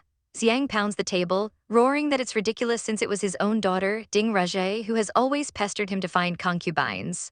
Rajai meekly admits it's true, explaining she just hoped he would become more family-oriented. Having had enough, Xiang announces he's in a hurry and leaves, coldly telling his wife he'll be staying in the study all night, leaving her to weep alone at the table. Later, alone in his study, Xiang reads a book, a small rabbit figure on his desk, his thoughts drifting to a mysterious woman who saved him during the assassination in Lion City. He wonders about her identity, a soft look gracing his features. Elsewhere in the Osmanthus yard, a young girl named Zukyu excitedly runs to her sister, begging to be taken to Lionshin. Her sister gently refuses, explaining it's not a pleasure trip. Her brother is leading an army to suppress bandits, and she is going as a surgeon. Zukyu worries about the danger, but her sister reassures her their brother will be there. Then Zukyu drops a bombshell, revealing that their grandmother knows she was the one who made the headache pill. Later, as the woman prepares for her journey, her maid worries about the danger of suppressing bandits. She explains that's only one purpose. She also promised him she would go to the Tongji temple together. She then reminds her maid to send the pills to the great lady on schedule. Her maid sighs, saying that the naughty Zukyu sold her out and that she has done too much for the family, but the woman simply smiles, saying she's only doing what she feels is worthwhile. Just then, a man in uniform arrives to tell her they're leaving. Several days later, they arrive at Kyuhyun Nunnery, where a nun informs Master Jinxu of visitors from the governor's mansion. As the man, Shangsing, and the woman, Mrs. Mu, approach, she thinks to herself how much he must miss his mother. They are greeted by Master Jinxu, and Shangsing's eyes fill with emotion as he sees her. He instinctively reaches out and holds Mrs. Mu's hand for support. Master Jinxu says she is well thanks to Mrs. Mu's help. But Mrs. Mu's trained eyes see the truth, the bloodshot eyes, the blue lips, the sallow skin. She asks to feel the master's pulse, and her face grows grim. It's just as she thought. Master Jinxu encourages her to speak freely, and Mrs. Mu asks if she remembers her warning that if the poison corrodes her bones, no pill can cure it. Shangsing turns pale, asking in horror if the poison has already reached her bones. Mrs. Mu states that the medicine she left didn't work on this weird poison, but Master Jinxu calmly accepts her fate, saying it might be her destiny. As Shangsing glares at the master, Mrs. Mu suddenly notices a peculiar scent. She enters the prayer room and smells the incense, asking if all the masters use the same kind. After confirming they do, she asks to see the incense from other rooms. Inspecting them, she finds no issue with the others, but declares that Master Jinxu's incense has a problem. It's laced with digitoxin, a substance that is medicinal in small doses but becomes a slow, deadly poison with gradual accumulation. Master Jinxu staggers in shock, and when asked who sent it, she trembles and whispers it was from Master Xuan Miao. Realizing the depth of the conspiracy, Mrs. Mu instructs the master not to tell anyone, promising to discuss it with Shangsing later. She then reveals that Shangsing has built a Buddha hall in their mansion's backyard, hoping to one day bring his mother home. Mrs. Mu kneels before her, urging her to be patient. She points out that since Master Jinxu is now seriously poisoned with limited time, she should want to reunite with her family, especially with her daughter Zukyu now being 16. Master Jinxu despairs that it's too late, but Mrs. Mu grabs her hands, insisting it's not and promising to do everything she can to keep her alive if she returns with them. She offers 2 safety charms, saying they are all expecting her safe return. Later that night, as Shangsing studies a map by candlelight, Mrs. Mu sneaks up behind him and covers his eyes, playfully asking him to guess who it is. He smiles, saying there's no need to guess before pulling her into his arms, telling his dear that on such a good night they should. In the quiet of the bedroom, Governor Ling Shangsing looks at Mu Wan with dawning realization, questioning if his mother's poison had truly not corroded her bones as she claimed. Mu Wan calmly admits that while his mother had suffered, the medicine she made had suppressed most of the poison. Shangsing's eyes narrow. He knows now that she lied to him. Flustered, she quickly explains it wasn't to intentionally worry him, but he already understands, pulling her into a comforting embrace. He knew his mother's stubborn personality meant she would never leave the nunnery unless she believed her time was limited. Mu Wan agrees, adding that she didn't tell him the full plan because she was afraid his acting skills weren't up to par, which earns a sly, confident smirk from him. Later, over a meal, she warns him to be careful dealing with the bandits he's about to face. He reassures her he'll be safe and entrusts his mother's care to her while he's away. It's then that Mu Wan voices her suspicions, guessing that the true culprit isn't at the Kyuhyun Nunnery, where there's no motive, but in Ling's mansion. A memory flashes in her mind of 2 women discussing how no one can become the mistress of the mansion as long as the first lady, his mother, is alive. She concludes that one of those 2 women must be the one who benefits most from his mother's death. Shangsing pats her head, acknowledging her guess is reasonable and promises to deal with the matter carefully upon his return. Before he departs, she grabs his hand, her eyes pleading for him to come back safely. 7 days pass with agonizing slowness as Mu Wan waits at the nunnery, wondering about his situation. Her thoughts are interrupted by Master Jinxu, who nervously asks her to help with a garden that needs tending. Mu Wan sees through the flimsy excuse, knowing the woman only wants information about her son, and agrees with a pleasant smile.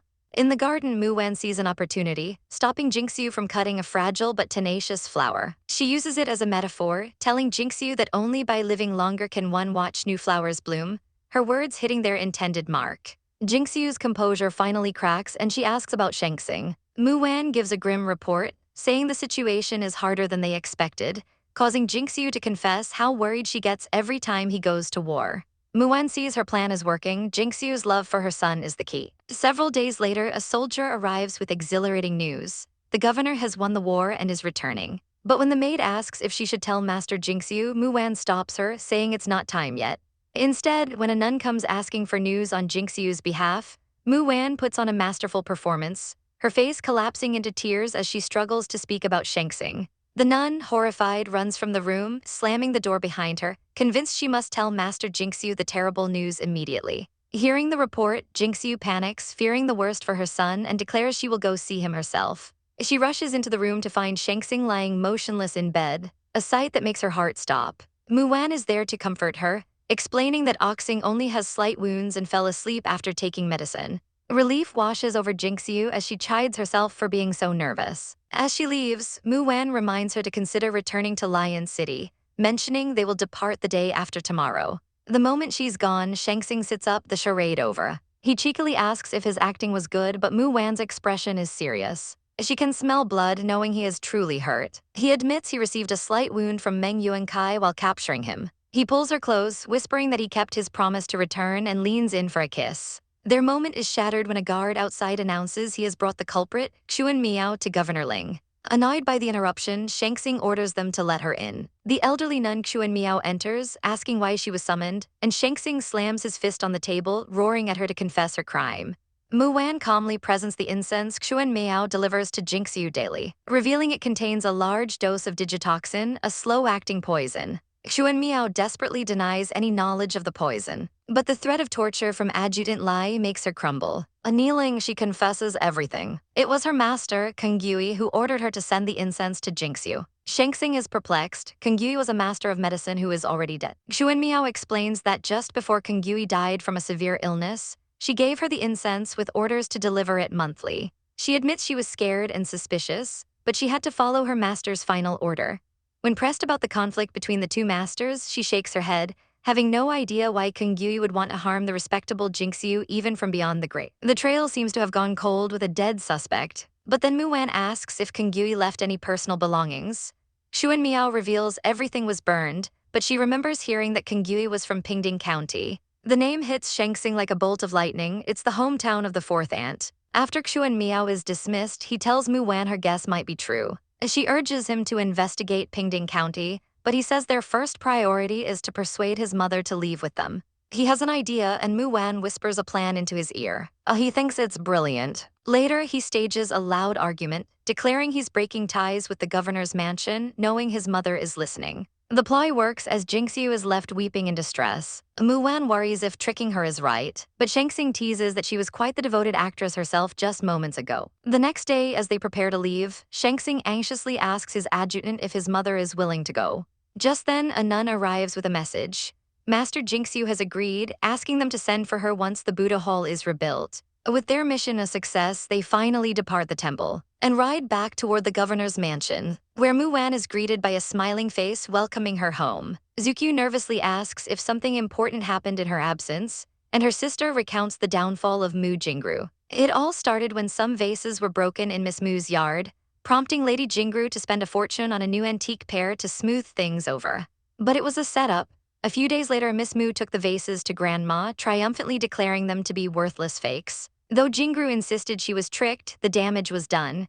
Grandma now suspected her of corruption, and her influence plummeted as the fourth mistress was put in charge of the business. Zukyu fumes, calling Mu Feifei and her mother annoying schemers. But her sister reassures her, promising to handle it herself. Meanwhile, a furious Mu Jingru heads to the Jin Deng Long to take matters into her own hands, demanding to see manager He. The manager He Mingxuan emerges with a polite smile, offering her tea. But Jingru is in no mood for pleasantries. She tells him the business is failing and he needs to prove he's a qualified manager. Unfazed, He Mingxuan lays out his plan. They will not only match their competitors' services but surpass them, offering unique styles that will draw all the customers to their shop. Intrigued by his confidence, Jingru agrees. He then smoothly pivots the conversation, mentioning her recent political losses and offering a devious solution. He suggests she bribe the antique dealer to frame Mu Feifei for the vase incident, a move that would surely restore the great lady's trust. A slow, impressed smile spreads across Jingru's face as she remarks that he has a sharp mind to match his handsome features. But as she speaks, a strange heat rushes to her cheeks. Standing up, she twists her ankle and cries out in pain. In an instant, Mingxuan is there, catching her in his arms. She tries to push him away, but he leans closer, whispering that her beauty is too much for him to resist. Panicked, Jingru reminds him she is Governor Ling's wife, but he only tightens his grip on her chin, calling it a pity before moving in for a kiss. The sudden advance shocks her back to reality and she slaps him hard across the face. Mingxuan barely flinches, instead confessing his love for her and declaring he would do anything, even tell the governor himself. His raw passion stuns Jingru. Her heart pounds in her chest as she realizes her own husband has never shown her such devotion. Snatching her hand back, she orders him to stay and reflect on his actions before storming out. Later, the family gathers to discuss the fourth mistress's birthday. The great lady announces that the governor desires a grand celebration this year. Another woman seizes the opportunity, suggesting they rent a luxurious cruise ship for a ball, a fashionable and romantic idea that would also allow her to grow closer to Shengxing. The others murmur in agreement, though not without a few sly jabs about her obvious intentions. The great lady deems it a fine idea but turns to the fourth mistress for her opinion, who humbly agrees to whatever the governor decides. The final decision is passed to Mu Wan, who is tasked with asking Shengxing for his approval. That night, Mu Wan finds her maid, Yingchen, waiting for her, fraught with anxiety. Yingchen reports that while watching the orchid yard, the very place Mu Wan nearly died in a fire, she saw a mysterious flame flickering within. Terrified of ghosts, the maid begs her not to go, but Mu Wan, ever practical, insists they investigate. At the desolate yard, they find the embers of a recently extinguished fire.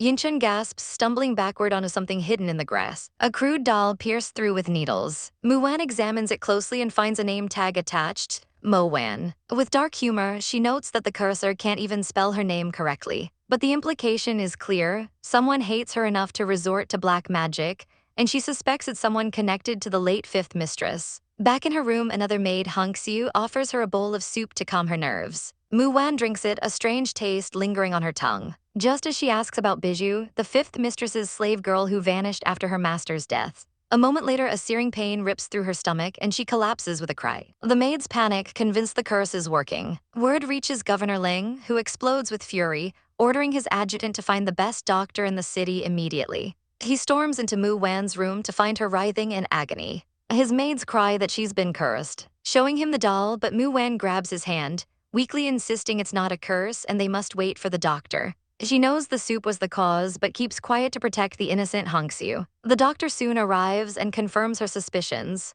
It's merely stomach pain, which he treats with an injection. Once he's gone, Mu Wan asks Governor Ling if he actually believed in the curse. He admits that seeing her suffer made him lose his reason. A rare display of vulnerability that touches her. He takes her hand, swearing he will not let the person behind this go unpunished. Emboldened, Mu Wan reveals that her fall into the well was no accident either. She was pushed by someone wearing the scent of multiflower knotweed, a perfume only the deceased fifth mistress ever used. The pieces click into place. Bijou is seeking revenge for her master, but she's not acting alone. A shadowy figure is pulling the strings, using the loyal slave girl as a pawn. At that very moment, a guard knocks, announcing they have captured the girl. Bijou is hauled into the room, and with a guttural scream, she breaks free from the guards, lunging at Mu Wan with a hairpin aimed at her throat. A servant's cry shatters the peace as a woman lunges toward Lady Mu Wan, a dark object clutched in her hand. But before she can land a blow, Governor Ling Shengxing moves like lightning, twisting her arm and slamming her violently to the floor. As his subordinate checks on his well-being, Ling's only concern is for Mu Wan, who is still processing the sudden violence. She's stunned, but a part of her is also captivated by how cool he was in that moment. He gently asks if she was scared, and she reassures him she's fine, just surprised by his skill. The apprehended attacker, Bijou, is dragged away by guards, but not before spitting defiantly. Another servant steps forward, accusing Bijou of being the true murderer and revealing a small doll she'd been using to curse Mu Wan. Ling's expression darkens as he hears this, ordering them to write Bijou's name on the doll and burn it to ashes. Bijou merely laughs, a broken and desperate sound, crying out that she has failed to avenge her lady and will be too ashamed to face her in the afterlife. Mu Wan finds the whole situation absurd, wondering if the girl truly believes in such superstitions. Stepping forward, Mu Wan tells Bijou her revenge is foolish and she's chosen the wrong person to blame. Bijou shrieks that it was Mu Wan who poisoned the perfume and killed the fifth mistress. Unfazed, Ling coldly informs her they have already exhumed the body, proving the death was from cinnabar poisoning and the real killer has been caught.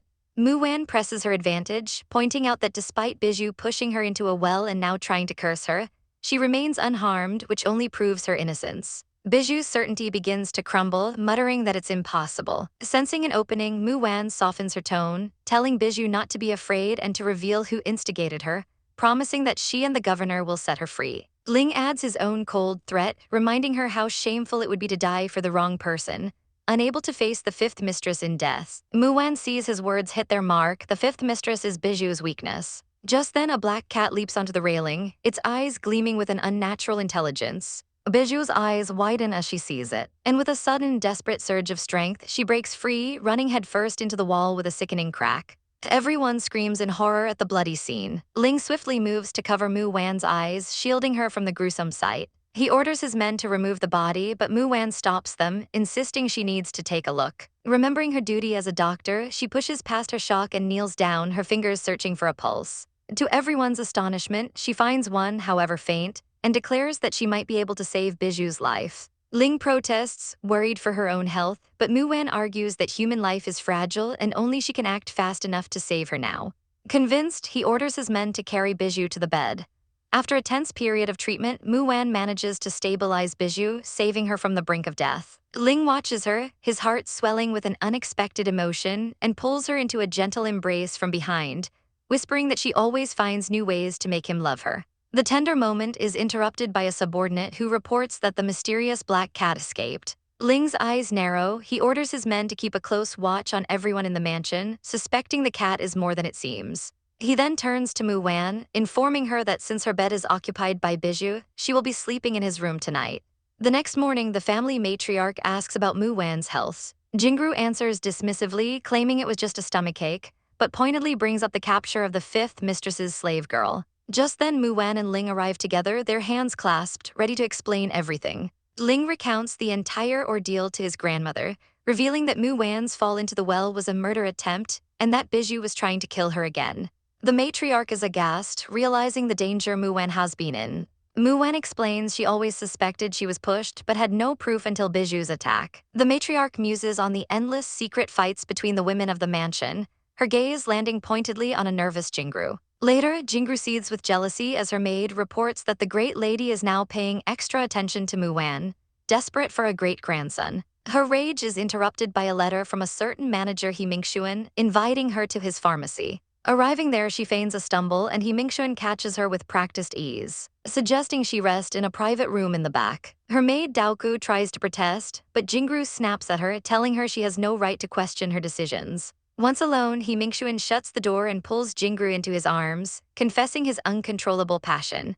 She melts into his embrace, telling him to be gentle. Outside, Daoku listens in horror, realizing her lady is having an affair. In bed, He Mingxuan is thrilled to discover Jingru is still a virgin, declaring that he fell in love at first sight and wouldn't regret their affair even if it meant death. Jingru, lost in the moment, believes this must be true love. Their tryst is cut short when Daoku knocks, reminding Jingru of the family banquet that evening. Back at the Ling mansion, the family gathers for dinner. A young woman, Feifei, brazenly asks the governor about the age difference between him and his fourth mistress, Qian, causing a stunned silence. The tension is broken when another woman compliments them as a perfect match. Feifei's mood sours further as she watches Shengxing doting on Mu Wan. She slams her chopsticks down, declaring she's lost her appetite, and complaining that all the disgusting stuff on the table has ruined her meal. Mu Wan calmly asks if she has offended her, but before Feifei can retort, Shengxing coldly tells her to get out if she doesn't want to eat, warning her not to embarrass herself. Humiliated, Feifei runs to her brother, wailing that Shengxing is bullying her.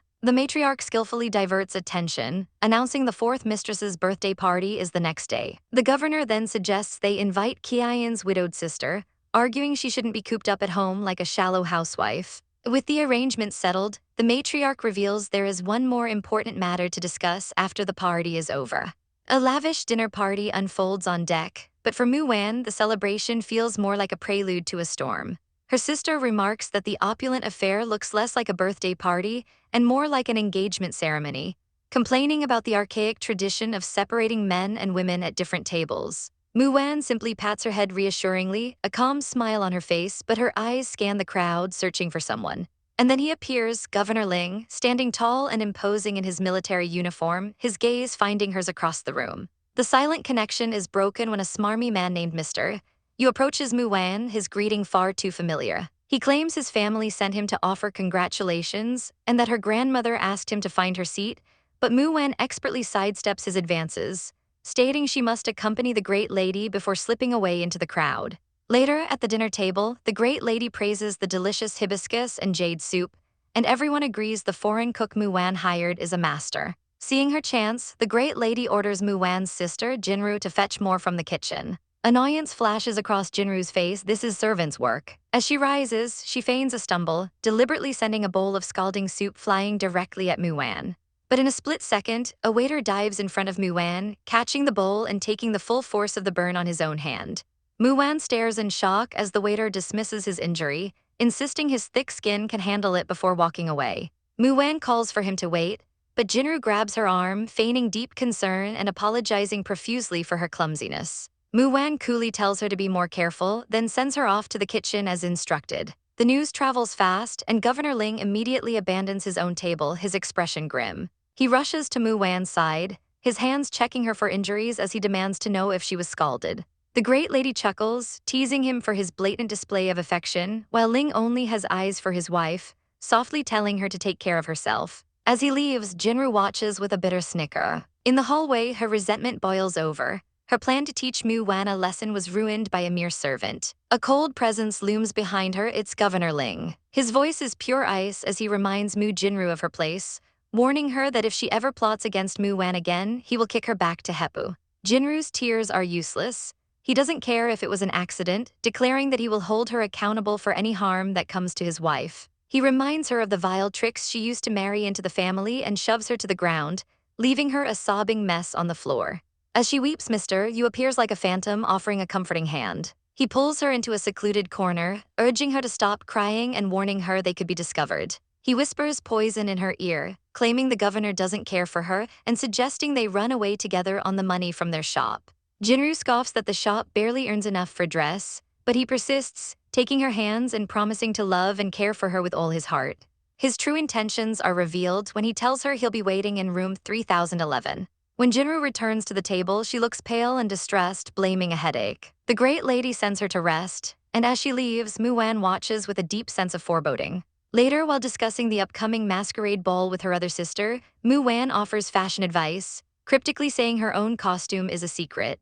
At the ball, Governor Ling searches for her, only to be approached by a small boy in a devil costume carrying a note. It's from Mu Wan, a playful challenge for him to find her in the fantasy of the party. A smirk plays on Ling's lips. He loves her games. He finds the boy talking to a mysterious woman in a black cloak and mask, and when the boy proudly announces his mission is complete, Ling steps out of the shadows with a triumphant gotcha. Mu Wan accuses him of cheating, but he simply pulls down her mask. He confesses he just wanted to see her sooner and pulls her into a passionate kiss. Their reunion is interrupted by Ling's sister, who pouts that she couldn't find either of them. Mu Wan teases that she should be looking for her own Prince Charming, which sends the girl into a fluster. But as her gaze sweeps the room, it lands on a man in a pristine white suit, Mr. Yu staring directly at Mu Wan with an unsettling smile. Mu Wan freezes, recognizing the man from her past, Yu Morin. At a lavish masquerade, Mu Wan plays matchmaker, gently guiding her sister's hand towards her intended Prince Charming. She formally introduces her third sister, Ling Zukyu, to the dashing young master Yu Morin. Yu Morin is polite, acknowledging he's heard much about the third daughter of the Ling family, while Mu Wan playfully teases her sister about how many boys admire her beauty at school. The young master, however, deftly sidesteps the matchmaking attempt, remarking that a beautiful girl like her will surely find a good husband and that he expects a wedding invitation, before excusing himself to greet some friends. As he departs, Ling Zukyu happily waves goodbye. The party's main event is announced. The fourth mistress will toss a bouquet containing an incredibly valuable ruby ring. Ling Zukyu is immediately excited, wanting to try her luck. But Mu Wan demurs, preferring to stand back and watch the spectacle. While her sister runs off, Mu Wan takes a sip of juice from a passing waiter, musing on the governor's wealth. A sudden wave of dizziness overwhelms her, and she stumbles forward, collapsing right into the arms of a mysterious man. At that very moment, the fourth mistress completes her countdown and tosses the bouquet high into the air.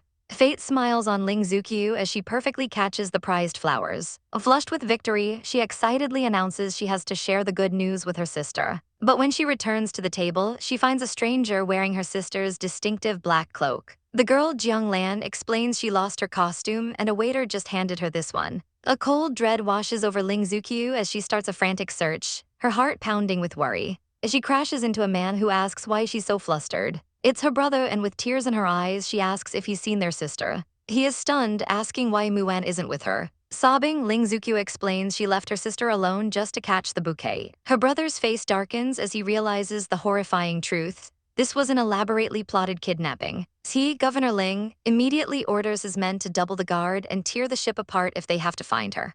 Elsewhere, Muan awakens in a dark, cold cell. Her mind races, recalling the juice and realizing with cold certainty that she's been kidnapped. A figure emerges from the shadows, and she recognizes the waiter from the party. Her captor greets her calmly, and she utters his name with disdain, Chu Nanfeng. He seems pleased that his lifesaver remembers him, but she cuts him off, asking if kidnapping is his strange way of repaying a favor.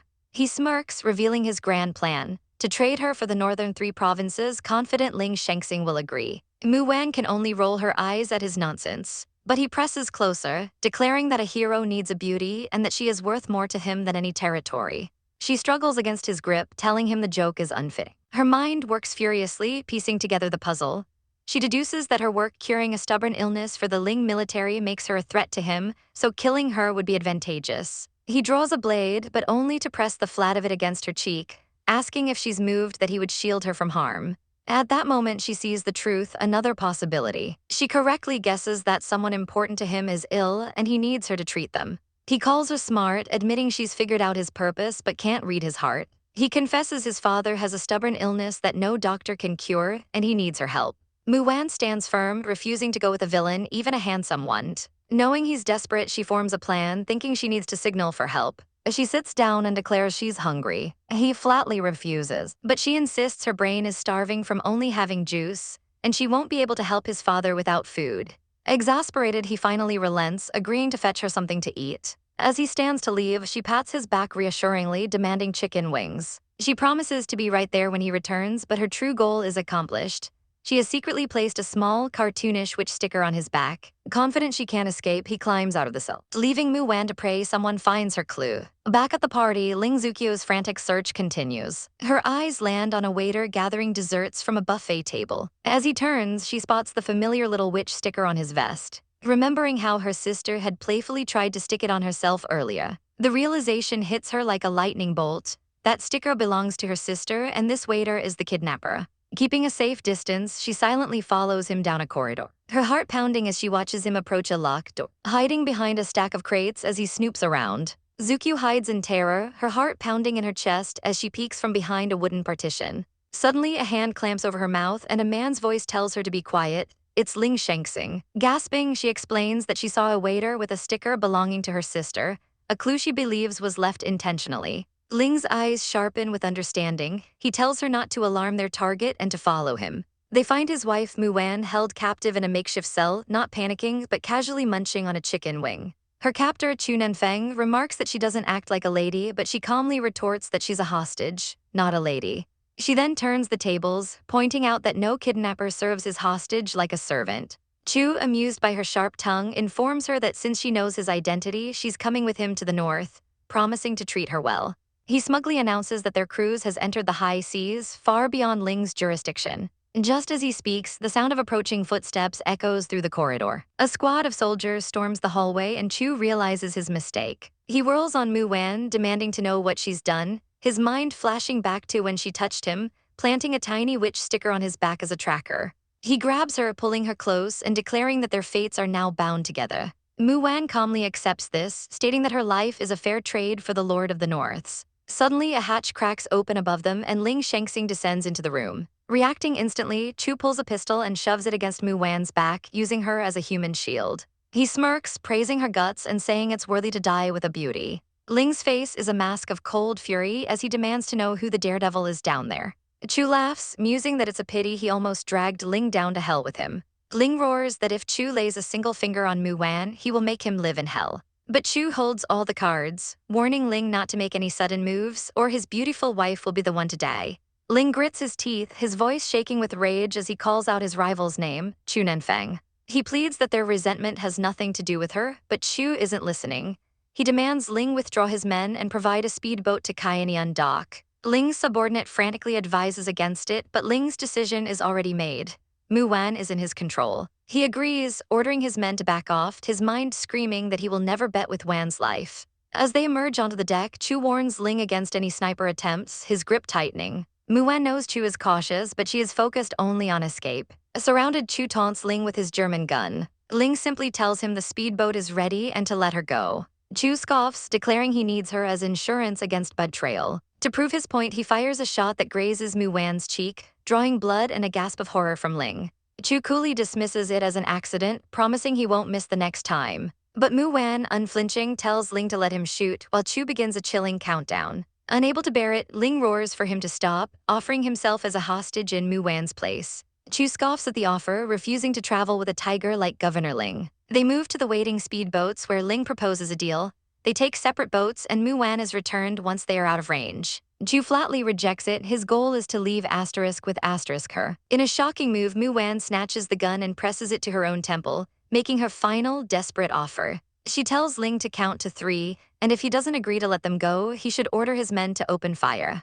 Her own countdown begins 3-2 and Ling's composure shatters. He agrees. They board the separate boats just as a storm rolls in, the sky turning dark. As rain pours down, Chu tries to shield a shivering Mu Wan, insisting he never meant to harm her, but she rejects him completely. The waves become violent and she grows seasick. Across the churning waters, Ling calls for her to come to him. She reaches out, but Chu grabs her hand, desperately asking if he'll ever see her again.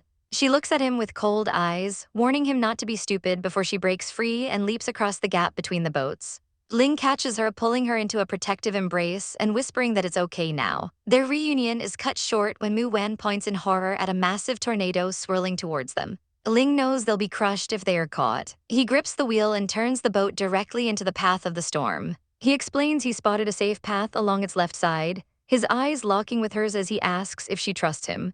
With unwavering certainty, Mu Wan tells him that whatever he does, she will be with him. With her faith solidifying his resolve, he steers them head-on into the raging vortex, plunging them into the heart of the tempest. Zhao, a name she hadn't heard in a long time, echoes in her mind as she sinks into the cold depths. Suddenly, a hand grabs hers, pulling her from the abyss. It's Ling Shangsing, his grip firm as he pulls her towards the surface. They break through the waves, clinging desperately to a piece of floating wreckage. He asks if she's all right, and she can only manage a weak reply, realizing they're still alive. Ling Shangsing's gaze is fixed on the horizon. He tells her they're not just alive, but they have a destination, an island. Hand in hand, they struggle through the water and finally reach the shore, where he suggests they find shelter. His sharp eyes soon spot a dark opening in the cliff face, a potential cave. With a determined look, he unsheathes a knife and carves through the overgrown vines, blocking their path. Inside, Xing shivers uncontrollably, her wet clothes clinging to her skin. Ling Shangsing declares they need a fire first. Skeptical, she asks if he can really make one by drilling wood, but he just smirks, telling her not to look down on her man. He expertly whittles a piece of wood, rips a strip from his own shirt to create a bow, and begins the arduous process. His efforts pay off as a tiny ember glows to life, soon blossoming into a warm, crackling fire. Overwhelmed with relief and admiration, Xing tells him he's awesome, and plants a grateful kiss on his cheek. A shadow crosses his face as he pulls her close, apologizing for the suffering she's endured. His eyes harden with a cold fury as he vows that a man named Chu Nanfeng will pay for this. Xing looks out from the cave, commenting on the strong wind, and muses that Chu Nanfeng might not have been as lucky, perhaps perishing at the bottom of the sea. She then dismisses the thought, suggesting they just enjoy their private world for now. Ling Shangsing, ever practical, tells her she needs to take off her wet clothes to dry by the fire, warning she'll get sick. Seeing her hesitation and blush, he teases her, reminding her she's his wife and shouldn't be shy. To put her at ease, he removes his own shirt first, his well-defined physique making her heart flutter. He asks if she's still shy, offering to help, but a flustered Xing insists she'll do it herself. Soon their clothes are hanging on a makeshift rack, drying by the roaring fire. As they sit in the warmth, Ling Shangsing's mind returns to their predicament. He asks Xing how she thinks Chu Nanfeng managed to sneak onto the cruise ship and almost take her away, concluding there must be a mole within the Ling family. Xing reveals she first suspected Mu Jinru, who was in charge of the banquet but decided against it, believing Mu Jinru is too smart to have been so obvious. The next logical suspect they both agree is Mu Feifei. Once their clothes are dry, Ling Shangsing hands hers back and then asks a pointed question: how long has she known Chu Nanfeng? He promises leniency if she's honest with him. Xing recalls a memory from a lantern festival where she found a seriously injured man in an alley and tended to his wounds. Ling Shengxing's expression darkens as he realizes that man must have been Chu Nanfeng. He playfully calls her a treacherous girl, then groans in frustration, lamenting that someone's charm can't be underestimated if Chu Nanfeng fell for her after just one meeting. Seeing his jealousy, Xing can't help but laugh. The next morning dawns, and they venture out for food. Xing excitedly spots a tree bearing wild fruits. Ling Shengxing wastes no time climbing the tree to gather them, returning with a handful of ripe fruit. Just as he declares it should be enough, Xing lets out a loud sneeze. He immediately grows worried, urging her back to the cave before she gets sick. His fears are realized that evening as he finds her lying on a bed of leaves, shivering with a high fever. She opens her eyes, flushed and weak, and apologizes for being a bother. He cuts her off, insisting it's his fault for not taking proper care of her. He clenches his fist in frustration, wondering what to do. Xing, despite her illness, calmly tells him not to be nervous and describes some medicinal herbs in the woods that can break a fever, promising to go find them as soon as she names them. He sets off into the forest as the sun rises, leaving her to rest. In her feverish state, Xing is plagued by a horrifying nightmare. She's in an operating room, but she is the surgeon, Dr. Liu. An assistant notes how much she's sweating, and her hand trembles as she holds a scalpel over the patient, Ling Shengxing. But then the scene shifts violently, the scalpel now held by another doctor slashing towards her face. She screams in pure terror and bolts upright, awake and trembling. Ling Shengxing is there holding her, asking what's wrong. She tells him she had a terrible nightmare and was scared. He pulls her into a comforting embrace, kissing her and telling her not to be afraid because he is with her. He proudly presents the bundle of herbs he gathered, asking her to check if he got them right. He holds up one particular herb, calling it a dog tail.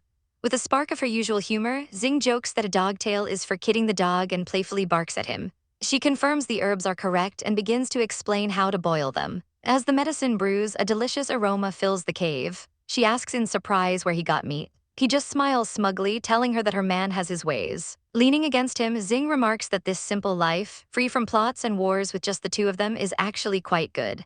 Ling Shengxing kisses her hair, whispering that if she likes it, they'll never go back. He drapes his coat over her shoulders, telling her to rest, hopeful that they might be rescued by morning. 5 days pass. Ling Shengxing builds a large beacon fire on a high point of the island, hoping the smoke will attract a passing ship. It's a better plan than just waiting. Their vigil is suddenly interrupted by the distant sound of a ship's horn. A ship is coming. They are rescued by a man named Shen Ruliang, his wife Liu, and their daughter Shen Yangqing. When Ling Shengxing introduces himself as Governor Ling, Shen Ruliang is utterly stunned and overjoyed, proclaiming it's an honor and feeling incredibly flattered when the governor promises him a reward.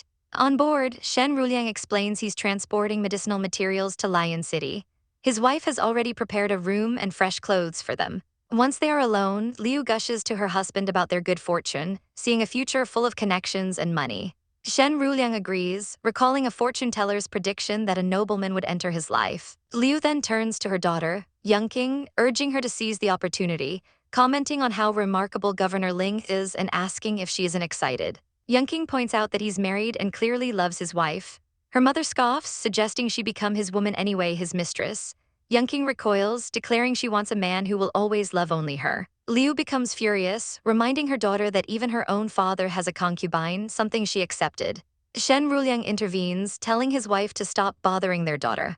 Fed up, Yangqing says she needs fresh air and leaves. On the deck, while she is absorbed in a book, Xing approaches. She smiles gently and asks if she's interrupting her reading. Yangqing looks up, politely asking what she can do for Mrs. Ling. On the deck of a ship cruising through the sparkling sea, Mu Wan strikes up a conversation with a young woman named Yangqing. Yangqing is reading a foreign novel, and she explains that she owns a coffee shop and enjoys reading in her spare time, inviting Mu Wan to visit whenever she's bored. The two quickly warm to each other, agreeing to drop the formalities and use their first names. But Yangqing's friendly demeanor shifts to one of worry as she admits she needs a favor. She asks Mu Wan if she knows a man named Ling Wencheng. Mu Wan is unfamiliar with the name but senses he's connected to the governor. Yangqing's face darkens as she explains that Wencheng claims to be the governor's nephew and has been terrorizing the wharf, extorting protection fees from merchants. This shocks Mu Wan, who knows Governor Ling reduced taxes to help the merchants during the war. Yangqing continues, her voice trembling, revealing that Wencheng and his arrogant thugs seriously injured her brother, who is still bedridden. Taking her hand, Mu Wan firmly promises to inform Governor Ling and ensure that justice is served. Just then, Youngking's father, Mr. Shen, interrupts their conversation, asking about the cargo he's shipping this time.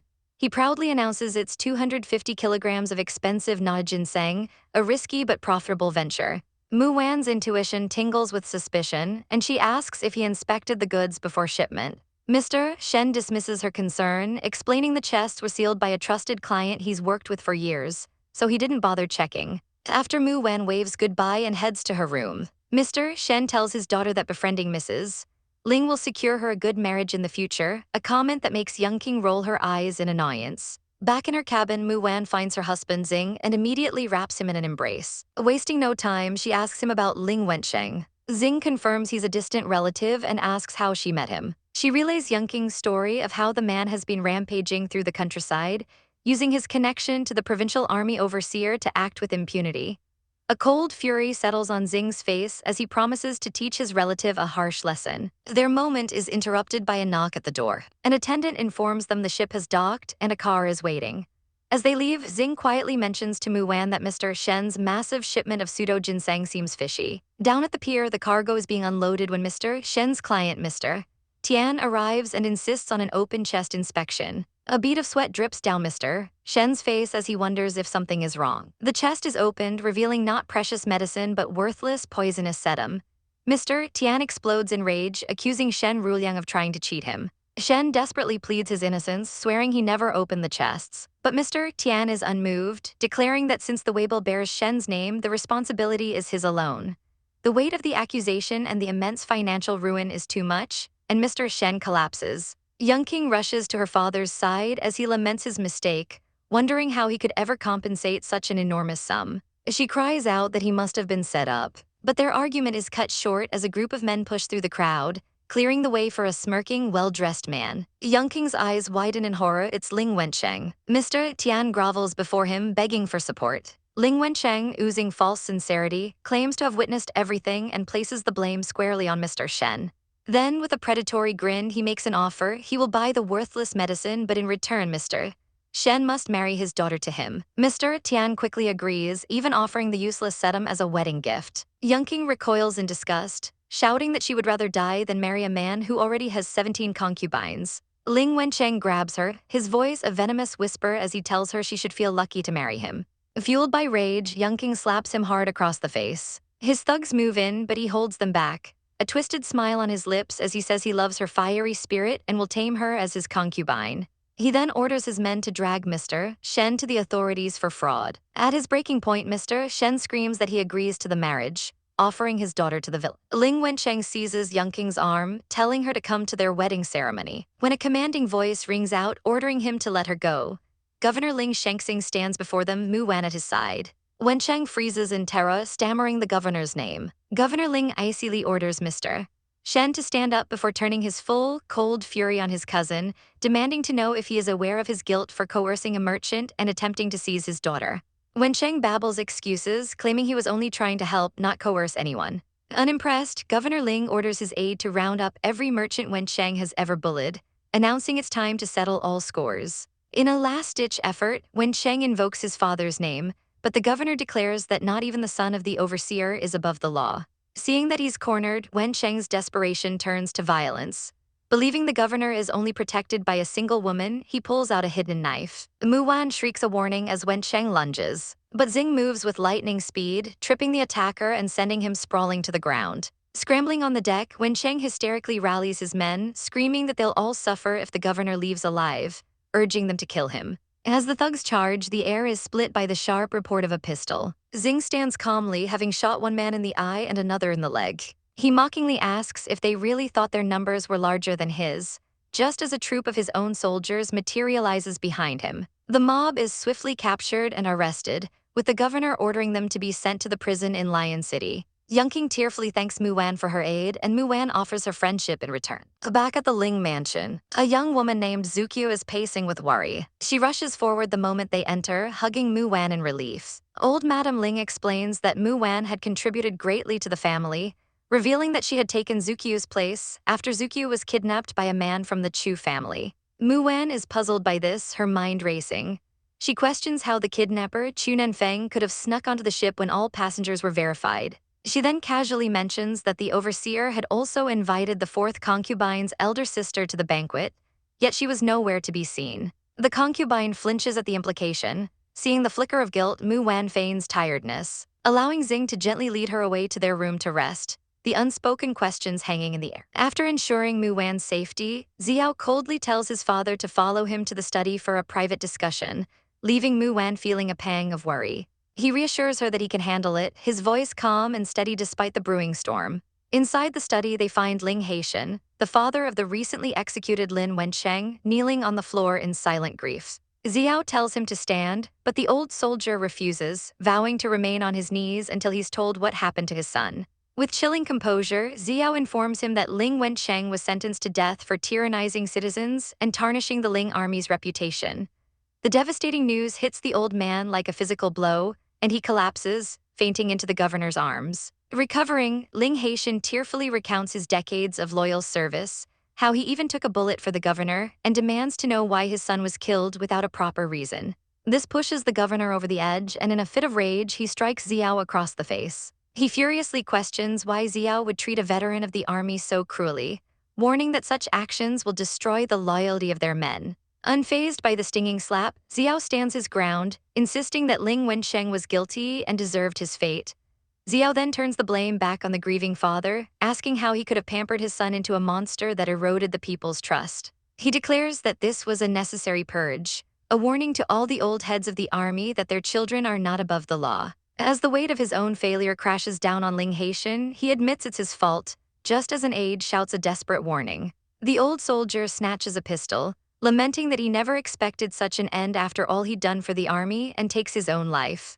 A single gunshot echoes through the room as soldiers burst. Standing over the tragic scene, Xiao calmly commands his men to give Elder Ling a decent burial. His father can only look on, remarking that his son has become a completely different person. Mu Wan is waiting anxiously when Xiao returns, his uniform splattered with blood. She asks what happened, her voice trembling, but he dismisses her concerns, telling her it was nothing. As he gently touches the fresh bruise on his cheek, he pulls her into a tight embrace, a flicker of doubt in his eyes as he wonders if he did the right thing. Mu Wan senses his turmoil and holds him closer, telling him she believes in his every choice and that he shouldn't suspect himself. Thanking her for the unwavering support, he tells her they must rest for the important tasks awaiting them tomorrow, before sweeping her into his arms. Later, he reveals his latest discovery, showing her the Leng family's genealogy. He explains that his guards uncovered a shocking truth. The fourth concubine is the younger daughter of Leng Qian. This makes Jin, the nun from Qian Nunnery, her grandmother. It all clicks for Mu Wan, realizing this connection provides the motive for Jin poisoning Master Jinxiu. Xiao confirms her thoughts, concluding that the quiet, unambitious fourth concubine is the true mastermind behind it all. Their investigation then leads them to Biju's bedside. Mu Wan checks her pulse and finds it steady, but the girl has lost the will to live. She learns of another servant, Xingzi, who served the fifth concubine before Biju, a new potential lead. The name reminds Xiao of the fourth concubine's sister, Leng Qiushuang, and he reveals he's already sent men to find out if she was on the cruise ship. At that very moment, his soldiers arrive at a secluded house. Asking for Madame Leng Qiushuang, they claim the fourth concubine has invited her for a chat. Leng Qiushuang pretends to agree, asking for a moment to change, but it's a trap. She hurls a suitcase out the window and leaps after it, making a daring escape. The soldiers are caught off guard as a swarm of black cats suddenly attacks them, hissing and clawing, providing Leng Qiushuang the perfect cover to flee. She even manages to overpower one of the soldiers with surprising ease. Back in her room, the men find a small, eerie altar, leading them to wonder if she's some kind of witch. As they search for clues, Leng Qiushuang melts into the trees, vowing revenge. Meanwhile, at the governor's mansion, the fourth concubine sneezes, a sign that someone is thinking of her. The governor returns, and she immediately puts on a performance, asking where he was and feigning worry. She starts crying, lamenting the loss of their child and her inability to get justice. He asks if she still suspects Mu Wan, reminding her that his own mother blamed the second mistress. With practiced sorrow, she plants seeds of poison, mentioning rumors of a new wife and how Xiao's constant defense of Mu Wan provokes him. Having successfully manipulated him, she suggests they not waste the night, her true intentions hidden behind a veneer of grief. Elsewhere, Mu Wan has found Biju's younger brother, Taiju, and brought him to her bedside. Taiju is heartbroken to see his sister in such a state. A maid explains that Biju tried to end her life out of shame after being manipulated into framing Mrs. Mu, but Mrs. Mu saved her. Mu Wan hopes that Taiju's presence will give his sister a reason to live again. Overcome with grief, Taiju collapses by the bed, pleading for his sister to wake up. Later, at a dinner in the Ling mansion, the great lady asks for Xiao. Mu Wan covers for him, saying he's chasing a lead on Chu Nenfeng. The conversation is interrupted when another woman notices all the spicy chicken is gone. Mu Wan sheepishly admits she ate most of it, sparking immediate speculation about a possible pregnancy. Another guest skillfully deflects, noting that while spicy food isn't a sure sign, Mu Wan's complexion has certainly become rosier lately, subtly defending her. The topic shifts to her potential departure, with the great lady offering to pack local specialties for her trip home. Just then, a servant rushes in with a letter insisting it is for Mrs. Mu only. Before she can accept it, a man snatches the envelope, aggressively demanding to know who sent it and why it was being delivered in secret. A tense dinner is interrupted when a mysterious letter arrives for Mu Wan, and the overseer demands she read it aloud immediately. When her defender questions reading a private letter in public, the overseer glares, his authority absolute. He snatches the letter from her hand, his patience wearing thin. Unfolding it, he finds only 2 words, "I'm safe," but the seal of Chu Nenfeng is all the proof he needs. His face contorts with rage as he declares her a dissolute woman consorting with the enemy, ordering her immediate arrest. The grandmother, Mu Wan, is stunned by the sudden accusation, asking what is happening. Mu Wan stands her ground, refusing to be condemned by a single dubious letter, calling the judgment too hasty. She calmly points out to the grandmother that the letter bears neither a sender's nor a recipient's name, questioning if it's truly from Chu Nenfeng. With sharp logic, she argues that if she were truly colluding with him, he wouldn't send a letter so blatantly, suggesting someone is deliberately trying to frame her for all to see. The grandmother concedes that the situation is indeed very strange. But before reason can prevail, Qiu Yin stands up, insisting that if the letter is real, there must be more in Mu Wan's room. The overseer seizes the opportunity, challenging Mu Wan to a search. She meets his gaze without flinching and asks what will happen if they find nothing. She sets her terms with cold resolve. If they find proof, she will accept her fate, but if they don't, he must bring the person who framed her to justice. He agrees, and the entire family marches to her home, the Osmanthus yard. Moments later, a guard emerges holding a large stack of letters they supposedly found. The overseer's fury erupts once more as he screams for the guards to arrest the traitor. But as his men advance with rifles drawn, they are suddenly surrounded by another platoon. Their leader, platoon leader Zhang, salutes and calmly states that Governor Ling left orders to show no mercy to anyone who threatens Mrs. Mu. A small knowing smile plays on Mu Wan's lips. Her husband, Oxing, had planned for this, and she would not be bullied so easily. She turns to the stunned overseer, coolly reminding him that he's in a great hurry despite not having read the contents of the letters yet. He sneers, grabbing the letters and vowing to read them aloud to expose her shame to everyone. But as the grandmother begins to read, her expression shifts from anger to confusion. The letters are not love notes from an enemy but innocent, private correspondence between Mu Wan and Xiao. The grandmother realizes they have deeply misunderstood her, and Mu Wan, her voice thick with emotion, professes her unwavering love for Governor Ling, swearing she would never be unfaithful. Humiliated and defeated, the overseer and a fuming Qiu Yin storm away. Back in her own quarters, Qiu Yin furiously berates her maid, demanding to know why the letters weren't in Mu Wan's study. The maid swears she hid them there, leading Qiu Yin to the bitter conclusion that Mu Wan must have found them and swapped them out. Thinking quickly, she hatches a new plan, ordering her maid to tell the overseer that her old illness has returned and she is in terrible pain. The plan works perfectly. A maid bursts in on the overseer, crying for help, and he immediately rushes to see her. He finds Qiu Yin looking frail in bed, and he apologizes for the day's events, completely falling for her act. She plays the part of the concerned wife, claiming she was just worried, and he comforts her, promising to stay by her side. Outside, however, Mu Wan listens as the third mistress weeps over the incident. With a clever glint in her eye, Mu Wan tells her to stop crying and suggests they go visit the sick mistress, deciding to bring the grandmother along for good measure. They arrive to find the overseer doting on Qiu Yin. The grandmother's voice is dripping with sarcasm, as she remarks that Qiu Yin seemed to be in very good spirits while seducing her son, and she volunteers Mu Wan to use her medical skills to treat her. Trapped, Qiu Yin can only agree, silently scoffing that Mu Wan couldn't possibly know she's faking it. After checking her pulse, Mu Wan announces that while her body is fine, her heart is deeply troubled and needs immediate treatment before it's too late. The overseer, now genuinely worried, demands she give her proper treatment. Mu Wan conveniently reveals she has a rare medicine for this exact condition, left over from treating Master Jinxiu. At the mention of Jinxiu, the overseer's attention is immediately diverted, asking anxiously how she is, which only makes Kyo-yin's hidden jealousy burn brighter. Mu-wan offers the medicine, and with everyone watching, Kyo-yin has no choice but to take it. With the drama seemingly over, the grandmother announces she's going to dine with the third mistress, and the overseer agrees to join them, preparing to leave Kyo-yin alone. Panicked at the thought of losing his attention, Kyo-yin decides to continue the act, but then clutches her chest in genuine, sharp pain. As the overseer turns back in concern, his mother scolds him, tired of the games, and pulls him away. Before leaving, Mu-wan gives Kyo-yin a final bottle of pills, sweetly reminding her to take them on time. The moment they are gone, Kyo-yin hurls the bottle away in a rage, before collapsing, having fainted from the agony. Later, Mu-wan explains her brilliant scheme to her maid. The first pill was designed to cause a real heartache, while the bottle Kyo-yin threw away contained the actual cure.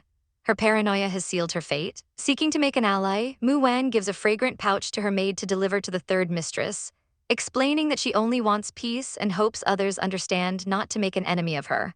That night, Mu-wan is reading peacefully when her husband, Oxing, returns. He immediately asks about the letters. She retrieves the real letters from Chunanfeng from their hiding spot, complete with his official seal. Oxing's expression darkens with jealousy, which Mu-wan finds secretly amusing. He reassures her, however, explaining that he already has a suspect for who orchestrated the plot and simply needs to present the evidence. With the matter in his capable hands, he whispers that it's time for bed before effortlessly sweeping her into his arms. Sometime later, Oxing visits the overseer in his study. He announces his plan to bring his mother back from the nunnery, shocking the overseer, who has tried and failed to do so for years. The truth Oxing reveals is grim. His mother is returning because she has been slowly poisoned at the Kyoyan nunnery. An investigation uncovered that a master named Huikong had been mixing digitalis into her daily incense. The overseer slams his fist on the desk in fury, but Oxing calmly points out that Huikong held no personal grudge and must have been instructed by someone else.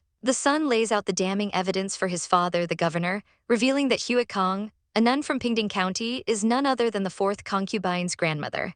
His question hangs heavy in the air: who would benefit most if his mother dies? The governor is aghast, insisting Kyo-yin is a gentle, simple woman who would never seek a title. But his son relentlessly dismantles this image, reminding him that this same simple woman orchestrated a complex affair, proving she is far more cunning than she appears. The governor demands proof, his voice strained, and his son calmly promises that the evidence will soon be undeniable. Their tense discussion is cut short by a soldier announcing that the Shen family has arrived at the general's house. Elsewhere, Mu-wan meets with her friend Yunqing, who introduces her to her grandmother, the Great Lady. The old woman is so taken with Mu-wan's character that she immediately offers to adopt her as a god-granddaughter, an offer Mu-wan humbly accepts by kneeling before her. The family welcomes her, inviting everyone to a celebratory dinner. But the meal is far from peaceful, as a woman named Fei-Fei intentionally steps on Mu-wan's foot before feigning a clumsy apology. Fei-Fei cedes at the table, muttering about another woman stealing Zai Haoyao from her, and her mother quietly hatches a plan to sow discord between the two rivals, ensuring Fei-Fei will be the only one left standing. Overhearing their whispers, Mu-wan coolly dismisses them as people of no importance. Later, Fei-Fei and her mother receive a maid who claims to have found scandalous information about Lady Jinru. The spy reveals that Jinru has been making frequent visits to a pharmacy owned by a handsome young man. Showing a vision of the two looking intimate, Fei-Fei's eyes gleam with malice. This is the perfect opportunity to get rid of her rival for good, and she declares they must find a way to catch the adulterers in bed. At the same time, Mu-wan receives her own intelligence report. Her spy confirms that Lady Jinru's maid met secretly with Madame Mu, and Mu-wan knows that a storm is brewing. Meanwhile, the fourth mistress, Kyo-yin, gets a report that the servant girl Bijou is on her deathbed. At first, she and her maid are relieved, but a sudden dread washes over Kyo-yin. She realizes Mu-wan is playing them. Bijou isn't dying, she's about to wake up. In a fit of panic, Kyo-yin slams her fist down, roaring that they must silence Bijou for good. That very night, as Bijou's family watches over her, a masked arsonist appears and hurls a torch at their home, engulfing it in flames. The man turns to flee, but he is immediately surrounded by armed soldiers and captured. Bijou's brother rushes to the governor's mansion, pleading for justice. As the Great Lady steps out to see what the commotion is about, the governor and his son arrive. The son calmly informs everyone that he has already caught the arsonist. The captured man is brought forth, defiant and smug, until the son mentions the name Yi Sheng, which makes the man's blood run cold. Terrified, he confesses he was hired by a maid from a wealthy family in Lion City. The son orders all 138 maids in the mansion to be lined up in the courtyard for an identification. The trembling arsonist walks down the line, his eyes darting between the fearful maids, before he stops and points directly at one of them, screaming that she was the one who gave him the silver. The accused maid collapses, wailing that she was wrong. Enraged, the great lady orders the fourth mistress to be summoned at once. Kiayan arrives, putting on a show of confusion while her maid tearfully begs for justice, denying she knows the arsonist. The man refutes her lies, presenting the unique misprinted silver dollar she paid him with. The son immediately recognizes the coin as one from a rare batch given only to the ladies of the household. The governor's face hardens as he confirms he gave those specific coins to Kiayan and her alone. Kiayan clings to him, crying that she had no reason to kill a mere slave girl. But just then a voice rings out, asking if she was truly without reason. Everyone turns in shock to see Bijou awake and very much alive. Bijou exposes Kiayan's entire twisted plot, how she was manipulated into pushing Muwan into a well, and when that failed, she was taken to a witch to perform a death curse. The final nail in the coffin comes when Bijou reveals the witch was none other than Kiayan's own sister, Leng Qiushuang. Kiayan shrieks that it's all nonsense, but her son silences her with a cold question. Why, out of 138 people, was her maid the one identified? The governor looks at the woman he once trusted, his expression now one of pure ice, and asks if she also had anything to do with the Quyuan nunnery case. Leng Qiayan confronts Xiao, desperately demanding he tell her she had nothing to do with it. But his face is cold as he reveals that his brother Shengxing accused her of murder. The family matriarch warns Xiao against making baseless accusations, but he coolly states he has evidence and calls forth a witness, a nun named Wenwan. Shengxing explains that Wenwan was coerced into poisoning Master Jinxiu's incense, and her guilt drove her to copy Buddhist scriptures with a hidden confession coded into the first words of each line. The confession revealed she acted at the behest of her granddaughter, who Shengxing dramatically reveals is none other than the fourth mistress, Leng Qiayan. The governor, Xiao's father, approaches a terrified Qiayan, expressing his disbelief that she suffered in the nunnery only to become this, but as he reaches for her, Shengxing intervenes. He reminds his father that the condition for his mother's return was that she never had to see him again. A barb that sends the governor into a rage as he turns on Qiayan, roaring about how she dared to plot his wife's murder. With a cold finality, Shengxing declares that Leng Qiayan cannot escape this time, and she is immediately dragged to a cold, dark jail cell. The guards shove her inside, sneering that she's a dirty woman who deserves it. Inside, she finds another woman who looks just like her, who is furious that Qiayan has also been caught. The woman rages that Chunanfeng was useless for failing to kidnap Muwan and ruining their plan, admitting she should have just ordered him to kill her directly. But as she speaks, the governor and Shengxing appear outside the cell, having heard every word. The imposter, Leng Qiushuang, realizes her mistake as the governor orders the other woman to release the real Leng Qiayan. Shengxing icily informs the captured sister that her identity doesn't matter, only her confession does. Leng Qiushuang can only stare in disbelief, realizing she's been framed. As the real Leng Qiayan is freed, she suddenly grabs Shengxing's wrist, her eyes filling with tears as she whispers that it's the first time he's ever touched her. She calls him a fool when it comes to love, pleading with him to feel her affection. But Shengxing is unmoved, pulling his hand away and telling her not to be dramatic. He coldly reminds her of her crimes, attempting to murder his wife and mother, and that she is nothing more than his father's mistress. Heartbroken, she cries that they grew up together, only for him to see her as a mere mistress now. And Shengxing confirms that's exactly what she is to him before turning his back on her completely. The governor explodes with rage, ranting about her evil plan to murder his wife and Mu Wan, even lying about an affair, while Shengxing is left to silently question if he is truly a stupid and ruthless man. As guards drag her away again, Leng Qiayan screams Xiao's name, desperately reminding him of a promise he made after their first intimate night. The governor is stunned, demanding to know what she's talking about. Qiayan claims she's been with Xiao since she was 14, and that he only married Mu Wan for her family's reputation. This accusation triggers a furious memory in the governor, who now understands that his own father drugged him and sent a non-virgin Qiayan to his bed. He whirls on Shengxing, demanding an explanation, but his son calmly refutes the claim, stating he has never been alone with her since she married his father and challenges anyone in the mansion to prove otherwise. Muwan steps forward, challenging Qiayan to show any evidence for her wild claims. Qiayan scoffs, asking if she should have kept the bedsheets as proof, then slyly points out they have no proof it didn't happen. Shengxing finally laughs, mocking the need for evidence. He tells her Muwan is superior in every way and that he would only sleep with her if he were utterly stupid. The word stuns the governor. Broken, Qiayan pleads with Xiao to look at her, but he's had enough and orders her back to jail. As a guard moves to grab her, she whispers a final farewell, pulls a hidden dagger, and plunges it into her own chest. The governor screams her name, catching her as she falls, bleeding and dying in his arms. He begs his mother for permission to hold a funeral for his concubine, which she grants with a heavy heart. As Shengxing leads Mu Wan away from the tragedy, a new plot is already brewing. Elsewhere, a woman named Fei Fei learns that Mu Wan has gone to a temple and she wishes ill upon her. Her plan is foiled by the news that Governor Ling sent an army for protection, but her informant brings new information.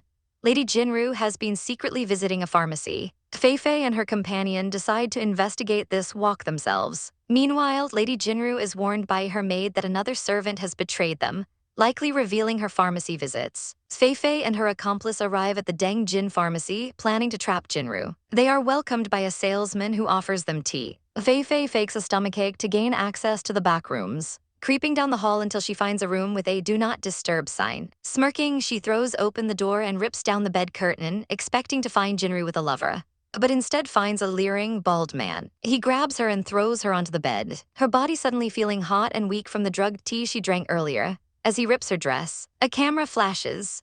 The door opens to reveal Mu Jinru and a male associate holding a camera and admiring the perfect, damning photo they just took. Fei Fei can only stare in horror, realizing she walked right into the trap. The trap was set, but the wrong prey was caught.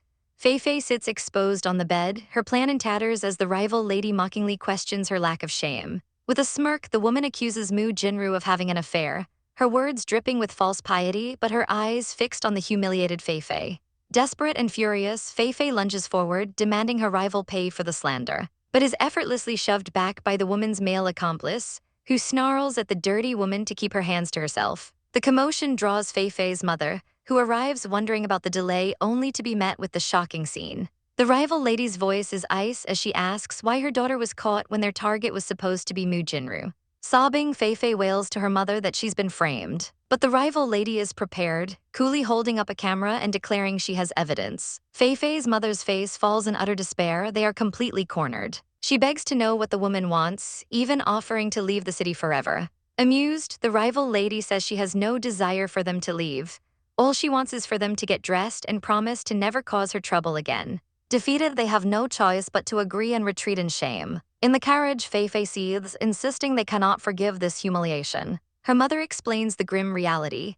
They are the ones trapped now, and if those photos get out, Fei Fei's reputation will be ruined, destroying any chance of marrying Governor Ling. Bruised and filled with rage, Fei Fei vows that her rival will pay for this eventually. Back in the room, the accomplice questions letting them go so easily, but the rival lady silences him with a kiss, explaining that she needs them to deal with Mu Wan. Her eyes burn with a fierce ambition. She admits her obsession with becoming Governor Ling's chief wife, and he vows to help her achieve her dream. Miles away at Tongji Temple, Mu Wan and her sister Zukyu sit through a morning class with monks. A sudden bang startles the room, leaving Mu Wan looking strangely flustered. When the class ends, she nearly stumbles, needing Zukyu to steady her. Outside, Zukyu complains about the boring class, before remembering she needs to have a string of Buddha beads consecrated. They venture behind the Buddha hall, finding a serene garden, where an elderly master meditates under a large tree. After Zukyu makes her request, Mu Wan steps forward and presents a silver pocket watch, asking if it too can be blessed. The master agrees, beginning a prayer over the two items. As he chants, Mu Wan thinks she sees a strange flicker of light, and the master's cryptic words about destiny and time echo in her mind. He returns their belongings with a simple statement that everything has its destiny, leaving her confused. As they leave, Zukyu asks what he said, but Mu Wan dismisses it. They are soon stopped by another monk, who is shocked to hear they met a master behind the hole, a place no one should be able to reach. He insists they misremembered, quickly changing the subject to a meal. Once they are gone, he learns the truth from his own master. Mu Wan had just spoken with the ghost of a monk who passed into parinirvana long ago. Deciding to leave the eerie temple, the sisters head into town under the protection of platoon leader Zhang. In the carriage, Mu Wan suddenly feels a wave of nausea. Later, while browsing a market, the strong smell of pufferfish overwhelms her, and she rushes to a tree to be sick. A look of dawning comprehension crosses Zukyu's face. The symptoms are just like the fourth mistress's when she was pregnant. The realization hits Mu Wan as well. She smiles softly and tells her sister that she is going to be an aunt. Zukyu erupts in pure joy, ecstatic at the news. They rush back to Ling Mansion, where the matriarch greets them, already aware of the pregnancy and overjoyed that the Ling family will finally have an heir. The other women of the house look on, their smiles not quite reaching their eyes, especially the rival lady whose face is a mask of fury. Gifts are presented, but Mu Wan is interrupted by the arrival of her husband, Governor Ling Xiao, who insists she accept a 1,000-year ginseng root from one of the ladies. He coldly dismisses the rival lady's offer to help escort them, leading Mu Wan away himself. In their private quarters, he gently touches her stomach, marveling at the tiny life within. He lovingly feeds her kanji, a quiet domestic moment that makes her feel like a normal wife. He senses her worries and promises to handle any internal strife her pregnancy might cause. Mu Wan then surprises him with a box full of money. He asks where it came from, and she playfully challenges him to guess its purpose. Writing their answers on their palms, they reveal them at the same time: set up a hospital. Mu Wan declares her grand ambition: to build a Western medicine hospital right there in Lion City. Mu Wan reveals the secret to her recovery wasn't magic, but modern science: antibiotics from Western medicine. With a fire in her eyes, she declares her ambition to develop affordable medicine to make their country flourish. Her husband, Xing, is moved by her passion, gently taking her hand and revealing he knows a Western-style doctor with a similar dream whom he'll introduce her to. He gazes at her with adoration, vowing to wholeheartedly support her in whatever she does before pulling her into a tender kiss. The next morning, Mu Wan learns from a maid that Governor Ling has already left for the day, as the war in the borderland is escalating. The news only strengthens her resolve to establish the hospital quickly, not just for the people, but for him. Her plans are interrupted by the arrival of a strange guest with golden hair and blue eyes. Realizing this must be the Dr. Xing mentioned, she orders the maid to bring him in politely. The maid is flustered by the man's dashing good looks, while Mu Wan calmly prepares to meet her potential new partner. The foreigner introduces himself as Jesper, a doctor, extending a hand. Mu Wan shakes it, telling him to call her by her name, while her maid frets about Governor Ling's inevitable jealousy. Their meeting starts with an awkward beat when Jesper reveals his specialty is gynecology, but they quickly get down to business. Jesper confirms he's heard of her plans and is intrigued by her knowledge of both Eastern and Western medicine. Mu Wan lays out her strategy. She has the capital, her husband has secured a location, and the only thing missing is skilled staff. Jesper's face lights up with joy, exclaiming that she has solved all his problems. He explains his Western Medicine Union has been trying to build a hospital for years, held back only by a lack of funds, and they have over 30 skilled doctors and nurses ready to go. It's a perfect match, and Mu Wan is ecstatic. As they shake hands in the osmanthus yard, sealing their new partnership, they are secretly being watched. A jealous maid sees their handshake as a scandalous act and rushes to tattle to her mistress, Fei Fei. She bursts in, breathlessly reporting that Mrs. Mu is getting inappropriately close with a foreigner. Fei Fei's cunning advisor sees an opportunity, reminding her that the Ling family's great lady is notoriously traditional. A wicked plan is hatched, centered around a box of vegetarian duck. Later, as Mu Wan shares bird's nest kanji with the great lady, Fei Fei arrives with her gift. A maid accidentally trips, sending the food box tumbling, and out falls a dead crow, a terrible omen. The great lady shrieks, turning on Mu Wan just as she collapses from the shock. Panicked, the matriarch screams for a doctor, threatening death to everyone if any harm comes to Mu Wan or her baby. Mu Wan quickly recovers, but the damage is done. The great lady turns her fury on Mu Fei Fei, banishing her from the house for her cruelty. Desperate, Fei Fei tries to shift the blame to her maid and the cooks. But when that fails, she unleashes her venomous accusation that she saw Mu Wan flirting with the foreigner, even suggesting he is the true father of her child. The great lady slams her hand down, silencing the vile slander. She furiously clarifies that Jesper is a trusted friend who saved Xing's life and orders Butler Liu to recite the punishment for slandering Mrs. Mu, 20 slaps. When Fei Fei protests, the great lady adds 30 more slaps for the crow incident, a cold fury in her eyes. Fei Fei's pleas are ignored as guards drag her away to her fate. After the drama subsides, Mu Wan thanks the great lady and returns to her quarters, only to find Xing waiting for her. Without a word, he sweeps her into his arms, insisting on a hospital checkup. She teases him about his lack of faith in her skills, but he firmly states he'll never let her health be at risk. Seeing his concern, she softens and suggests they go for a walk instead. While his subordinates search for him in a panic, Xing and Mu Wan enjoy a peaceful stroll through Lion City, turning heads as they go. He brushes her hair back, admitting that the stares of other men make him jealous. Their quiet moment is interrupted when a small, crying girl bumps into them, mistaking Mu Wan for her mother. Mu Wan's heart melts and she puts their date on hold to help the lost child. The girl's stomach grumbles. She had been promised stuffed buns before she got lost. But when they try to help, the girl points a trembling finger at Xing, calling him a terrible bad man. Mu Wan erupts and giggles, teasing that his poker face has finally backfired. At a bun shop, Xing pridefully refuses to eat, but his dignity is short-lived when the little girl takes a bite and accidentally squirts juicy filling all over his face. As the girl wails in fear of his thunderous expression, Xing smirks at Mu Wan, making an indecent proposal. He'll forgive the child if she licks the sauce off his cheek. Before she can properly scold him for being shameless, a woman rushes in and the little girl joyfully reunites with her mother. A worried mother clutches her daughter Xingxin, her voice trembling as she asks where she's been. Seeing the imposing figure of Ling Xing looming behind them, the mother's fear spikes, and she quickly offers to take any blame for her child's actions. Mu Wan gently steps in, telling Xing not to be so fierce and explaining to the woman that her daughter simply got lost. Xingxin beams, confirming that the beautiful lady helped her find her way. As the two walk off, Mu Wan sighs, wistfully saying she'd love a daughter just as cute, prompting Xing to ask bluntly if she wants one. When he answers his own question with a flat no, Mu Wan teases him for being a fuddy-duddy who only wants sons, but he coldly clarifies that he doesn't want a son either. Before she can process this, he pulls her close, his eyes blazing with a strange intensity. He warns her that if she dares to ignore him after their baby is born, he'll throw the child away. The shocking threat clicks into place, and Mu Wan realizes he's jealous of a child that doesn't even exist yet. The absurdity of it makes her burst into laughter, infuriating the already tense Xing. He demands to know what's so funny, but she just offers a playful wink, completely disarming him as a blush creeps up his neck. Elsewhere, a red-haired woman seethes in her room, cursing her inability to get rid of Mu Wan. Her plotting is interrupted by Mu Jinru, who arrives with a venomous smile and a new plan. She reminds them that the great lady only favors Mu Wan because of her pregnancy, and if the baby were to disappear, so would Mu Wan's protection. To ensure their cooperation, Mu Jinru produces a scandalous photograph, effectively blackmailing them into doing her bidding. She leaves them with a chilling choice, either fight to win or lose everything they have. Left with no way out, they resolve to follow the plan. At the same time, Xing faces a crisis of his own.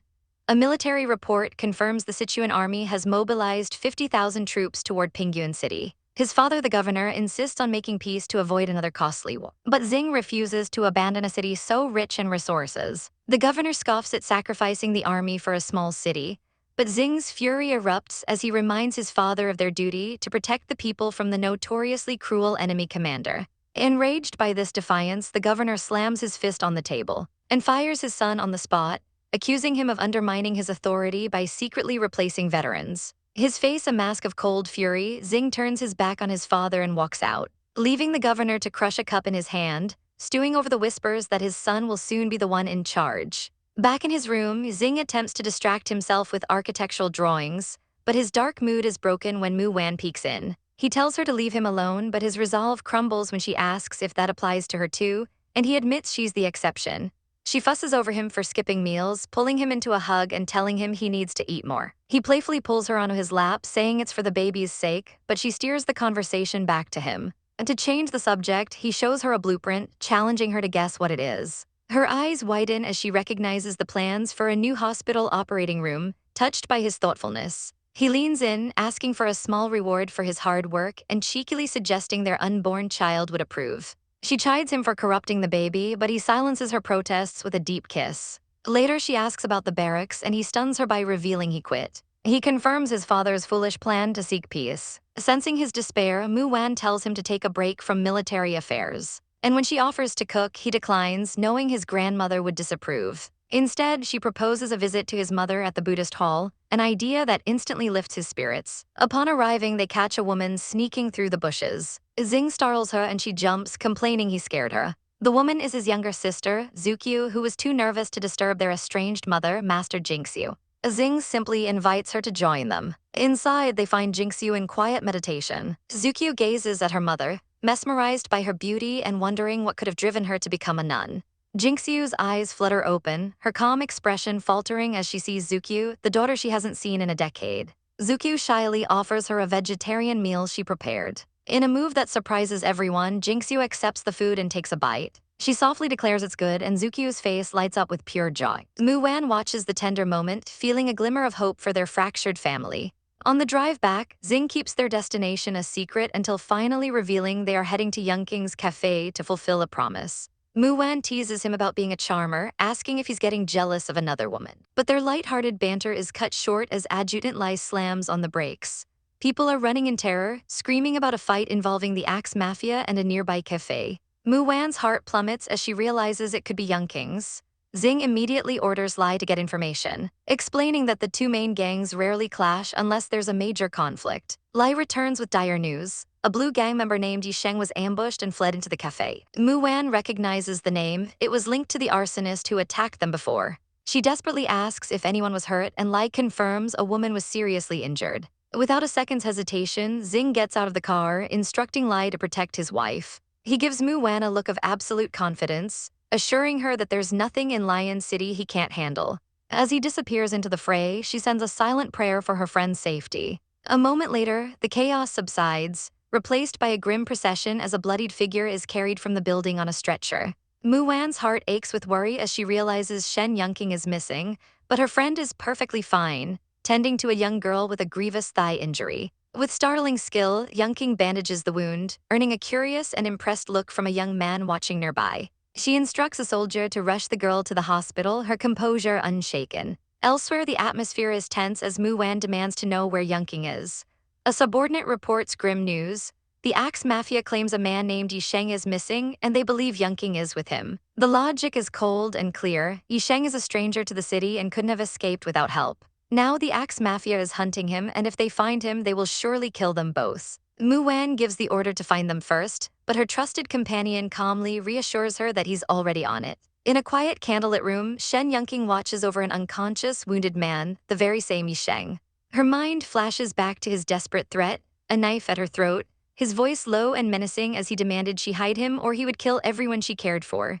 Overwhelmed, she had collapsed after he lost consciousness. Her maid, Kaio, frets nervously, warning that the Lord will be furious if he discovers she brought a strange man home. Yongqing herself is plagued by doubt, wondering why she took such a risk for this fierce stranger. Yet she admits to an inexplicable feeling that she simply couldn't leave him to die. Her thoughts are shattered when Kaio bursts in, announcing that the Axe Mafia has arrived and intends to search the entire house. As panic sets in, Yongqing takes control, her resolve hardening as she instructs Kaio to clean the room while she faces their unwelcome guests. Outside, Mr. Shen's mistress, Aunt Jiang, and her daughter Yunhyun complain about the noise. When they learn the Axe Mafia is searching for a man Yongqing supposedly brought home, Yunhyun's eyes gleam with malice as she suggests Yongqing is hiding a lover. Seeing an opportunity, Aunt Jiang pulls her daughter close, whispering a tantalizing question about whether she'd like a more noble status in the family.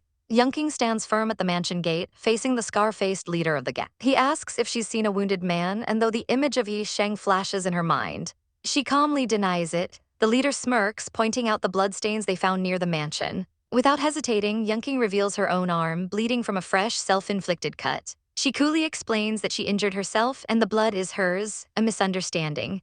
As a final power move, she mentions that her father is away working for the provincial military governor, a name that makes the thugs pause. Intimidated, the leader apologizes and prepares to retreat, but their escape is cut short by Aunt Jiang, who arrives to loudly ask what happened to the blood-soaked man Yongqing supposedly rescued. The trap is sprung.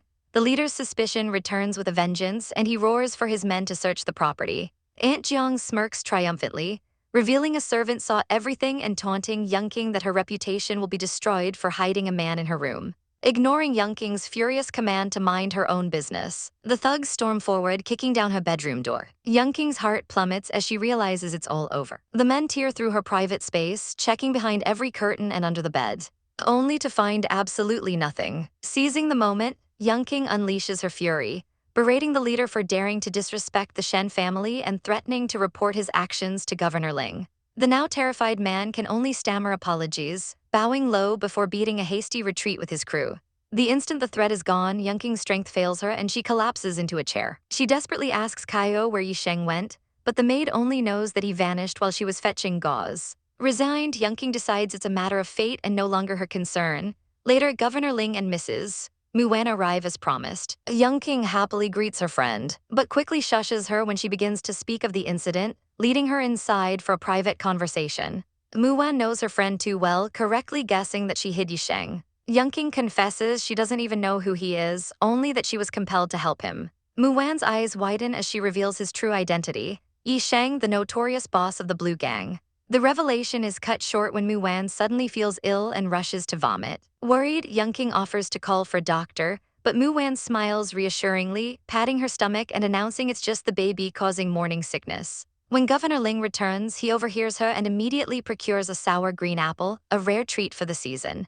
He tenderly tells her she can have them whenever she wants, and the display of affection makes Yunqing feel a pang of jealousy. Her thoughts drifting back to the mysterious Yi Sheng. Pulling her aside, Mu Wan whispers, asking if something is going on between her and the gang leader. Yunqing quickly denies it, but her friend seems unconvinced. Changing the subject, Mu Wan asks about Yunqing's father's concubine, and Yunqing coldly states she's been confined for making mistakes, a clear warning about the intrigues of the Shen household. Their conversation is interrupted by a maid, Hongxiu, who was caught eavesdropping. Mu Wan's other maid, Jumei, has a message, and they arrange a clandestine meeting in a nearby hotel. In the privacy of the room, Jumei kneels, her eyes blindfolded, and confesses that she has been bullied relentlessly since her marriage. She offers to reveal everything she knows about the family's secrets if Mu Wan will help her.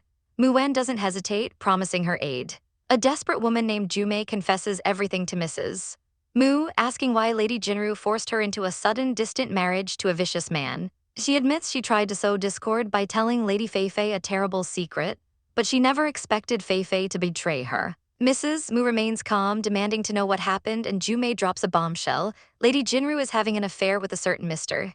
He. Jumei clarifies that he's an unattractive businessman, musing that Jinru probably doesn't care about looks since her own husband doesn't love her. Jumei then connects this to another dark secret, asking Mrs. Mu if she remembers the fourth mistress's miscarriage. She reveals that just before the incident, she saw Master Wenbai secretly visit Jinru, and later, a cleaning girl from the fourth mistress's yard came into a lot of money, confirming there was a conspiracy afoot. Mrs. Mu's mind races, putting the pieces together. The only possibility is that Jinru turned the tables on Feifei, framing her for the very adultery Feifei meant to expose. This explains why Mu Feifei is now terrified of Mu Jinru, who clearly has some form of blackmail on her. With the confession complete, Jumei reminds Mrs. Mu of her promise. Her maid worries they're being played, but Mrs. Mu sees Jumei's true motive. She wants Mrs. Mu's father to take her husband Du Dahu's land to improve her life. Jumei is stunned as Mrs. Mu declares she won't let her father do it. Instead, she'll handle it herself. Her hospital will be built soon, and she'll use Du Dahu's prime land to plant medicinal herbs. Overwhelmed with gratitude, Jumei thanks her profusely as Mrs. Mu and her maid take their leave. Back in an office, a blonde man asks Ling why Mu hasn't returned yet, but Ling, without even looking up, calmly states that she's at the door. Just then, Mu Wan peeks inside. The blonde man is amazed, but Ling simply says he knows everything about her. He questions where she's been, and she dismisses it as taking care of some trifles. He pulls her close, warning that if it happens again, he'll have to punish her. The mood is broken when the blonde man points out the hospital designs Ling is working on. He teases Ling about the expensive designs, but Ling coolly reveals someone has already paid in advance. Their conversation is interrupted by a knock. A maid announces that the great lady wishes to see them. They arrive at a family gathering where Ling Zuli is present with her husband and daughter, Jing Kaienqian. A rival woman eyes Ling's partner, Zai Zoyao, with envy, internally wishing Mu Wan and her baby would die. But the little girl, Kaienqian, is overjoyed, running to her aunt Mu Wan and saying she's missed her. Her mother gently reminds her to be careful, as her aunt is pregnant. Mu Wan reassures her it's fine and asks after Zumin, who arrives just then with her husband, Kang Yudeng. Zumin apologizes for being late, but their grandmother, the Great Lady, tells her not to worry about etiquette while pregnant and to sit. With everyone gathered, the Great Lady prepares to make an announcement. She asks the governor if something is wrong with him, and he silently fumes, annoyed that Ling has been gallivanting with his wife instead of apologizing for his mistakes. The Great Lady announces that in 2 days, they will hold a ritual for the Great Lord's birthday, a plan the family readily agrees to. After dinner, Ling announces he's taking Mu Wan to rest, ignoring his father's simmering rage. As they leave, Ling notes she deliberately avoided his father, but she simply tells him to ignore it. The governor retreats to his study to discuss matters with another man, while Ling Zuli complains to her husband about his choice to do business, instead of joining the army like Kang Yudeng. He calmly defends his choice, stating he can't leave his daughter Kaienqian without a father. Meanwhile, in Jinan Yard, Mu Feifei complains about the boring ritual, but her mother, Mu Jinru, sees it as a heaven-sent chance to ruin Mu Wan. Feifei is frustrated, pointing out that Mu Wan has been extremely careful since getting pregnant. Her mother cryptically asks her to think about who can approach Mu Wan freely, chiding her for not using her brain. She points out their perfect pawn, Kaienqian, Ling Zuli's innocent daughter. Later, Muan spends time with Kian, who is happily eating a pastry. The little girl promises to always share delicious things with her auntie. Kian then mentions she wants a little brother too, and Muan offers to let her touch her belly. But just as the girl reaches out, her mother Ling Zuli rushes in, shouting for her to stop. She scolds the disobedient Kian, who begins to cry. Muan comforts the child, saying it's all right, though Ling Zuli insists that children are careless and they can't risk an accident. Her husband Xiaoyao arrives, and Ling Zuli quickly leaves with her daughter, claiming their grandma wants to speak with her. As they walk away, Muan sadly reflects on how even children must be careful in a big family. Xiaoyao pulls her attention back to him, asking if she's envious of her own niece before stealing a kiss. Elsewhere, Ling Zuli sternly reminds Kian again not to touch her aunt's belly. The dejected girl wanders off and spots a young maid making a sachet. The maid is startled when Kian introduces herself as Ling Zuli's daughter. The girl asks what the sachet is for, and the maid explains it's for her favorite person. Kian eagerly asks if she can be her favorite person, offering her pastry in exchange for the sachet. After a moment of hesitation, the maid agrees. The girl happily sniffs the fragrant pouch as the maid explains it also repels insects. With the deed done, Kian runs off to find her aunt, intending to give the sachet to her favorite person, completely unaware she's become a tool in a sinister plot. The day of the ritual arrives, and the family gathers. Kian spots her aunt and runs towards her excitedly. But in her haste, she stumbles, hurtling directly towards the pregnant Muan. The family gathering is thick with tension as the young girl, Kian, stumbles, nearly colliding with her pregnant aunt, who viciously scolds her for being so careless. The aunt warns Kian what would have happened if she'd hurt the baby in her belly, causing the girl to burst into tears. But Muan is there in an instant, gently comforting the distraught child, telling her it doesn't matter because she has her patron saint. With a grateful smile, Kian offers Muan a small, delicate sachet, explaining it's a special gift meant for her favorite person. Muan graciously accepts just as an older woman announces the ritual is about to begin. The matriarch warns the pregnant Muan to be careful, then dismisses another woman, Mrs. Mu, telling her she isn't family and doesn't need to attend. Muan coolly asserts her place as the granddaughter-in-law, leaving Mrs. Mu to fume in silent rage. As they walk through a serene bamboo path, a servant warns of insects, but Kian proudly declares that her aunt's new sachet will protect her. The calm shatters in an instant as snakes begin rustling in the bamboo, and a woman named Fei smirks, sensing some fun is about to begin. A torrent of snakes pours out, but to Fei's shock, they completely ignore Muan and swarm her instead. She lets out a blood-curdling scream as the serpents slither up her dress and around her arms, a living nightmare come to life. In her frantic struggle, a small sachet identical to the one Kian gave Muan falls to the ground. A man rushes in with realgar wine, splashing it around to repel the snakes, the liquid pooling around the fallen pouch. A sharp-eyed guest points out the sachet, recognizing it as the one Kian gave to Muan. The little girl tearfully asks if the sachet attracts snakes, but Muan calmly reassures her that the one she was given only repels them. The man confirms the worst, announcing that the fallen sachet is laced with a potent snake-inducing medicine. Mrs.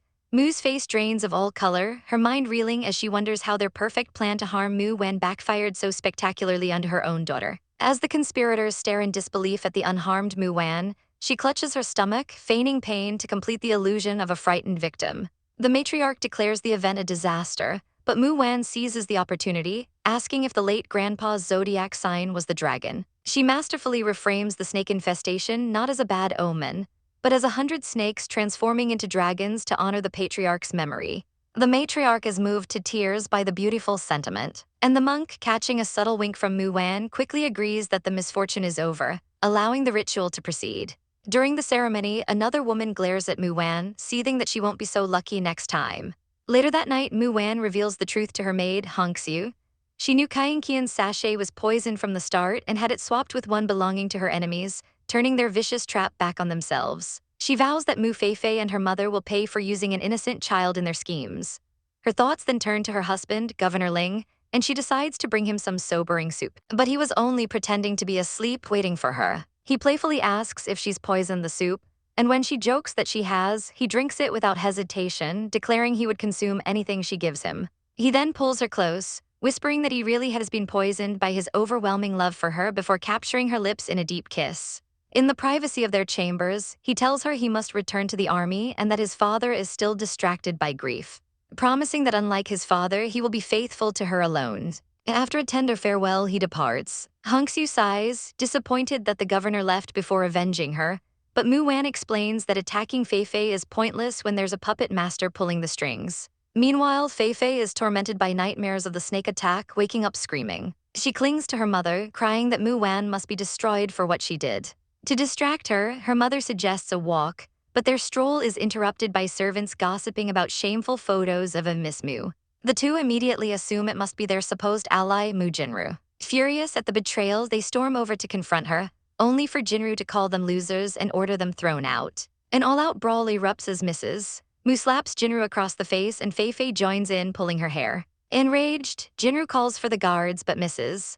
Mu escalates things to a point of no return, publicly screaming that Jinru is a shameless woman who seduced her own shopkeeper. Just as the chaos reaches its peak, Mu Wan arrives with the matriarch in tow, perfectly timed to witness the entire disgraceful scene. Jinru's fury instantly melts into crocodile tears as she begs the matriarch for justice. Realizing she's trapped, Mrs. Mu is forced to recant her statement, claiming it was a slip of the tongue. Mu Wan watches with a hidden smirk as her enemies tear each other apart, her plan working flawlessly. The matriarch turns her icy gaze from the squabbling women to Mu Wan, demanding to know what she has to say about all this. Mu Wan kneels, staunchly defending her sister Jinru's decency, but the great lady's patience has already worn thin. While she concedes that Jinru would never do anything disgraceful, her gaze hardens as she turns on Mrs. Mu, reminding her that her family lives here only by the governor's kindness. Declaring that their troublemaking ends now, she orders butler Liu to have them packed and sent back to the northern country immediately. Mrs. Mu's pleas for another chance fall on deaf ears as the great lady stands resolute, her command echoing with finality. Guards seize the protesting mother and daughter, dragging them away as they scream that they don't want to leave, a scene the great lady watches with an iron will.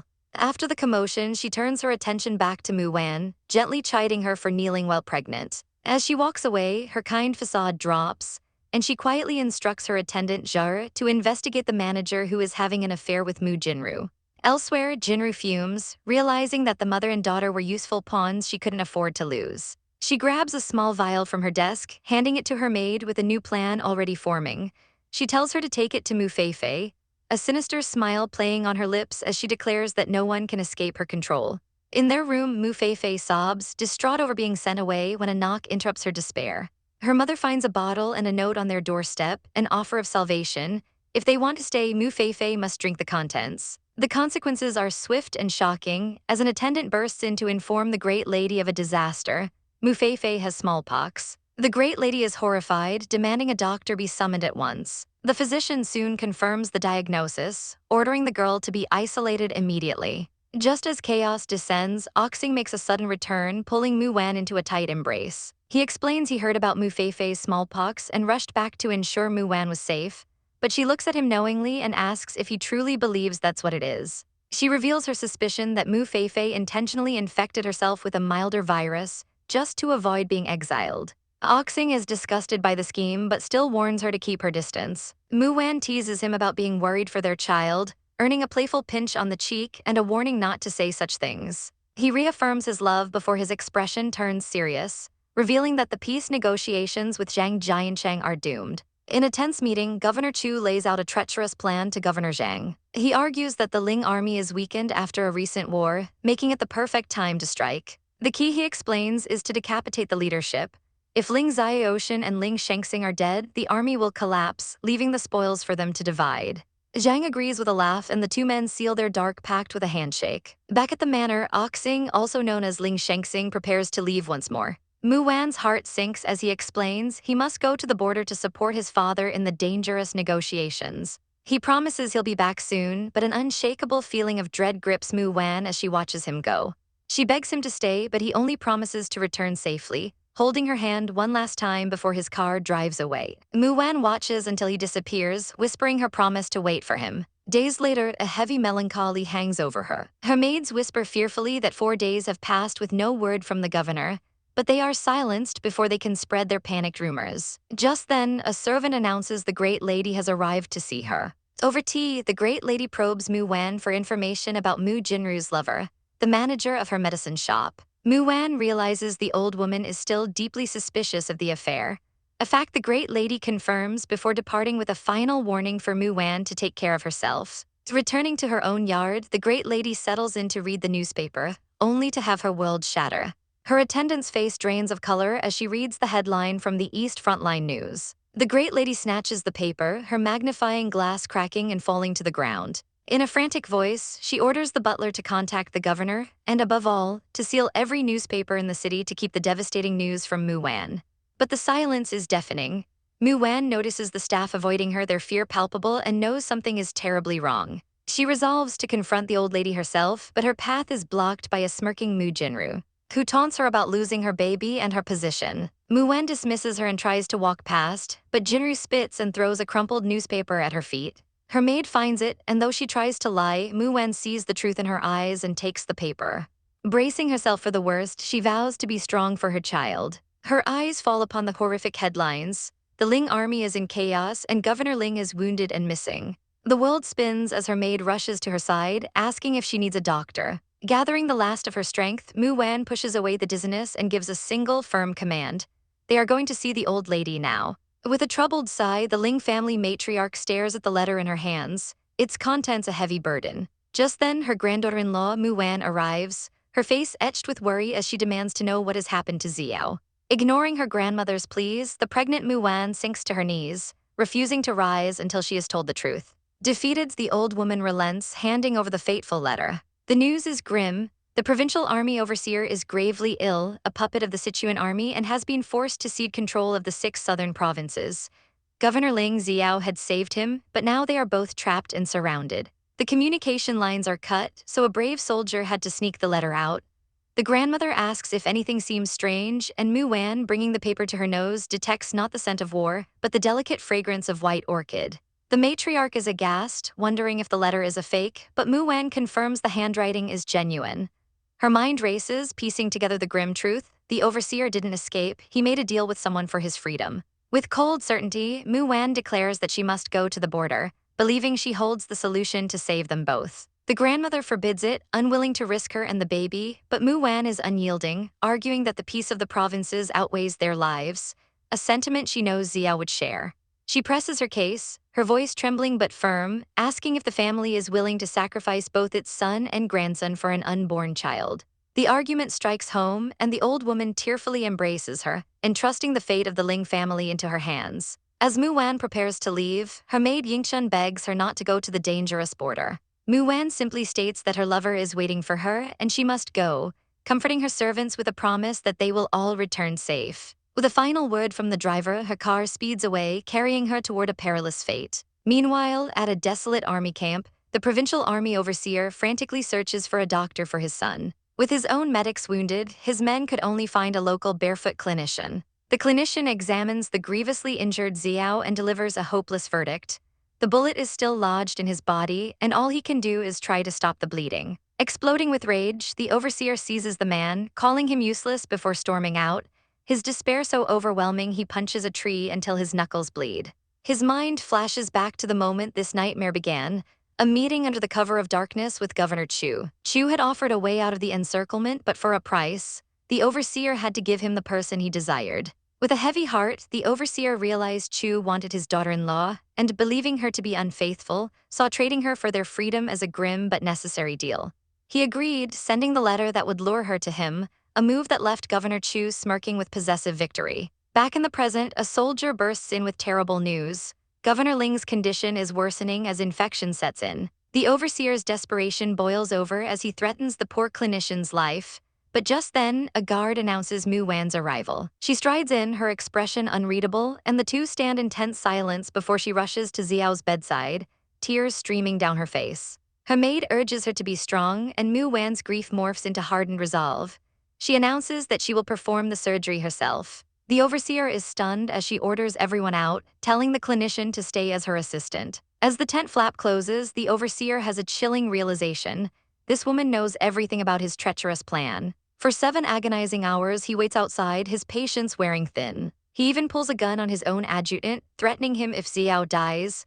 But the soldier stands his ground, reminding him to have the same faith in Wan that his son does. Inside, Wan works with a surgeon's precision, miraculously extracting the bullet. The operation is a success, but the moment it's over, she collapses from sheer exhaustion. The clinician catches her, horrified to realize she performed the entire procedure while pregnant. The overseer rushes in to find his son stable but still unconscious. Wan informs him the next few days are critical. He tries to speak with her but she cuts him off, her only desire to stay by Oxing's side. He leaves, informing her that reinforcements are on the way. Alone with her love, Wan confesses her deepest secret.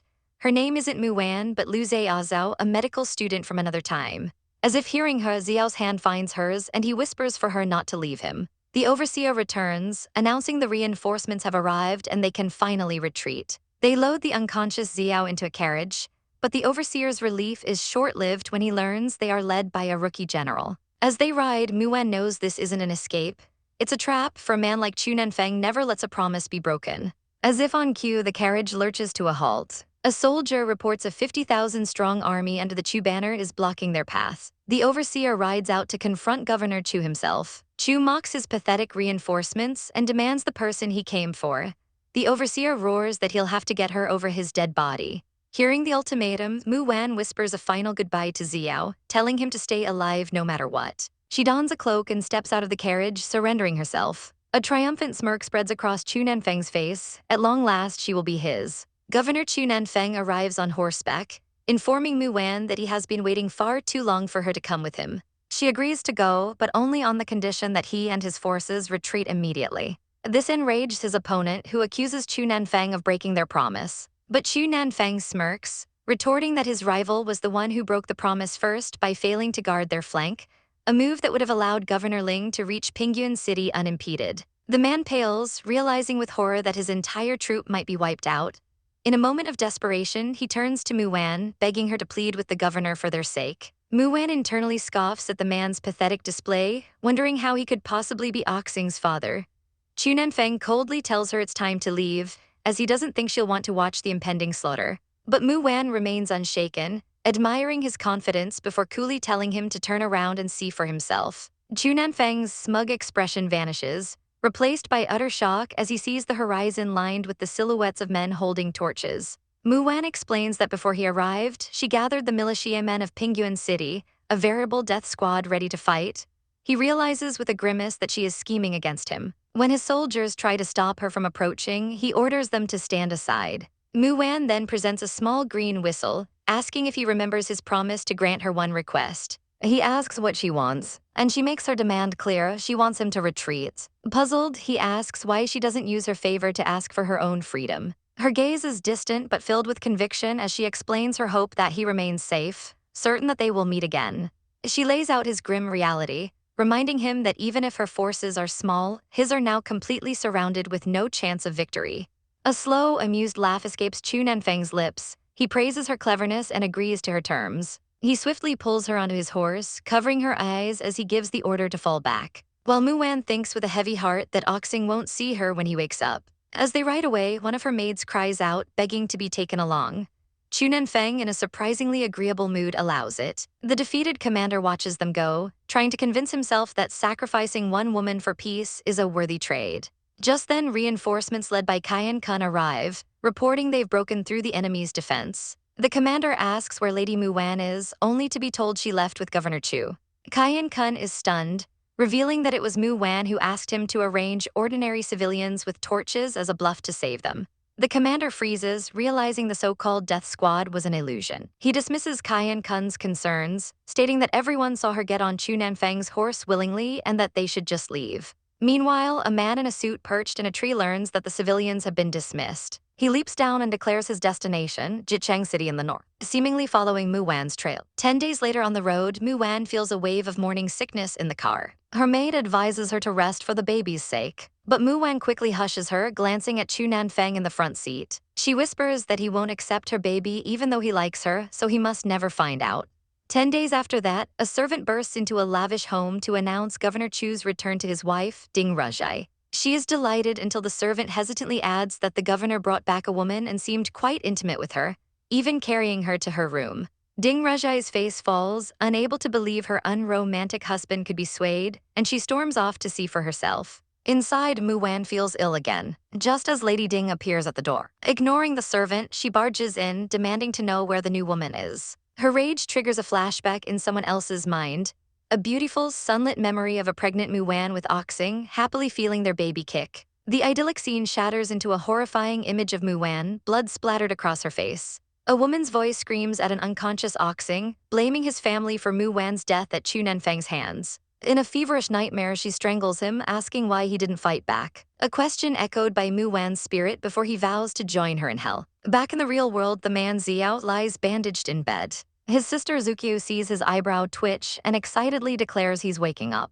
However, the doctor dismisses it as an illusion, explaining that Xiao's injuries are severe and it's impossible to know when he'll recover. Another woman, Jinru, laments how heartbroken Wanwen would be, having performed the surgery herself. Zukio furiously defends Wanwen, insisting she would never abandon Xiao and must have been abducted. Their matriarch instructs Jinru to take care of Xiao, and Jinru promises she will never leave his side. But once the others are gone, her kind facade crumbles, and she closes the door with a sinister smile, vowing he will never wake up. She takes a bowl of medicine from a maid and reveals she's added a tranquilizer, ensuring he won't wake up to find his true love. And as long as he's unconscious, no one will know her own baby isn't. Back at the Chu mansion, Muwan is lost in thought, worrying about Xiao's fate, when a loud banging at the door startles her maid, who correctly guesses it's Chu Nenfeng's wife looking for trouble. Unfazed, Muwan instructs her to open the door. Ding Rajai barges in and immediately mocks her husband's taste, calling Muwan a redneck. Muwan calmly fires back that she didn't expect a noble lady to be so rude. Taken aback by Muwan's stunning beauty, Ding Rajai demands to know how she seduced the governor. Muwan coolly tells her she's in the wrong room, prompting the enraged wife to shove past the maid. Muwan immediately orders her maid to fetch Governor Chu. As the situation threatens to spiral out of control, a dark cloud hangs over Governor Chu's family as his father's health deteriorates. He returns to find his mother tending to the frail man, a somber mood filling the room. His father, resigned to his fate, believes nothing can heal him, but his mother questions why the doctor hired for him hasn't come. Governor Chu coldly informs her that he fired the man, explaining that the doctor only prescribed useless tonics. His father dismisses the issue, telling his son to focus on his own affairs, but Governor Chu boasts of his recent victory at the border, mentioning with a flicker of satisfaction that Ling Shangxing himself is now in a coma. His mother's attention, however, is on another matter entirely. She has heard he brought a woman back with him. Governor Chu confirms it, stating plainly that she is a doctor he hired for his father, and with a glint in his eye, he adds that he intends to marry her. His mother, ever the pragmatist, suggests he can take any woman he likes as a concubine, but he cuts her off with unwavering resolve, declaring he will marry this woman as his official wife. The statement shatters the room's fragile peace. His father's prayer beads snap in his trembling hand as he roars in fury, reminding his son that he already has a wife, the daughter of General Ding. Unfazed, Governor Chu states that he never liked her and was forced into the marriage, but now he has a way to deal with the Ding family. His father, choking with rage, tells him to cut the nonsense, but Governor Chu delivers his final, chilling ultimatum. If they cannot accept his decision, then let there be no more offspring in their family. The threat hangs in the air until a soldier bursts in, reporting that Lady Ding is causing trouble for a Lady Muwan. A murderous look crosses Governor Chu's face as he orders them back, swearing that if his wife dares to lay a single finger on Muwan, he will kill her. Meanwhile, his wife Lady Ding corners the calm Muwan by a window. Muwan astutely remarks that Lady Ding is merely venting because her own husband never loved her. A truth that sends the woman into a sputtering rage. She raises her hand to strike, but in a flash, Governor Chu is there, catching her wrist in an iron grip. He warns her that if she hits Muwan, he will skin her alive before violently shoving her away. He turns to Muwan with concern, asking if she's all right, but she recoils from his touch. His scorned wife, now in tears, demands to know who this woman is, and Governor Chu icily declares that Muwan is going to be his official wife. He tells the distraught Lady Ding to go cry to General Ding, watching with cold indifference as she flees in humiliation, slamming the door behind her. Muwan is left stunned by the declaration, and though her maid Hongxiu tries to refuse his dismissal, he insists on being alone with Muwan. He moves in close, telling her he wants her to know his true feelings. But as he leans in for a kiss, he feels the sharp prick of a pin at his neck. Muwan, her eyes blazing, warns him to let her go, declaring that she is Ling Shangxing's wife and will never marry another man. He merely smiles, intrigued by her fire, and taunts her by asking what she will do if her husband never wakes up.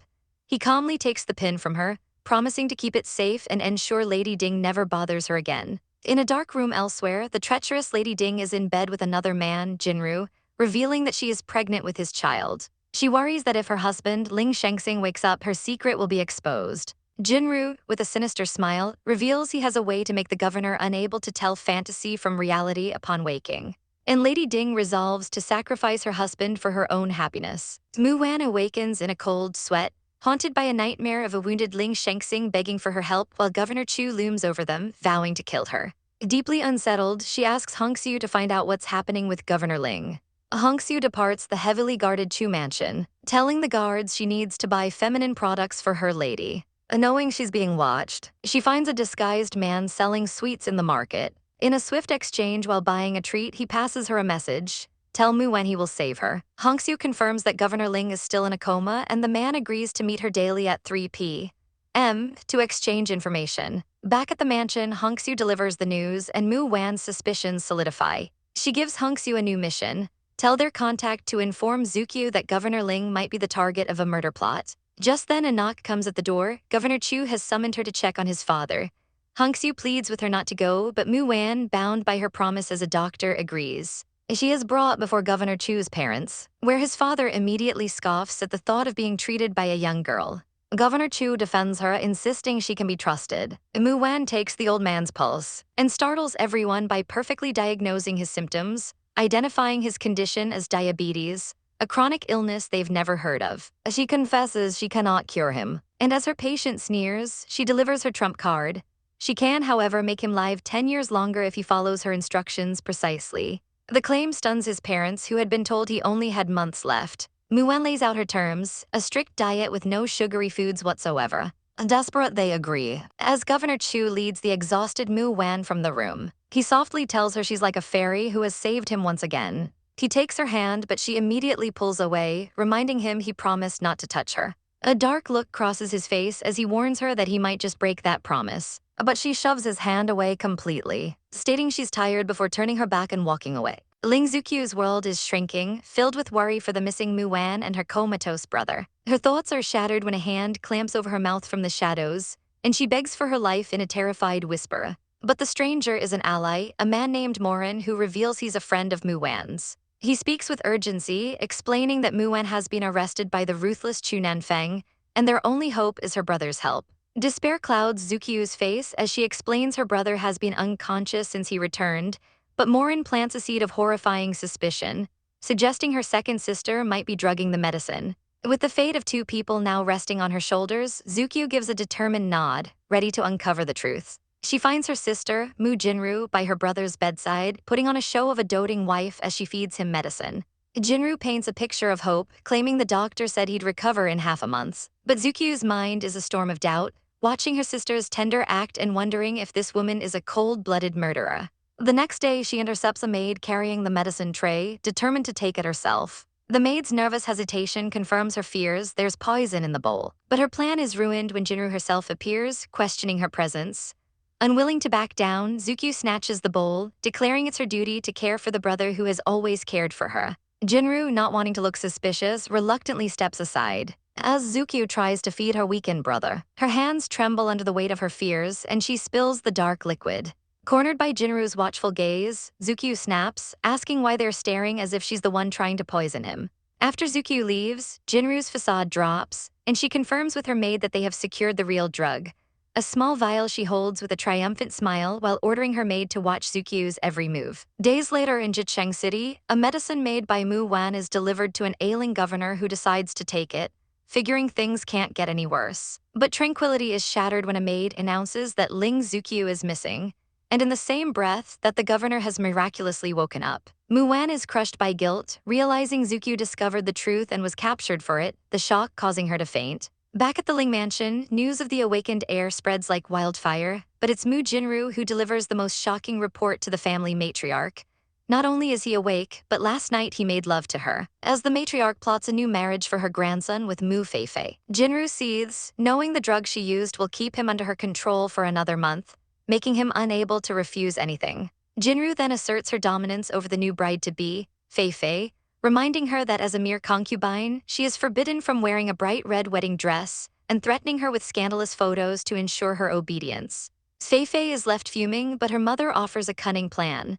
Bring back Mu Wan to fight Jinru for her, soiling Mu Wan's reputation and leaving the path clear for Feifei to win the governor's heart. Meanwhile, Mu Wan prepares to defend herself with a knife when Chu Nanfeng enters her rooms. He easily disarms her and drops a bombshell. They will be married in 3 days. He twists the knife further by revealing that her beloved Ling Shengxing is awake, but is already taking a new concubine, Mu Feifei. The news breaks her spirit and the weapon falls from her grasp with a clang. Pushing him away, she reminds him of his promise not to touch her. But he merely smirks, saying the promise expires upon their marriage. With no hope left, Mu Wan whispers an apology to her unborn child and throws herself from the window. Just as her life seems over, she is caught in strong arms. It's Morin who tells her he arrived just in time. As he holds the shocked Mu Wan, his gaze turns cold and he aims a pistol at the window, remarking that while he was too late to save her from her fall, he's never late to kill someone. On the other side of the barrel, Chu Nanfeng stands unfazed, a smirk on his face as he admits he's been waiting for him. In a tense standoff under the moonlight, a gun is pressed to a man's head as Morin coldly questions his rival's methods, accusing him of using Mu Wan as mere bait. But the man in charge, Chu Nanfeng, doesn't flinch, instead delivering a sharp slap across Morin's face, his fury palpable as he roars that he's spouting nonsense. He turns to a stunned Mu Wan, his voice softening as he insists he never wanted to use her. His only desire is for her to sincerely be his wife. But Mu Wan's loyalty is divided, and she pleads with Chu Nanfeng not to hurt Morin, threatening to take her own life again if he does. Chu Nanfeng's eyes narrow as he declares that Morin, the man she's been waiting for, is now his prisoner as well. He presses her for an answer, demanding to know if she will marry him. Trapped and seeing no other escape, Mu Wan closes her eyes in resignation, realizing she has no other choice. With the matter settled, Chu Nanfeng coldly orders his men to take Morin away. He then leads Mu Wan through the woods, confessing how much he's missed her before handing her a pistol for her own protection. He reveals a chilling detail. There are 5 bullets inside, each one bearing his name, a possessive and deadly gift. With a final command, he informs her they will be married in 3 days, leaving her to watch him walk away into the night. As Mu Wan clutches her stomach, worried for her unborn child, chaos erupts elsewhere as a maid rushes to inform Lady Jinru of a fire. Jinru impatiently orders her to put it out, but the fire is merely a distraction. Under the cover of the commotion, 2 hooded figures sneak into a bedroom where Governor Ling lies unconscious. They are his sister, Zukyu, and a man named Mu Wenyu. Zukyu desperately tries to wake her brother, warning him that if he doesn't, someone else will take Mu Wan from him. Realizing he won't stir, Wenyu urges her to grab the medicine and flee before the fire dies down. They escape into the night and arrive at a separate residence, where Zukyu laments having to sneak into her own home like a thief. They present the medicine to a Mr. Yu for testing. Wenyu then recounts how fate brought him and Zukyu together. His wagon had broken down when he spotted 2 strange men carrying a sack. Sensing something was wrong, he knocked them out with a plank, and discovered the bound and gagged Zukyu inside. After his story, Mr. Yu finishes his examination, announcing the medicine is made of harmless, ordinary ingredients. Zukyu's face falls into despair, realizing that if the medicine is fine, then the scheming Jinru must be the reason her brother remains in a coma. Wenyu states that he believes Mu Wan's words and warns Zukyu to return home before the full truth is exposed. Meanwhile, back at Ling Mansion, an officer watches over the comatose Governor Ling, murmuring that the mansion is in chaos and Mrs. Mu is in danger. The name Mu Wan finally breaks through the fog and Governor Ling's eyes snap open. He's awake, but the officer greets him with a barrage of terrible news. They've found him a new concubine, his sister is missing, and worst of all, Mrs. Mu has apparently betrayed him and turned to Chu Nanfeng. Just then, a maid bursts in, desperately pleading that it's all lies, Mrs. Mu never betrayed him and risked everything to save him. She falls to her knees, begging the young governor to rescue Mrs. Mu. At that moment, Zukyu finally returns home, only to be greeted by her grandmother and a smug Lady Jinru. She lies about her absence, claiming she was kidnapped and rescued by Wenyu. The grandmother then scolds another woman, Mu Feifei, for being dressed too nicely, and Jinru pointedly reminds Feifei that as the young governor's new concubine, she must obey. Zukyu is shocked, but her grandmother dismisses her questions and sends her to rest. Later, Jinru informs the grandmother of a rumor that Mu Wan is marrying Chu Nanfeng. Though the old lady is skeptical, Jinru is pleased, later wondering aloud if Chu Nanfeng knows about Mu Wan's pregnancy. Her plan is simple and cruel. She'll make sure he finds out, confident he'd never raise the child of his enemy. Her scheming is interrupted by a panicked maid announcing that the young governor is awake. A wave of fear hits Jinru as she realizes he might uncover her lies, but she's told he has already left for Jicheng City.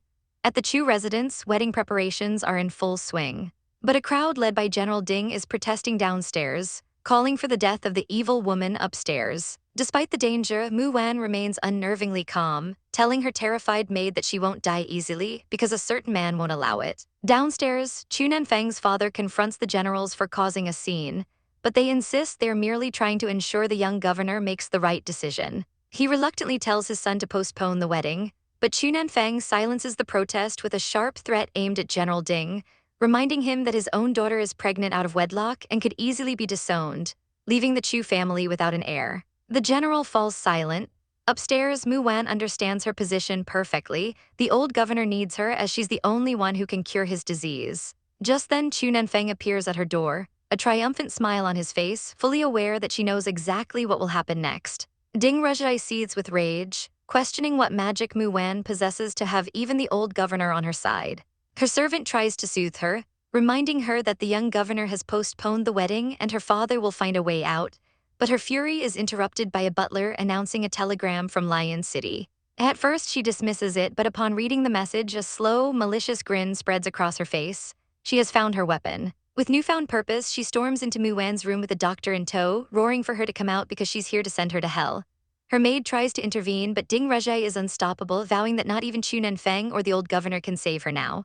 But Mu Wan is far from helpless. She calmly draws a pistol, ordering her aggressor to stop right there. Ding Rajai freezes, recognizing the weapon as a symbol of supreme authority within the Chu family, a gift from the governor himself.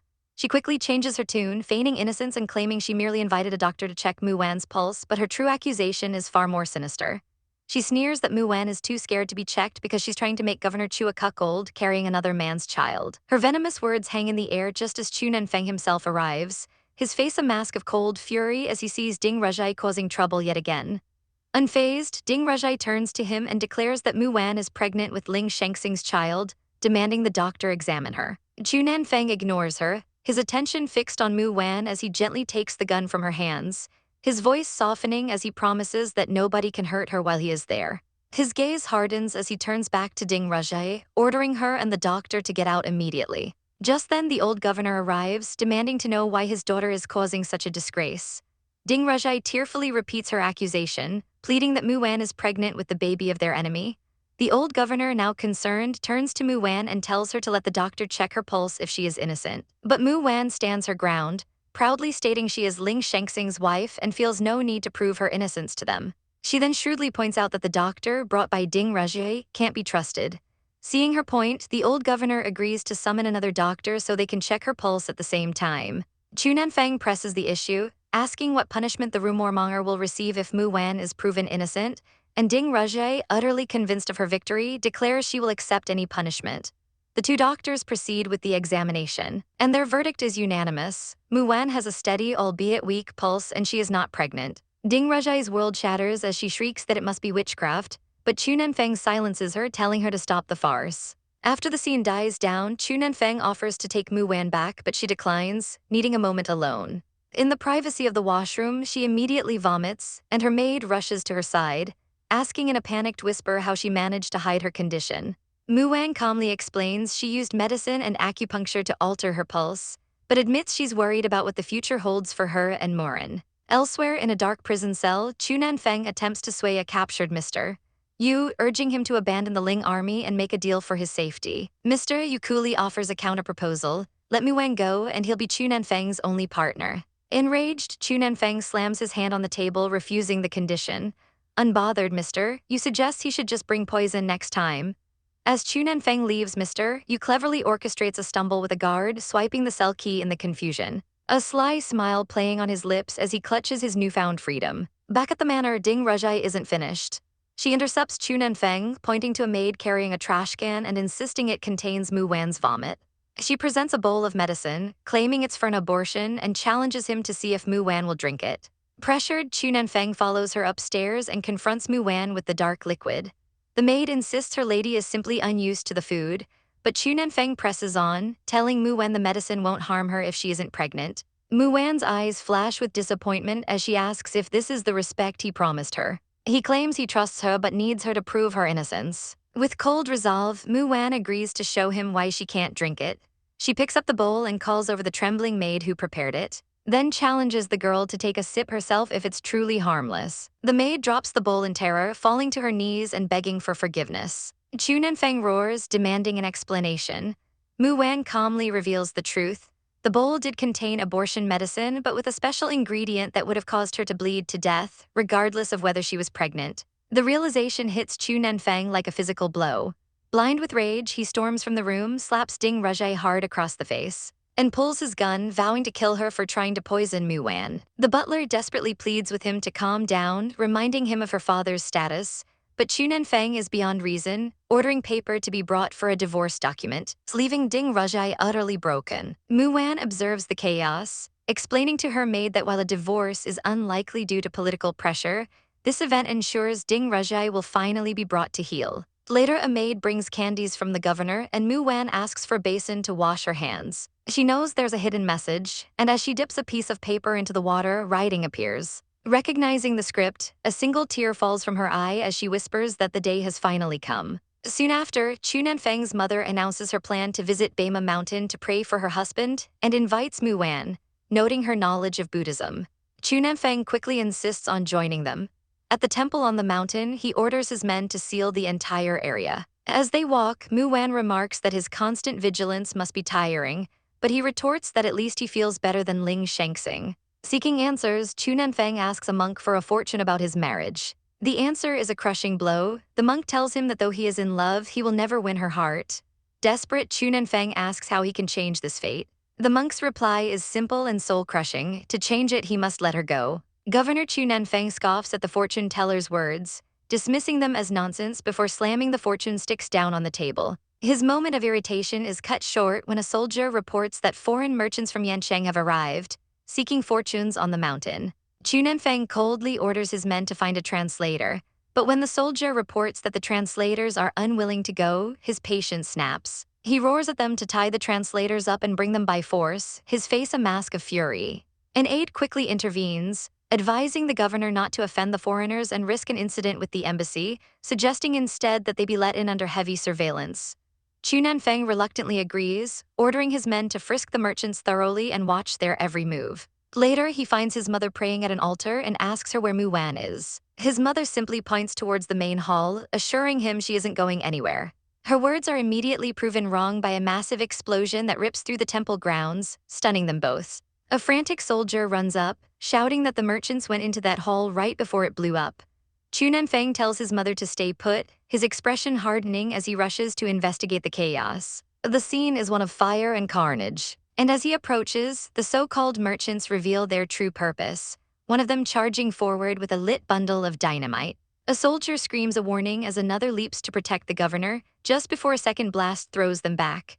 Chu Nanfeng bellows at his men to control the suicide bombers, and a volley of gunfire erupts, cutting the assassins down where they stand. In the bloody aftermath, a soldier brings devastating news. Miss Mu has disappeared. Chu Nanfeng's eyes narrow, his gaze landing on the calm fortune teller amidst the chaos, and a terrible realization dawns on him. He snarls that it was the old man who took her away. In a flash, we see the man, no longer old, leading a hesitant Mu Wan up a flight of stairs. He removes a mask to reveal a handsome face, calling her Oxing as he gently takes her hand. This is Ling Shengxing, and he pulls her into a tight embrace, apologizing for her suffering and noting how thin she's become. Mu Wan worries about her maid, Hongxiu, left behind in the Chu mansion, but Ling Shengxing promises she'll be fine and urges her to come with him. Meanwhile, the situation back at the mansion has devolved even further. Another soldier reports to Chu Nanfeng that his father, the old governor, has been taken hostage by a man named Morin. The kidnapper is already making his escape in a car with the old governor and Hongxiu. When Chu Nanfeng's forces block the road, Morin steps out, a gun pressed to the old man's head.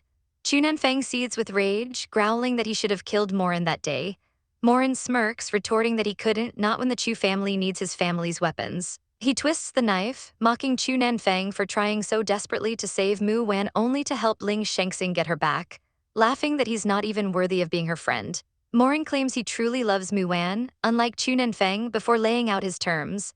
Safe passage across the border in exchange for the old governor's life. With his father's life hanging in the balance, Chu Nanfeng grits his teeth and gives the order to let them go.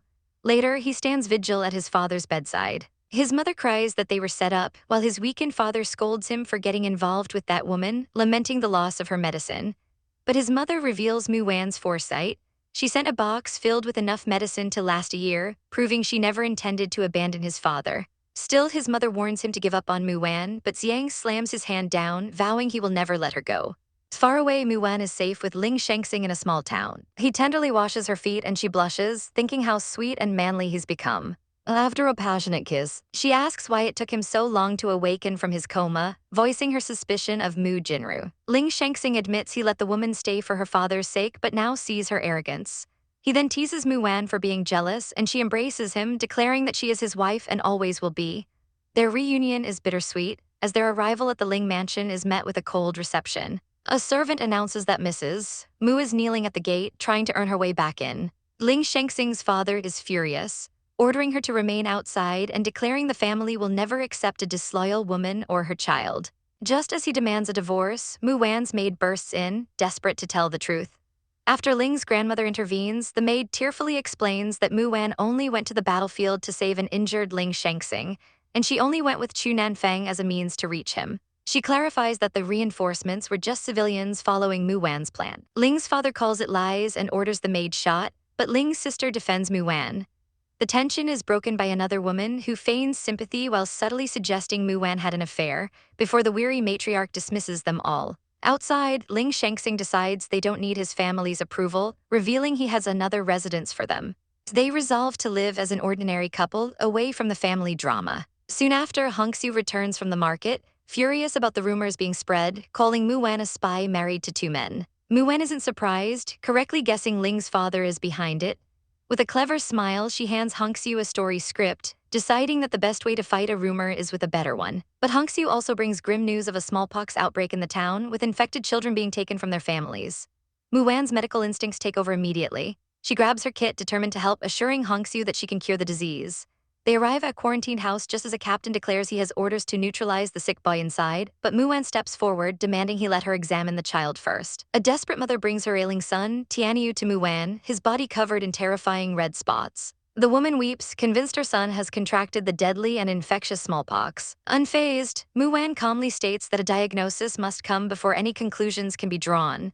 But their grim meeting is interrupted by a military captain who insists the boy must be taken for quarantine immediately. Mu Wan steps forward with unshakable confidence, pleading with the captain to spare her just 3 days, promising she can save the child's life and even offering to be quarantined alongside him. Just as the captain hesitates, Governor Ling arrives on the scene, his presence commanding immediate respect. He coolly tells his subordinate to relax, expressing absolute faith that his wife, Mrs. Mu, has her own solutions. He then approaches Mu Wan, reminding her of the mortal danger, but she simply asks him for a little something, a request he answers with a deep and passionate kiss. Afterwards, she reveals the truth. It's not smallpox at all, but a simple juvenile rash misdiagnosed by a panicked doctor, a problem made worse by the city's lack of a proper hospital. Governor Ling decides to address the hospital issue, but agrees to wait 3 days to avoid a public panic, pulling her close and playfully vowing to settle their scores after their child is born. 3 days later, the anxious guards push open the door to find not a scene of death, but the boy's mother, radiant with joy. She ecstatically announces that the governor's wife has cured her son's smallpox, calling Mu Wan an angel from heaven. The boy, Tianyu, stands beside them, completely healed and smiling, leaving the soldiers in stunned disbelief. The next day, Mu Wan pens a letter to Chu Nanfeng, unbothered by her maid's warnings about the scandalous rumors. With a calm smile, she declares that if Chu Nanfeng wants to save his father, he will meet her terms. Her morning is interrupted by 2 visitors who make a snide comment about her husband sleeping so late. Over tea, they discuss how the salacious rumors are harming Mu Wan's businesses, but she remains serene, certain that the truth will eventually come to light. Their conversation is cut short by a commotion outside. A crowd has gathered, led by Tianyu's father, who drops to his knees, hailing Mu Wan as his life's savior for rescuing his boy. One of the visitors then shares a piece of gossip. The provincial army overseer is gravely ill after being caught in an adulterous affair with an opera performer. His daughter laments that only Mu Wan could cure him, but Governor Ling coldly states the man deserves his fate and leads his wife away. At the Ling mansion, the family matriarch discusses the overseer's condition, furious that the only person who can cure him is Mu Wan, who she believes betrayed her grandson. In the overseer's sick room, his son-in-law Kang Yureng reports that he's struggling to suppress the scandal in the papers. He's noticed a curious trend. As the overseer's reputation plummets, Mu Wan's rises, with storytellers spreading heroic tales about her that are clearly a PR campaign. Enraged, the overseer orders the storytellers arrested, but Yurang reveals that only Governor Ling has that power, whispering his true fear. This isn't just about revenge, it's a calculated move to seize power. The overseer seethes with fury, vowing to show his son and Mu Wan his true strength. Meanwhile, a maid rushes to Mu Wan with a newspaper from Chunanfeng, its headlines loudly proclaiming her chastity and virtue. Governor Ling smirks, vowing to crush Chunanfeng's delusions forever by releasing his own statement that his wife, Wan, is more valuable than tens of thousands of cities. The news infuriates their rival, Jinru, who, prompted by her maid, hatches a wicked plan to make the family matriarch fall ill, forcing Mu Wan's return to the mansion. She presents the old lady with a bowl of nutritious soup. But another young woman named Zukyu intercepts it, claiming she's hungry and drinking the soup herself despite Jinru's protests. Later, Zukyu explains to Mu Wan that the soup wasn't poisoned, but likely contained herbs that would react badly with the matriarch's medicine. Their conversation is interrupted by a visitor, a dashing man named Yumorin. He arrives with a grand gesture, presenting Mu Wan with the title deed to the mansion next door as a gift for her new hospital. She refuses the gift, but he counters with an offer to become a shareholder instead. They shake on the deal, sealing their new partnership. But their celebration is cut short by a deafening clap of thunder. The ground trembles violently, and Yumorin realizes with dawning horror that they are in the path of an imminent debris flow. He grabs Mu Wan, screaming for her to run as the entire house is obliterated behind them by a torrent of mud and rock, leaving them standing alone amidst the utter devastation. Amidst a torrent of rain and crumbling earth, the mountain god's fury descends as a terrifying mudslide, forcing everyone to flee for their lives. Yumorin scoops Mu Wan into his arms, but she urges him to leave her and save himself. With grim determination, he refuses to give her up. He instructs her to run vertically, and she complies as they dash through the chaos. But the ground beneath them cracks and gives way. Yumorin screams for her to watch out as they tumble down the slope. Mu Wan lands hard, clutching her stomach in pain, while Yumorin finds his leg hopelessly pinned by a massive fallen log. Ignoring his pleas for her to run, she crawls desperately towards him, her face etched with worry and resolve, vowing not to leave his side. She shoves at the log uselessly, screaming at him to get lost while he's stunned by her loyalty.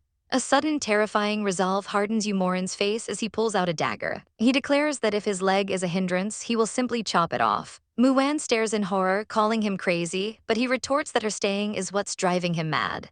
Just as he raises the blade, a uniformed arm shoots out and grabs his wrist, stopping the insane act. It's Governor Ling who coldly orders his men to help. The soldiers work together, lifting the heavy log and freeing Yumorin. Governor Ling immediately rushes to Mu Wan, calling her name as he sees the blood staining her dress. Her mind drifts, haunted by the image of a small child crying for its parents in the rain, before she finally collapses into his arms. Her consciousness plunges into a recurring dream of drowning, where she sees a vision of herself in modern clothes, reaching out from a dark abyss. She awakens in a hospital bed, where a doctor informs a distraught Governor Ling that while Mu Wan has no other injuries, she has lost the baby and is still very weak. The governor dismisses everyone, wanting to be alone with her. When she finally opens her eyes, he takes her hand. She weakly tells him he looks terrible and must not have been taking care of himself, before her voice trails off as she asks about their baby. Filled with anguish, he apologizes, blaming himself for not arriving sooner. He then reveals a dark truth. It wasn't a simple mudslide, as his investigators found signs that the mountain was deliberately damaged. He promises her he will find out who is responsible, but she seems lost in grief, questioning if knowing the truth can ever make those who have lost happy again. Pushing aside her sorrow, she resolves to help the other victims and asks for Hangxiu. Governor Ling, unable to stop her, makes her promise not to push herself too hard. True to her word, Mu Wan tends to the last patient, her face pale with exhaustion, just as a crowd of her family members appears in the doorway. Her father angrily confronts Governor Ling, accusing him of failing to protect Wan. Governor Ling accepts the blame, but her father's anger shifts as he demands to know why his other daughter, Mu Jinru, isn't present. Ms. Zhao explains Jinru is sick, an excuse he accepts with cold indifference. Elsewhere in the hospital, Mu Wenbai awkwardly apologizes to a young woman named Zukyu for annoying her before. She coldly rejects his apology and tells him to leave her alone, muttering that she always gets what she wants. Another man, Mu Wenyu, warns Wenbai to stay away from Miss Zukyu, prompting a taunt about Wenyu's own feelings for her, which he angrily denies. Later, a flashback reveals a happier time, with Mu Wan on a swing making pastries for her husband's return as her young daughter watches. The memory is shattered as Mu Wan awakens from her grief-filled sleep into Governor Ling's embrace. A maid announces that old Mrs. Ling has sent cars to take her home, and Muan realizes the old woman is trying to make amends. A cold fire ignites in her eyes as she decides it's time to go home and make the real underminer pay. At Jingsu Yard, Mu Jinru seethes with rage, furious that the mudslide failed to kill her sister. Her maid offers a silver lining. Mu Wan lost the baby. The maid cautions her to be careful but assures her that with the provincial military governor's support, they can still win. Half a month later, the city is abuzz with news of an opium banning campaign that has shut down all the shops. Jinru finds Wenbai lamenting his financial ruin. He complains that he's lost everything and is now cut off from the family business. Jinru offers him a box of jewels but warns him to shape up, noting that Mu Wenyu is now working for Governor Ling. Wenbai dismisses her, claiming he's just sleepy and is carried away in a rickshaw. His ride is cut short when the rickshaw bumps a man, spilling a bag of opium cakes onto the street. Wenbai dismisses his puller and confronts the man, who pathetically claims it's pear syrup for his sick child. Seeing through the lie, Wenbai threatens him with the police, forcing the man to confess he's a black market dealer. When the dealer reveals he makes $100 a trip, Wenbai's greed ignites, seeing a path to riches. He strong-arms the man into a partnership, boasting of his connection to Governor Ling, all while being secretly observed by a man who reports back to old Mrs. Ling that their fish is on the hook. The old matriarch then lays out a feast for Mu Wan, pleading for her help. Her son, Ocean, is mysteriously ill and no doctor has been able to help him. Mu Wan agrees, not just as a daughter-in-law, but with a secret resolve to show them all the meaning of true filial piety. At Ocean's bedside, he violently rejects her presence, calling her a wanton woman and ordering her out. Old Mrs. Ling furiously silences him, asserting she knows the truth of what happened. As Mu Wan turns to leave, she subtly takes his pulse. She declares his condition strange and requests a blood sample for testing, promising results in 3 days, while privately vowing never to forget the baby she lost. Meanwhile, Wenbai's new business partner presents him with a lucrative opportunity. A client needs $2,000 worth of opium for a secret ball on the outskirts of town, an offer that makes Wenbai's eyes gleam with avarice. Mu Wenbai bursts into his sister Jinru's room with urgent news, demanding a staggering $400. Jinru is shocked by the amount, but Wenbai reassures her it's for a business deal that will pay back double. When she hesitates, he masterfully plays on her guilt, reminding her she wanted him to work hard and make their father proud. Defeated, she reluctantly agrees, sending him to get the working funds from her manager, Mr. He. With the money secured, Wenbai meets a man named Mr. Mu, handing over a briefcase containing $2,000 and sternly warning him not to screw it up. Meanwhile, under the quiet moonlight, another scene unfolds. A man whispers to a woman named Mu Wan that his task is done. She smiles, happy that her husband, Governor Ling, is finally home. He reveals he's sent more staff to the hospital, a project that will be finished in 2 months, and she thanks him on behalf of Lion City. He pulls her close, asking how she plans to thank him, but she pushes him away, stating she still needs to recover from her miscarriage. Unmoved, he scoffs, claiming he's read books and knows she should be recovered by now before sweeping her into his arms. His intentions are clear as he begins to unfasten her clothes. Later, Wenbai lies in bed, anxiously wondering if his contact, Lai San, has arrived yet. Deciding he has to see him, he gets up and heads for the man's apartment. He pounds on the door, shouting for Lai San to come out, only for a neighbor to inform him that the man has moved away. Stunned, Wenbai kicks the door in, his mind reeling with the realization that he's been scammed out of $2,000 and still owes Jinru a fortune. His despair is cut short when 2 officers confront him on the street, identifying him as Mu Wenbai. They inform him that someone reported him for selling marijuana, which they found in his apartment. A horrifying vision flashes through his mind of being publicly executed as a drug dealer. In a blind panic, he screams that he was set up and bolts, ignoring the officers' calls. In another part of town, Mu Wan plays a game of Go with Governor Ling, determined to win this time. Their game is interrupted by a frantic Mu Jinru, who begs to see the governor about an important matter. She collapses to her knees, tearfully pleading with Governor Ling to help her brother Wenbai, who she claims has been framed. However, Mu Wan calmly steps in, telling Jinru to stand up and explaining that since Wenbai is now a fugitive for escaping the police, Governor Ling can't possibly help him. Dejected, Jinru accuses Mu Wan of not caring, reminding her she's Wenbai's sister too. Mu Wan reassures her that their father has already called and Governor Ling has promised to do what he can. A cold comfort that does little to soothe Jinru's fears as she is ushered away. Once she's gone, Mu Wan's serene facade drops as she recalls checking Jinru's pulse, a cold certainty in her eyes. Mu Jinru is pregnant. She immediately dispatches her maid, Hongxiu, to find out what a woman named Mu Feifei has been up to lately. Later, Mu Feifei, disguised in a cloak, is seen leaving a clinic, her visit noted by Hongxiu, who decides she must report this to her mistress. The information leads to a confrontation where Fei furiously accuses Mu Wan of having her followed. Mu Wan remains unfazed, calmly reminding Fei of her miserable fate. She was supposed to marry Governor Ling but instead ended up with syphilis from brothels after Jinru and He Mingxuan ruined her life. Fei roars that they must suffer but laments that she has nothing on them. Seizing the opportunity, Mu Wan leans in and whispers a tantalizing secret. Jinru has been resting in her room for over 2 months and hasn't seen He Mingxuan. Planting a seed of suspicion, a wicked grin spreads across Fei's face as she understands the implication, vowing that Jinru's doom is coming. The plan is set in motion at a lavish establishment called the Joy House. He Mingxuan is brought there, intrigued by the mention of a special guest star, Miss Mayan. The mysterious woman appears, her face hidden by a mask, and immediately captivates Mingxuan with her scent and figure. He introduces himself, and the masked woman, who is secretly Fei, agrees to dance with him. She teases him, saying he must honor her rules, before suggesting they go to her room to rest. As Mingxuan is led away, his subordinate rushes in with terrible news. The cops have raided all of Lady Jinru's shops and taken the financial ledgers. Mingxuan panics and rushes to Jinru, who is already waiting for him, furious. She demands to know where he was during the raid, but he retorts that she can fire him if she thinks he's incompetent and begins to pack his things. Desperate, Jinru clings to him, apologizing and telling him she needs him because she's pregnant.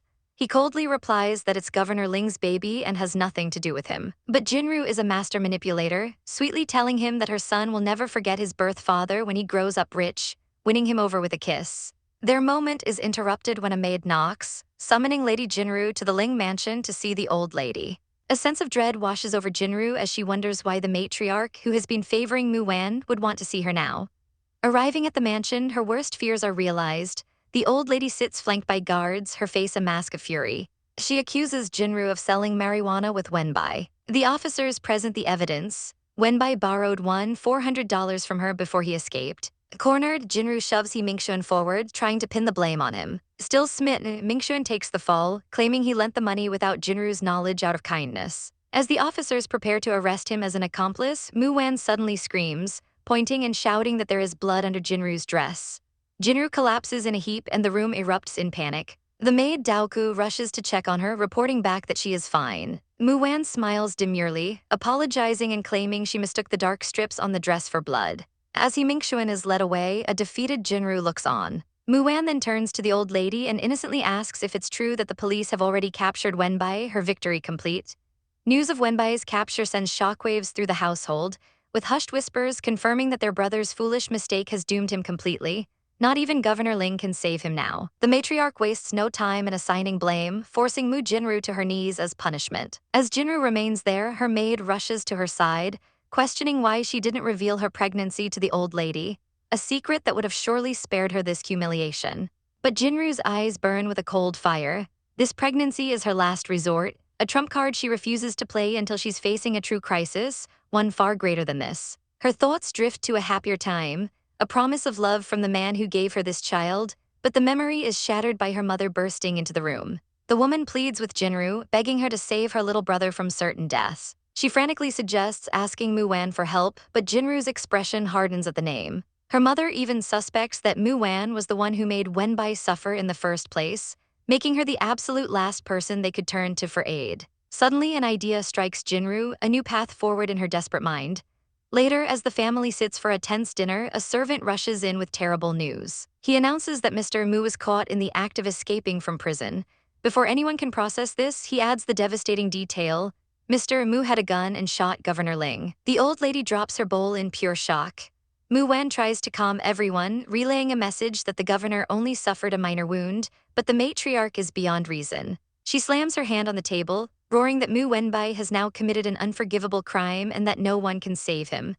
The weight of it all crushes Jinru, who collapses in despair, her maid rushing to her side to declare she's unwell and needs a doctor. Mu Wan coolly steps forward, announcing that she is a doctor herself and will have a look, a statement that fills Jinru with visible dread. Elsewhere in the governor's mansion, Mu Fei inquires about Jinru's health, and her servant whispers that Jinru has been sick ever since the arrests. A cruel smirk plays on Fei's lips as she declares that Jinru deserves every bit of her suffering. Just then, a servant arrives with a summons from Jinru, which Fei contemptuously rejects until the servant mentions that Jinru said to think about the photos, a clear threat that makes Fei's blood run cold. Forced into compliance, Fei arrives to find Jinru sitting calmly. Jinru taunts her rival, noting how well she's living now that Wan is back, but reminds her that she has leverage, damning photos of Fei's exploits as Miss Mayan. Cornered, Fei furiously demands to know what Jinru wants. The demand is simple. Jinru wants her to get evidence of Wan's promiscuity. Fei scoffs, calling Jinru a pathetic fly trapped in a glass, a taunt that sends Jinru into a rage, causing her to hurl a bowl. Fei calmly warns her that Wan has been plotting against her all along. Putting the plan into motion, Fei spies on Wan as she pays a rickshaw driver and then meets with a man named Yumorin. Seeing her chance, Fei sends her servant to inform Jinru that they have good news, telling her it's time to get rid of her most hated person. The news revitalizes Jinru, who smiles with malicious intent and declares she needs to see the old lady. She approaches the matriarch in the garden, feigning concern and asking if she has seen Wan. The old lady is dismissive until Jinru's maid speaks up, nervously reporting that someone saw Mrs. Ling entering a house in an alley. When Jinru tries to brush it off as a simple meeting with a friend, the maid drops the final piece of the trap. The house is Yumorin's private residence, and Wan went inside alone with him. The matriarch's face contorts with fury. Jinru immediately goes to her husband, who is still recovering, and complains that his mother indulges Wan too much, allowing her to go out with other men. The man's face darkens with rage, and he vows to catch her red-handed, ordering his servant to take him to Wan at once. The entire entourage arrives at the location, ready for a confrontation. They find Fei already there, who plays it off as a coincidence, but Jinru knows better, giving her a subtle wink. Her husband, impatient, orders them to stop chatting and get Wan. They bang on the door, and when a servant answers, the husband shoves him aside and storms in, bellowing for Yumorin to show himself. Yumorin appears, looking entirely unbothered by the intrusion of the provincial military governor. The husband, consumed by jealousy, swears he won't let them get away with their affair. He bursts into the room and confronts his wife, demanding to know what she has to say for herself. Jinru watches with a victorious smirk, certain her rival is finally done for. But Wan is perfectly calm, asking why they jump to conclusions without letting her speak. She coolly asks what is wrong with her meeting, mister. You hear, then gestures for another door to be opened. To everyone's shock, the room is filled with foreign doctors in the middle of a business meeting. Wan explains to the stunned matriarch that these are the doctors she is hiring to open a new hospital, with Mr. Yu acting as a shareholder. The old lady's anger melts away, replaced by pride, and she praises Wan's initiative before casting a withering glare at Jinru, remarking that some people are just too narrow-minded. Jinru realizes with horror that she has been utterly outplayed. The old lady decides to take Wan home, abandoning the disastrous confrontation. As their car drives through Lion City, a motorcycle suddenly swerves in front of them, causing a jarring stop. The driver gets out to berate the motorcyclist, only to be met with a knife to his throat. Wan exits the car, calmly stating that Lion City has strict laws against such violence. The attacker removes her helmet, revealing a woman with striking red hair who snarls for Wan to get lost before throwing the knife straight at her. The old lady screams a warning as the blade flies through the air. But before it can find its mark, a hand darts out and catches it. A man, oxing, steps in front of Wan, holding her protectively and promising that he won't let anyone hurt her. A dagger is thrown with deadly precision, striking a red-haired woman in the side of her head as blood splatters across her face. She collapses, cursing the man in the military uniform who just drove past her. Inside the car, Wan sits beside an elderly woman who asks if she's all right after the frightening ordeal. The driver hesitates, seeing the woman on the motorcycle in the rearview mirror, but the man beside Wan, Governor Ling Ziao, coldly orders him to keep driving. The wounded assassin gets back on her bike, vowing that this isn't over. The old woman in the car tuts in disapproval, wondering who that shameless woman was. But Ziao dismisses her as someone insignificant. Back at the residence, Wan and Ziao pore over a map of Lion City that he requested from his aide, Hongxiu. Wan's finger traces a section of the city, identifying it as the foreign settlement the government gave to the Toys. Ziao explains that since its construction, the Toys have built large factories, making it more prosperous than ever before, which leads Wan to realize the woman they encountered was one of them. Ziao mentions that the Toys consul had asked for his help promoting a new hospital they were opening, but he proudly declared that Lion City would soon have its own, far superior hospital. This news troubles Wan, who sees the foreign settlement as a ticking time bomb, an excuse for other countries to seize their land. To convey her fears, she decides to tell Oxing a story from her supposed childhood. A parable about a girl who lent her favorite doll to another child, only for the borrower to later claim the dolls as her own. She hoped he would understand the hidden meaning. He does, confirming that her story wasn't from her childhood at all. He understands the concession is a threat, a pretext for the Toys to start a war in the future, but insists their current priority is to build a better hospital and prove Lion City's capabilities. While planning, Mu Wen suggests using the water route for imported devices, and Xiao smiles, realizing she was thinking of using Shen Yunking's father's maritime business, just as he was. He pulls her close, whispering that since she can read his mind, she should guess what he's about to do next, before leaning in for a passionate kiss. Their moment is shattered by the arrival of an adjutant general at the residence gate. He announces that the young governor has been summoned by the provincial army overseer. But Hongxiu blocks his path, insisting Governor Ling and Mrs. Mu are busy. The adjutant waits impatiently, muttering that the old governor should discipline his son for such behavior. When Xiao finally appears, the adjutant informs him that his father is furious. Xiao pushes open the doors to his father's study, retorting that he's the one who should be angry. The overseer immediately demands to know why it took so long and roars for his son to kneel. Meanwhile, Hongxiu asks Mu Wen about the commotion, and Mu Wen reveals the truth. The man who helped Mu Wen by escape was Kang Yudeng. Xiao stands defiant, asking his father what he has done wrong. The overseer slams an arrest warrant on the desk, enraged that Xiao arrested his own brother-in-law, Kang Yudeng. Xiao calmly places evidence on the table, listing Kang Yudeng's crimes of aiding a criminal and taking bribes, asking his father if he intends to defy the law of Lion City. The confrontation escalates as Xiao accuses his father's corruption of leaving the army in disarray. His father pounds the desk, shouting that he built the army for Xiao's sake. Xiao scoffs at the claim, sarcastically asking if hurting his wife, killing his son, and trying to boot him from the army were also done for his benefit. The overseer pales, suddenly fearing his son knows about his involvement in the mudslide incident. Trying to change the subject, he brings up the Toys hospital, but Xiao cuts him off, stating he refused their offer because the hospital would only serve their own people, and he suspects a deeper conspiracy. He turns to Liv, declaring that he won't let the ambitious Toys take Lion City.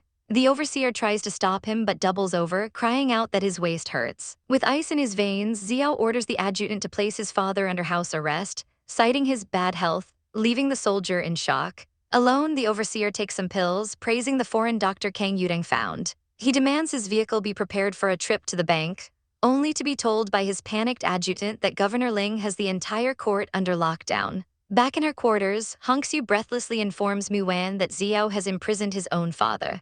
Mu Wan remains poised, understanding that this was the inevitable conclusion. Just then, her grandmother arrives, and Mu Wan comments that someone clearly sees her as a threat. The grandmother praises Mu Wan's business skills before getting to the point of her visit, the conflict between father and son. Mu Wan feigns ignorance, and her grandmother seems to believe her, though she laments the family dispute. The old woman then declares that Mu Wan, as the wife of the eldest grandson, will soon take over the family affairs. To avoid rumors, she suggests they visit the ailing Mu Jinru. In her bedchamber, a coughing Jinru calls for medicine just as her maid announces their arrival. Jinru is visibly shocked to see Mu Wan accompanying the grandmother. As they enter, Mu Wan's sharp senses pick up the distinct smell of medicine used to maintain a pregnancy. The grandmother explains their visit is to bring cakes, but Jinru knows it's a warning. Mu Wan delivers a veiled threat, reminding Jinru of the honor expected from wives of the Ling family. Just as they're leaving, a maid rushes in with a letter for Jinru, trying to hide it. The grandmother asks about it, but the maid nervously claims it's just business. Outside, Mu Wan suddenly stumbles. She tells the concerned grandmother she thought she saw a letter from Jicheng City. Alarmed, the grandmother insists they go back, remembering the stamp color is different. They return to find the maid still holding the letter. Jinru snatches it and reads a message thanking her for a reminder about a failed plan. Panic floods her face as she orders the maid to burn the evidence, but it's too late. The grandmother's cold voice cuts through the air, asking what she is so desperate to destroy. A tense silence hangs in the air as Mu Wan receives a letter, but her grandmother's eyes are fixed on a nervous Mu Jinru. With a sneer, the old matriarch demands to know why Jinru is getting mail from Jicheng City. Mockingly surprised she even has friends there, and commands Mu Wan to read the contents aloud. But as Mu Wan opens the envelope, a smaller note flutters to the floor, a telegram. The message is a bombshell. Mu Wan is pregnant with Governor Ling's child. The granny's face drains of color as she stumbles back, realizing with horror that the telegram must be from the Chu family's legal wife. She steadies herself, her voice trembling with rage as she demands answers. Mu Wan, tears streaming down her face, finally reveals the truth. The Chu family's wife discovered her pregnancy and forced abortion medicine on her. All this time, she was desperately trying to protect their unborn child, and now she knows who betrayed her eyes burning with accusation as she glares at Jinru. It was Jinru who told them. Panic flashes across Jinru's face as she vehemently denies it, but the granny is already shouting for Governor Ling to be summoned. Jinru falls to her knees, pleading that she's being framed and could never know someone from Jicheng City, but the old lady's face is a mask of stone, coldly stating they'll wait for Xiao. Soon after Governor Ling arrives, a telegrapher in tow. He asks for the telegram, and the expert quickly confirms that the address code doesn't belong to the Ling mansion. A wave of relief washes over Jinru. Her plan to use a fake address seems to have worked perfectly. But Mu Wen is one step ahead, calmly asking about the last valid address on that street, number 14. It's a tailor shop. She shrewdly points out that lies are often built on a sliver of truth, and the governor immediately dispatches his man to investigate. Seeing her plan unravel, Jinru puts on a show, dramatically fainting from the stress. As she's carried to her bed, her mind races, deciding to use her own supposed pregnancy as her final trump card. But Mu Wan sees right through the act, a dark smile playing on her lips as she thinks to herself that things won't go so smoothly for her dear sister. The investigation is swift, and a terrified tailor named Luo Sen is dragged before them, admitting that the shop belongs to the Mu family. Under pressure, he cracks, confessing that it was Master Mu Wenbai who ordered him to send the telegram. The governor turns to the unconscious Jinru, his voice laced with ice, asking if she heard the name of her close confidant. Jinru sits up, feigning confusion and claiming Wenbai must have acted alone, but her lies are wearing thin. The granny erupts in fury, slamming her fist down and calling Jinru a vicious woman who nearly murdered a Ling descendant. Jinru clutches her stomach, crying out in pain, but her theatrics are interrupted by the arrival of a foreign doctor, Dr. Jesper. While the granny eyes him with suspicion, Mu Wan vouches for his expertise. A short while later, Dr. Jesper emerges with a stunning announcement. Congratulations, Governor Ling, you're going to be a father. Jinru is momentarily shocked that her lie has been confirmed, while the governor reels, realizing this would mean the child was conceived while he was comatose. The granny, however, is ecstatic, seeing it as a long-awaited blessing for the family. But just as Jinru starts playing the part of the expectant mother, Dr. Jesper shatters her hopes, coldly stating that she won't be keeping the baby. He reveals the devastating truth. She is suffering from a venereal disease that would harm the child. Jinru explodes, accusing him of slander, but he calmly explains the baby would be born dull-witted. Desperate, she calls for a traditional doctor, Dr. Lin, a man she believes she controls. To her horror, Mu Wan readily agrees, and a sense of dread washes over Jinru as she realizes she's walked right into a trap.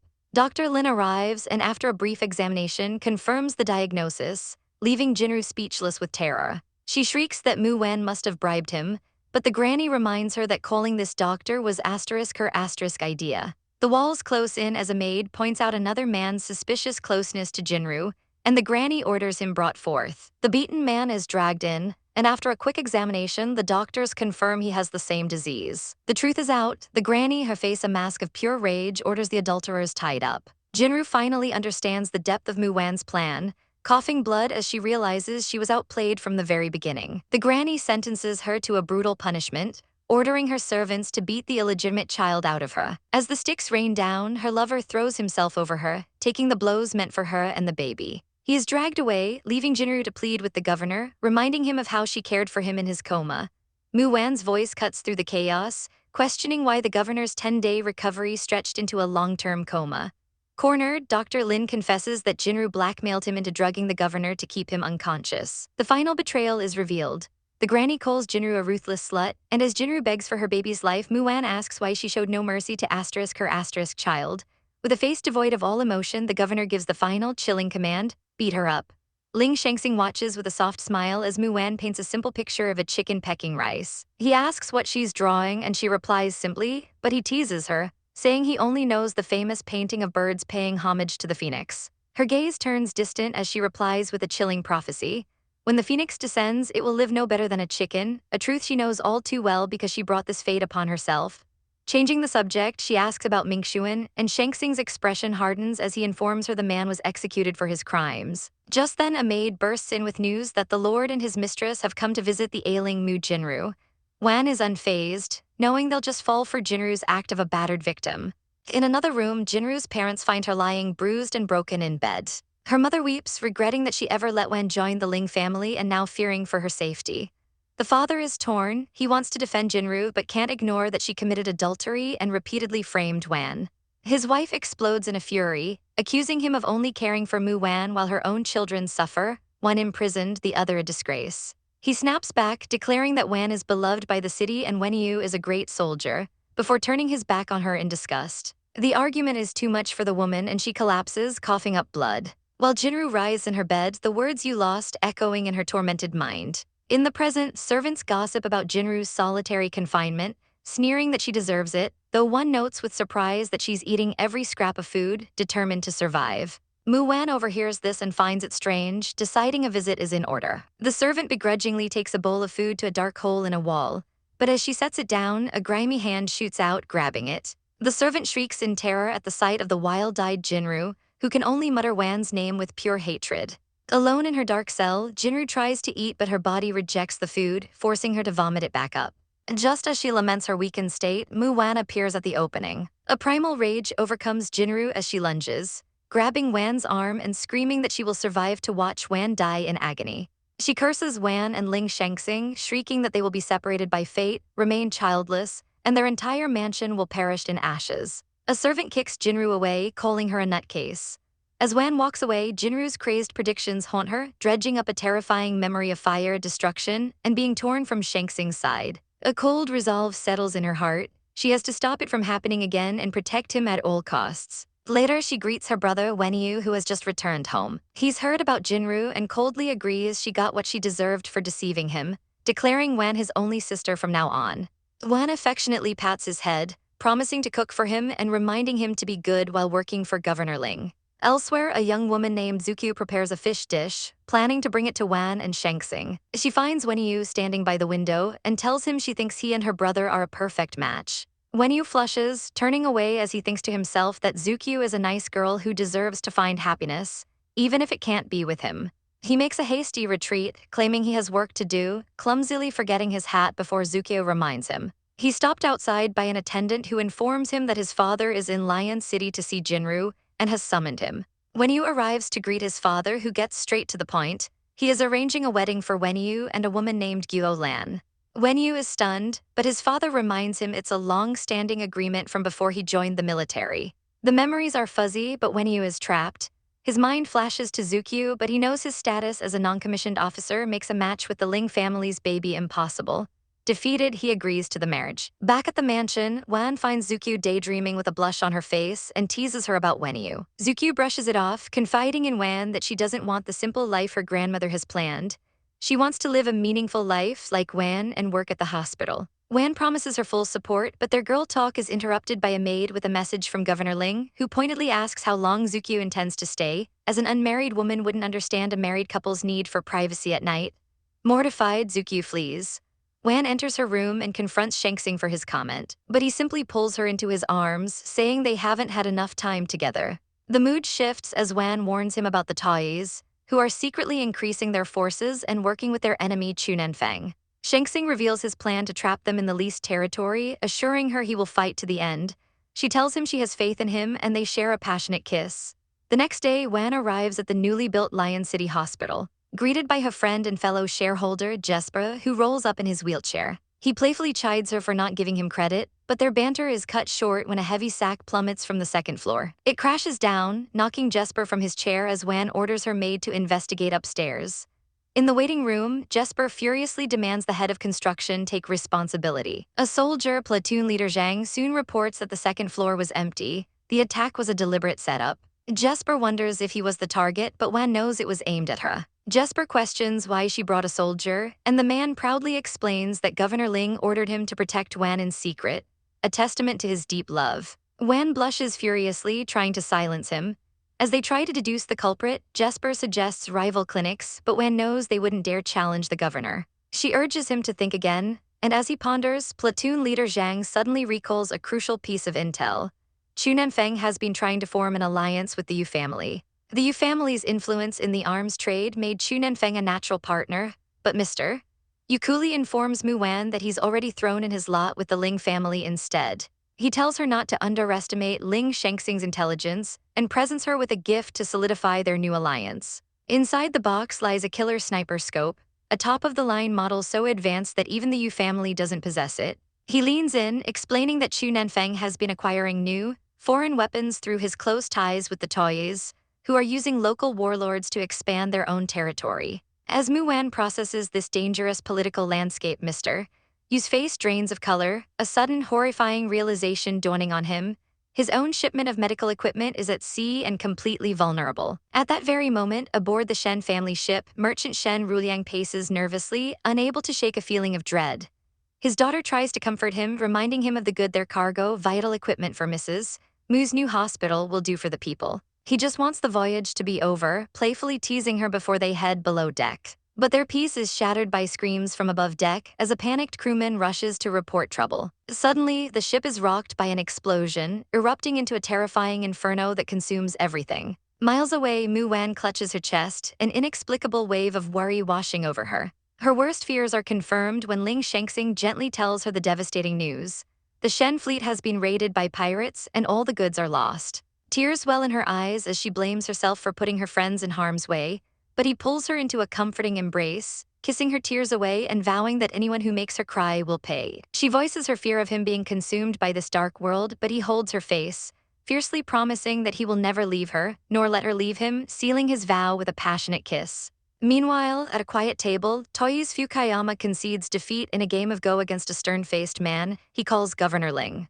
Getting down to business, Fukayama proposes connecting their transport lines to facilitate trade, a seemingly innocent offer dripping with ulterior motives. Ling remains silent, his expression unreadable as Fukayama offers to send his own troops to ensure security, an offer Ling smoothly deflects by saying his wife is expecting him for dinner. As Ling departs, Fukayama's pleasant facade melts away into a sneer. His daughter confirms their plan was a success. The pirate captain they hired destroyed the Shen family's ship.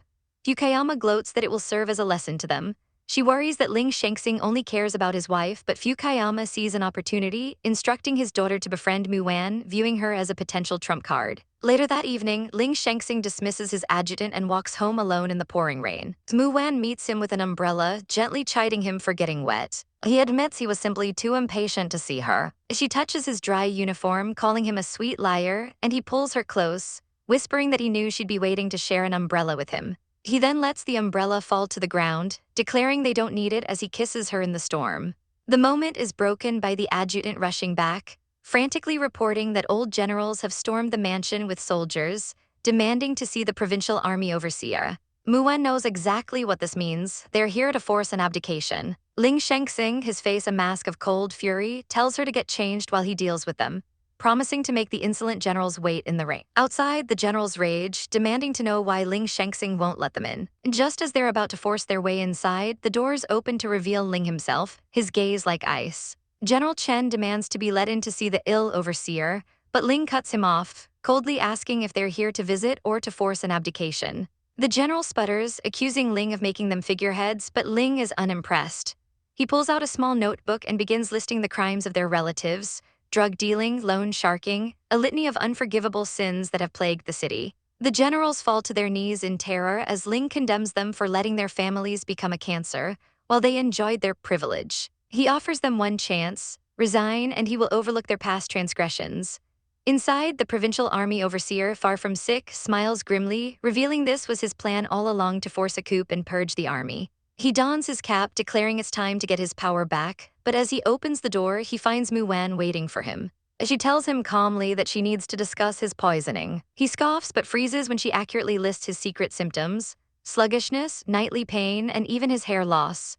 She identifies the rare hepta poison, explaining that it's made from the incense his fourth concubine burns for him. The overseer is shattered, realizing his beloved woman and his own son have betrayed him. Mu Wan pityingly informs him that this whole confrontation was orchestrated by Ling Shengxing to give him a reason to clean house. As General Chen threatens Ling Shengxing outside, the overseer emerges, his face grim. Chen eagerly asks for his support, but the overseer silences him, striding past to stand before his son. He declares that the generals created this mess, and then, to their utter shock, he presents his son with the official seal of the Ling army, naming him the new commander.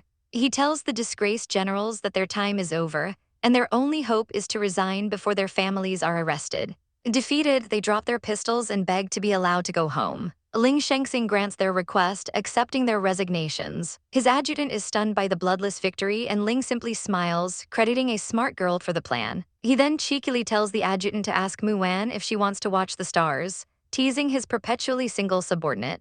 Mu Wan is just as confused by the request on a starless, rainy night. Ling leads her to a room and tells her to get in, promising a surprise. He opens a pair of massive doors to reveal a private observatory, the ceiling a breathtaking replica of a starry night sky. He pulls her close, tears of joy in her eyes, and whispers that he wants to watch the stars with her for a lifetime. At the desolate Shen mansion, two women arrive to a scene of sorrow. One notes how cruel it is that no one visits anymore since Mr. Shen's incident. Inside, Mrs. Liu weeps, lamenting that Young King and her father should have delivered the goods by now. Mrs. Mu comforts her, insisting that since Mr. Shen saved her and Shengxing, they will find a way to save them in return.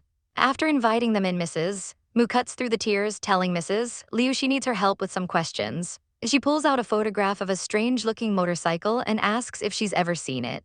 A jolt of recognition hits Mrs. Liu. She confirms she saw it frequently around the mansion and the wharf before they left. This confirms Mrs. Mu's suspicion the incident is truly connected to that woman and the toys. Meanwhile, at the opulent Ling mansion, the red-haired Eiko arrives on that very same motorcycle. She's greeted by Mu Feifei, who expresses surprise at seeing her again and remarks on her new status as Ling Shengxing's mistress. Feifei complains bitterly about that woman's Mrs.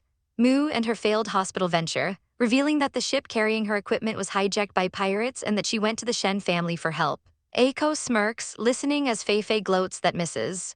Mu has neither the equipment nor the money to open on time. Eiko then mentions her own hospital, set to open late in the month, a project to help her father after studying Western medicine abroad. Feifei admires Eiko's beautiful jade bracelet, noting it must be from the north. Eiko confirms it's from her motherland and offers to get one for Feifei, a gesture that clearly cements their alliance.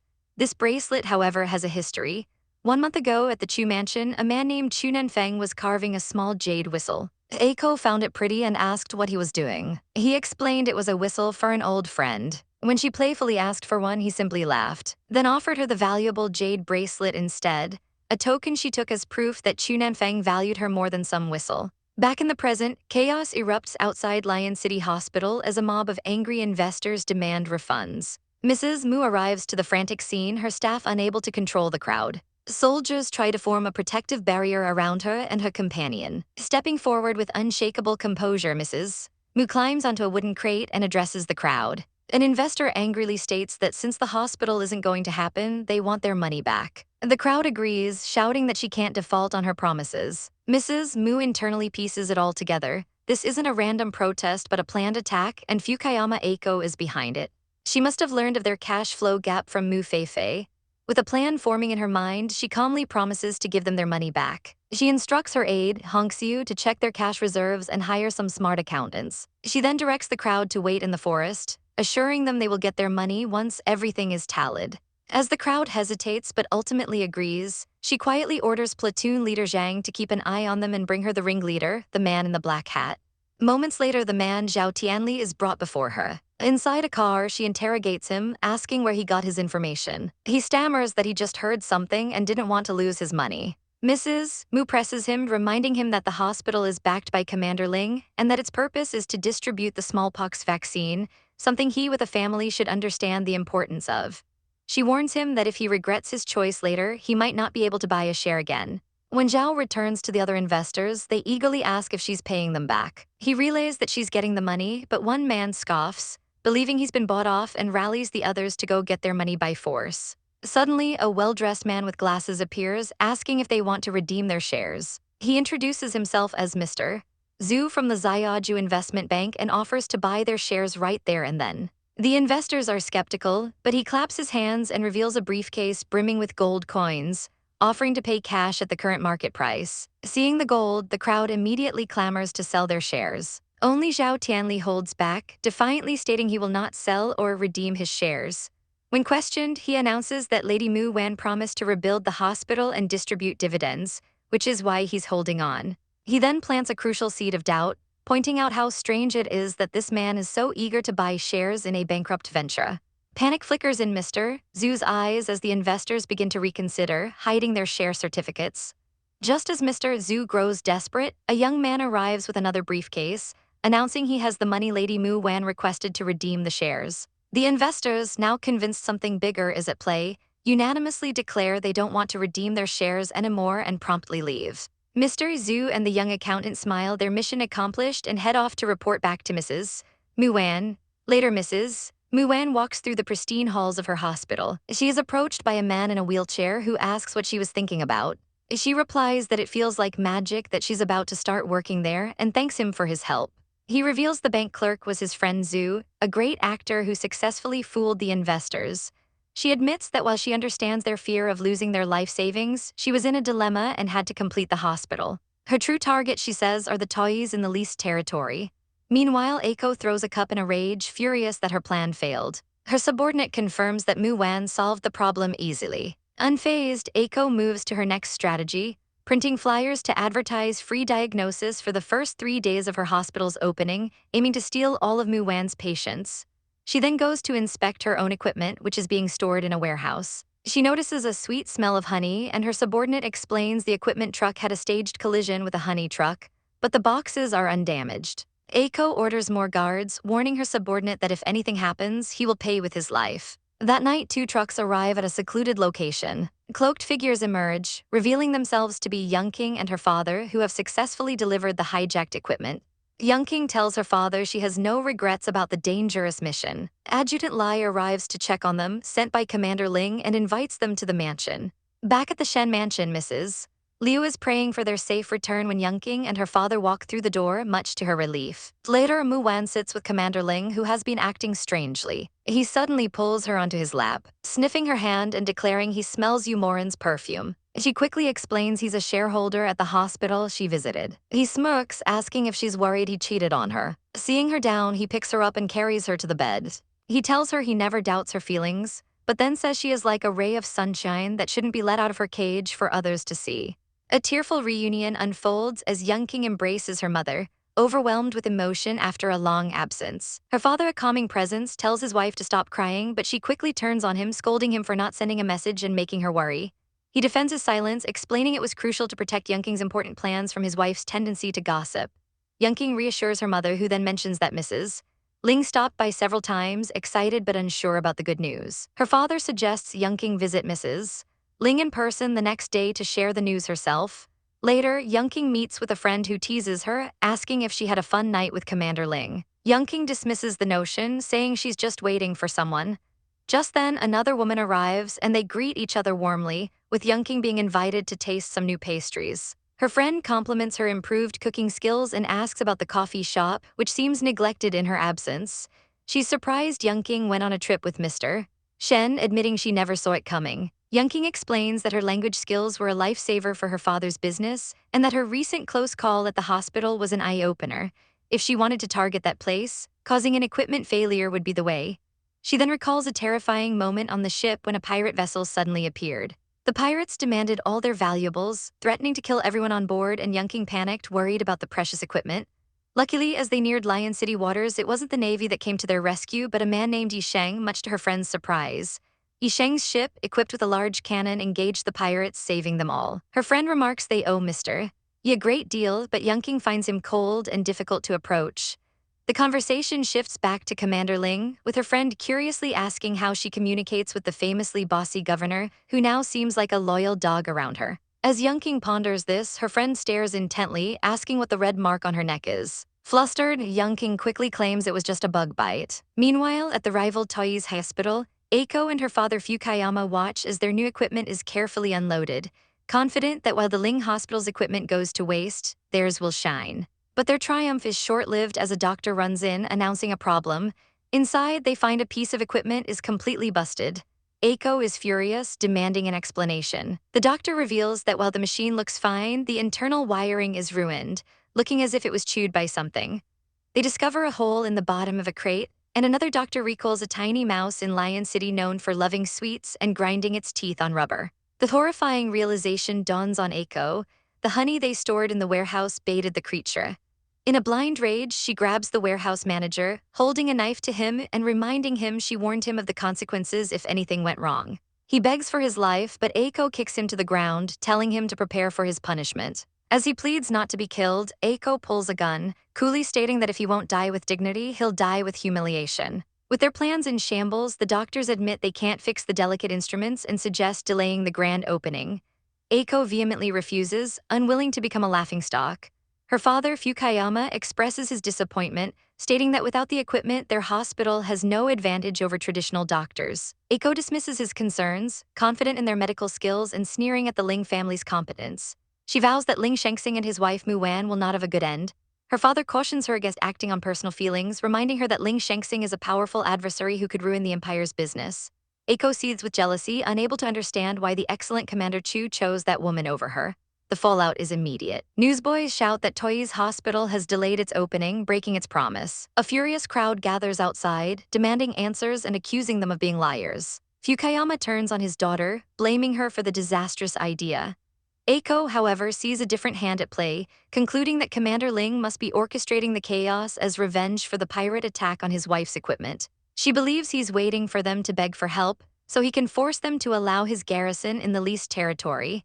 Fukayama orders her to go reflect on her mistakes. The scene shifts to Mu Wan telling Commander Ling that Fukayama will be coming to him soon. As predicted, Fukayama arrives at Ling's residence, feigning devastation over his hospital's equipment failure and the subsequent riots. Commander Ling offers his sympathies, but notes that the police in the leased territory are inadequate and that if his men had been there, he could have helped. Seeing his opening, Fukayama accepts and Ling promises to send men to protect his safety, taking full responsibility for any future incidents. Fukayama leaves, wiping sweat from his brow, having achieved his goal. Soon after, the Tongren Hospital opens with a grand celebration. Mu Wan gives a speech, declaring their hospital isn't for profit but to develop new medicine for the citizens. A shareholder praises Commander Ling for having such a good wife, whose hospital benefits the people and wins him support. Ling agrees, acknowledging how precious Mu Wan is. Later, as they prepare to leave, Mu Wan tells Ling she doesn't think Fukayama will give up so easily. Back at his mansion, Eiko confronts her father, furious that he allowed Ling Shengxing to establish a garrison. Fukayama reveals his true strategy. The empire has advanced its plans. Their ships have been appropriated for military use, and their hospital is now a reserve military hospital. Letting Ling think he won was a calculated move to ensure their business interests are prioritized when the empire grows stronger. He tells Eiko that once war breaks out, the Ling's hospital cannot be allowed to run smoothly. Eiko accepts the mission, vowing to make Mu Wan pay for everything. Elsewhere, Mu Wan suddenly sneezes. She is seen instructing a nurse, Zukio, on how to care for a patient. The patient, a lecherous old man, asks the young nurse her age and then grabs her hand, demanding she walk him to the bathroom. When she refuses, he insists it's her duty. A young soldier, Wenyu, witnesses the assault and intervenes, ordering the man to let her go. He twists the man's arm, who cries out in pain. Wenyu warns the creep that if he ever touches her again, he'll spend the rest of his life in bed. The man immediately starts a scene, screaming that the hospital is threatening to kill him. Wenyu silences him with a sharp blow. Just then, a woman named Wenyu appears, asking what's happening. The nurse, Zukyu, explains that she's taking her fiancé's father to see a doctor. The man is stunned, realizing Wenyu is engaged. Wenyu's fiancé asks if everything is okay, and he awkwardly invites Zukyu to dinner with them, but she declines, saying she needs to find Wan. Wenyu finds Wan in the staff lounge and begs for a moment of her time. He confesses that he was irrational because of what the man did to Zukyu. Wan advises him to make time for his fiancée, Miss Guo, as she has arranged for him to have a few days off. Wenyu explodes, declaring his love is for Zukyu, not Miss Guo, and begs Wan not to force him into a loveless marriage. Kneeling, he pleads that Wan is the only one who can help him stop the impending tragedy for all three of them. Their intense conversation is interrupted by a Dr. Jesper who needs MS. Mu to check on an old man who just arrived. Wenyu heads off to find Zukyu, who is in the pharmacy.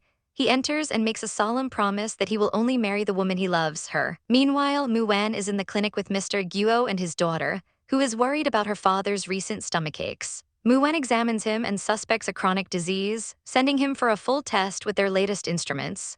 She tells Wenyu to keep Miss Guo company while they wait. When the results are in, they confirm Mu Wan's worst fears. She looks at the chart with a heavy heart, admitting to Jesper that it might be cancer, a condition even she cannot cure. In a private ward, Dr. Mu Wan stands over her patient, Mr. Guo, who correctly senses the bad news she's hiding.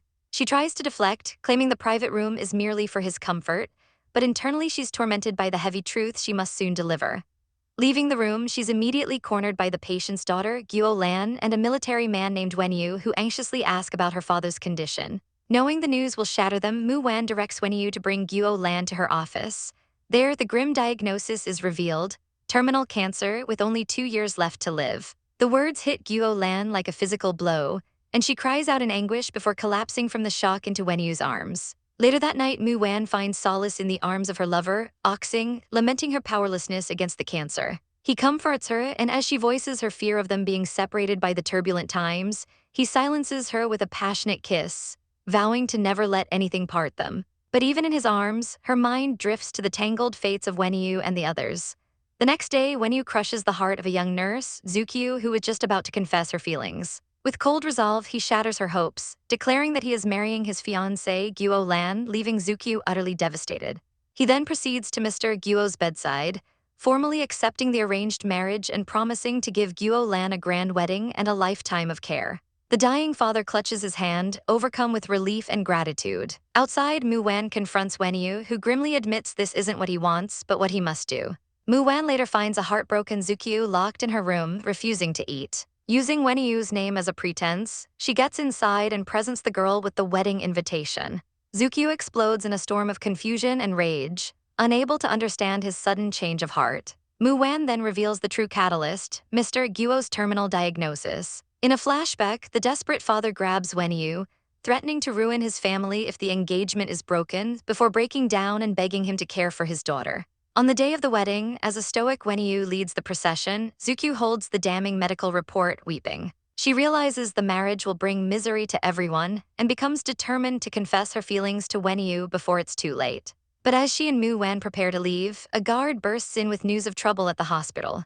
Thugs are causing a riot at the entrance, accusing the hospital of malpractice and collusion with gangsters. Watching from the shadows is the master puppeteer, a red-haired woman named Eiko, who sneers that Ling Shengxing and Mu Wan will soon learn the power of the toys. She correctly predicts Mu Wan will take a detour through the forest, where she springs a trap. With Mu Wan captured, Eiko gloats that Commander Ling will now be easy to control. News travels fast. At his encampment, Commander Ling Shengxing, Mu Wan's Oxing, receives a call informing him that the Toyi's army has surrounded the city thanks to a traitor. His fury is cut short when an adjutant brings him a letter. It's from the Toyi's leader, Fukayama, and its message chills him to the bone: they have Mu Wan. He interrogates the captured messenger, who defiantly spits propaganda before dying from a poison capsule hidden in his mouth. Ling, incandescent with rage, orders the body to be hung from the city walls. He then goes to confront Fukayama himself, furiously demanding why he would resort to kidnapping his wife. Fukayama coolly replies that all is fair in war, pulling out a blood-stained letter from Mu Wan that urges him to cooperate with the Toys for the sake of the city's people. Ling is thrown into turmoil, remembering his promise to Wan to always protect their people, a promise now twisted into a weapon against him. Torn between his love and his duty, he watches his memory of her begin to fade. As enemy soldiers close in, Ling makes a desperate move, shooting himself in the shoulder to create a diversion and taking Fukayama hostage. He escapes, but his victory is short-lived. Eiko appears, revealing a beaten and kneeling Mu Wan, and taunts him. As Ling roars in anguish, Eiko lashes out, striking Mu Wan with a whip. The sight of her pain fuels Ling's rage. He rallies his troops, firing his gun into the air and delivering a fiery speech to defend their homeland. Yet his heart is a battlefield. He knows attacking the Toyi seals Wan's fate. In a shocking move, he hands his command seal to his adjutant, ordering him to lead the army to victory. Ling Shengxing has his own battle to fight. While he races to save his love, Fukayama reveals to a captive Mu Wan that Chunanfeng, one of their own, has betrayed them. Stunned but resolute, Mu Wan feigns weakness, asking to get some air on the balcony. Meanwhile, news of Mu Wan's capture reaches the traitor himself, Chunanfeng. Consumed by a hidden rage, he vows that Fukayama will pay dearly for harming her and storms out to confront him.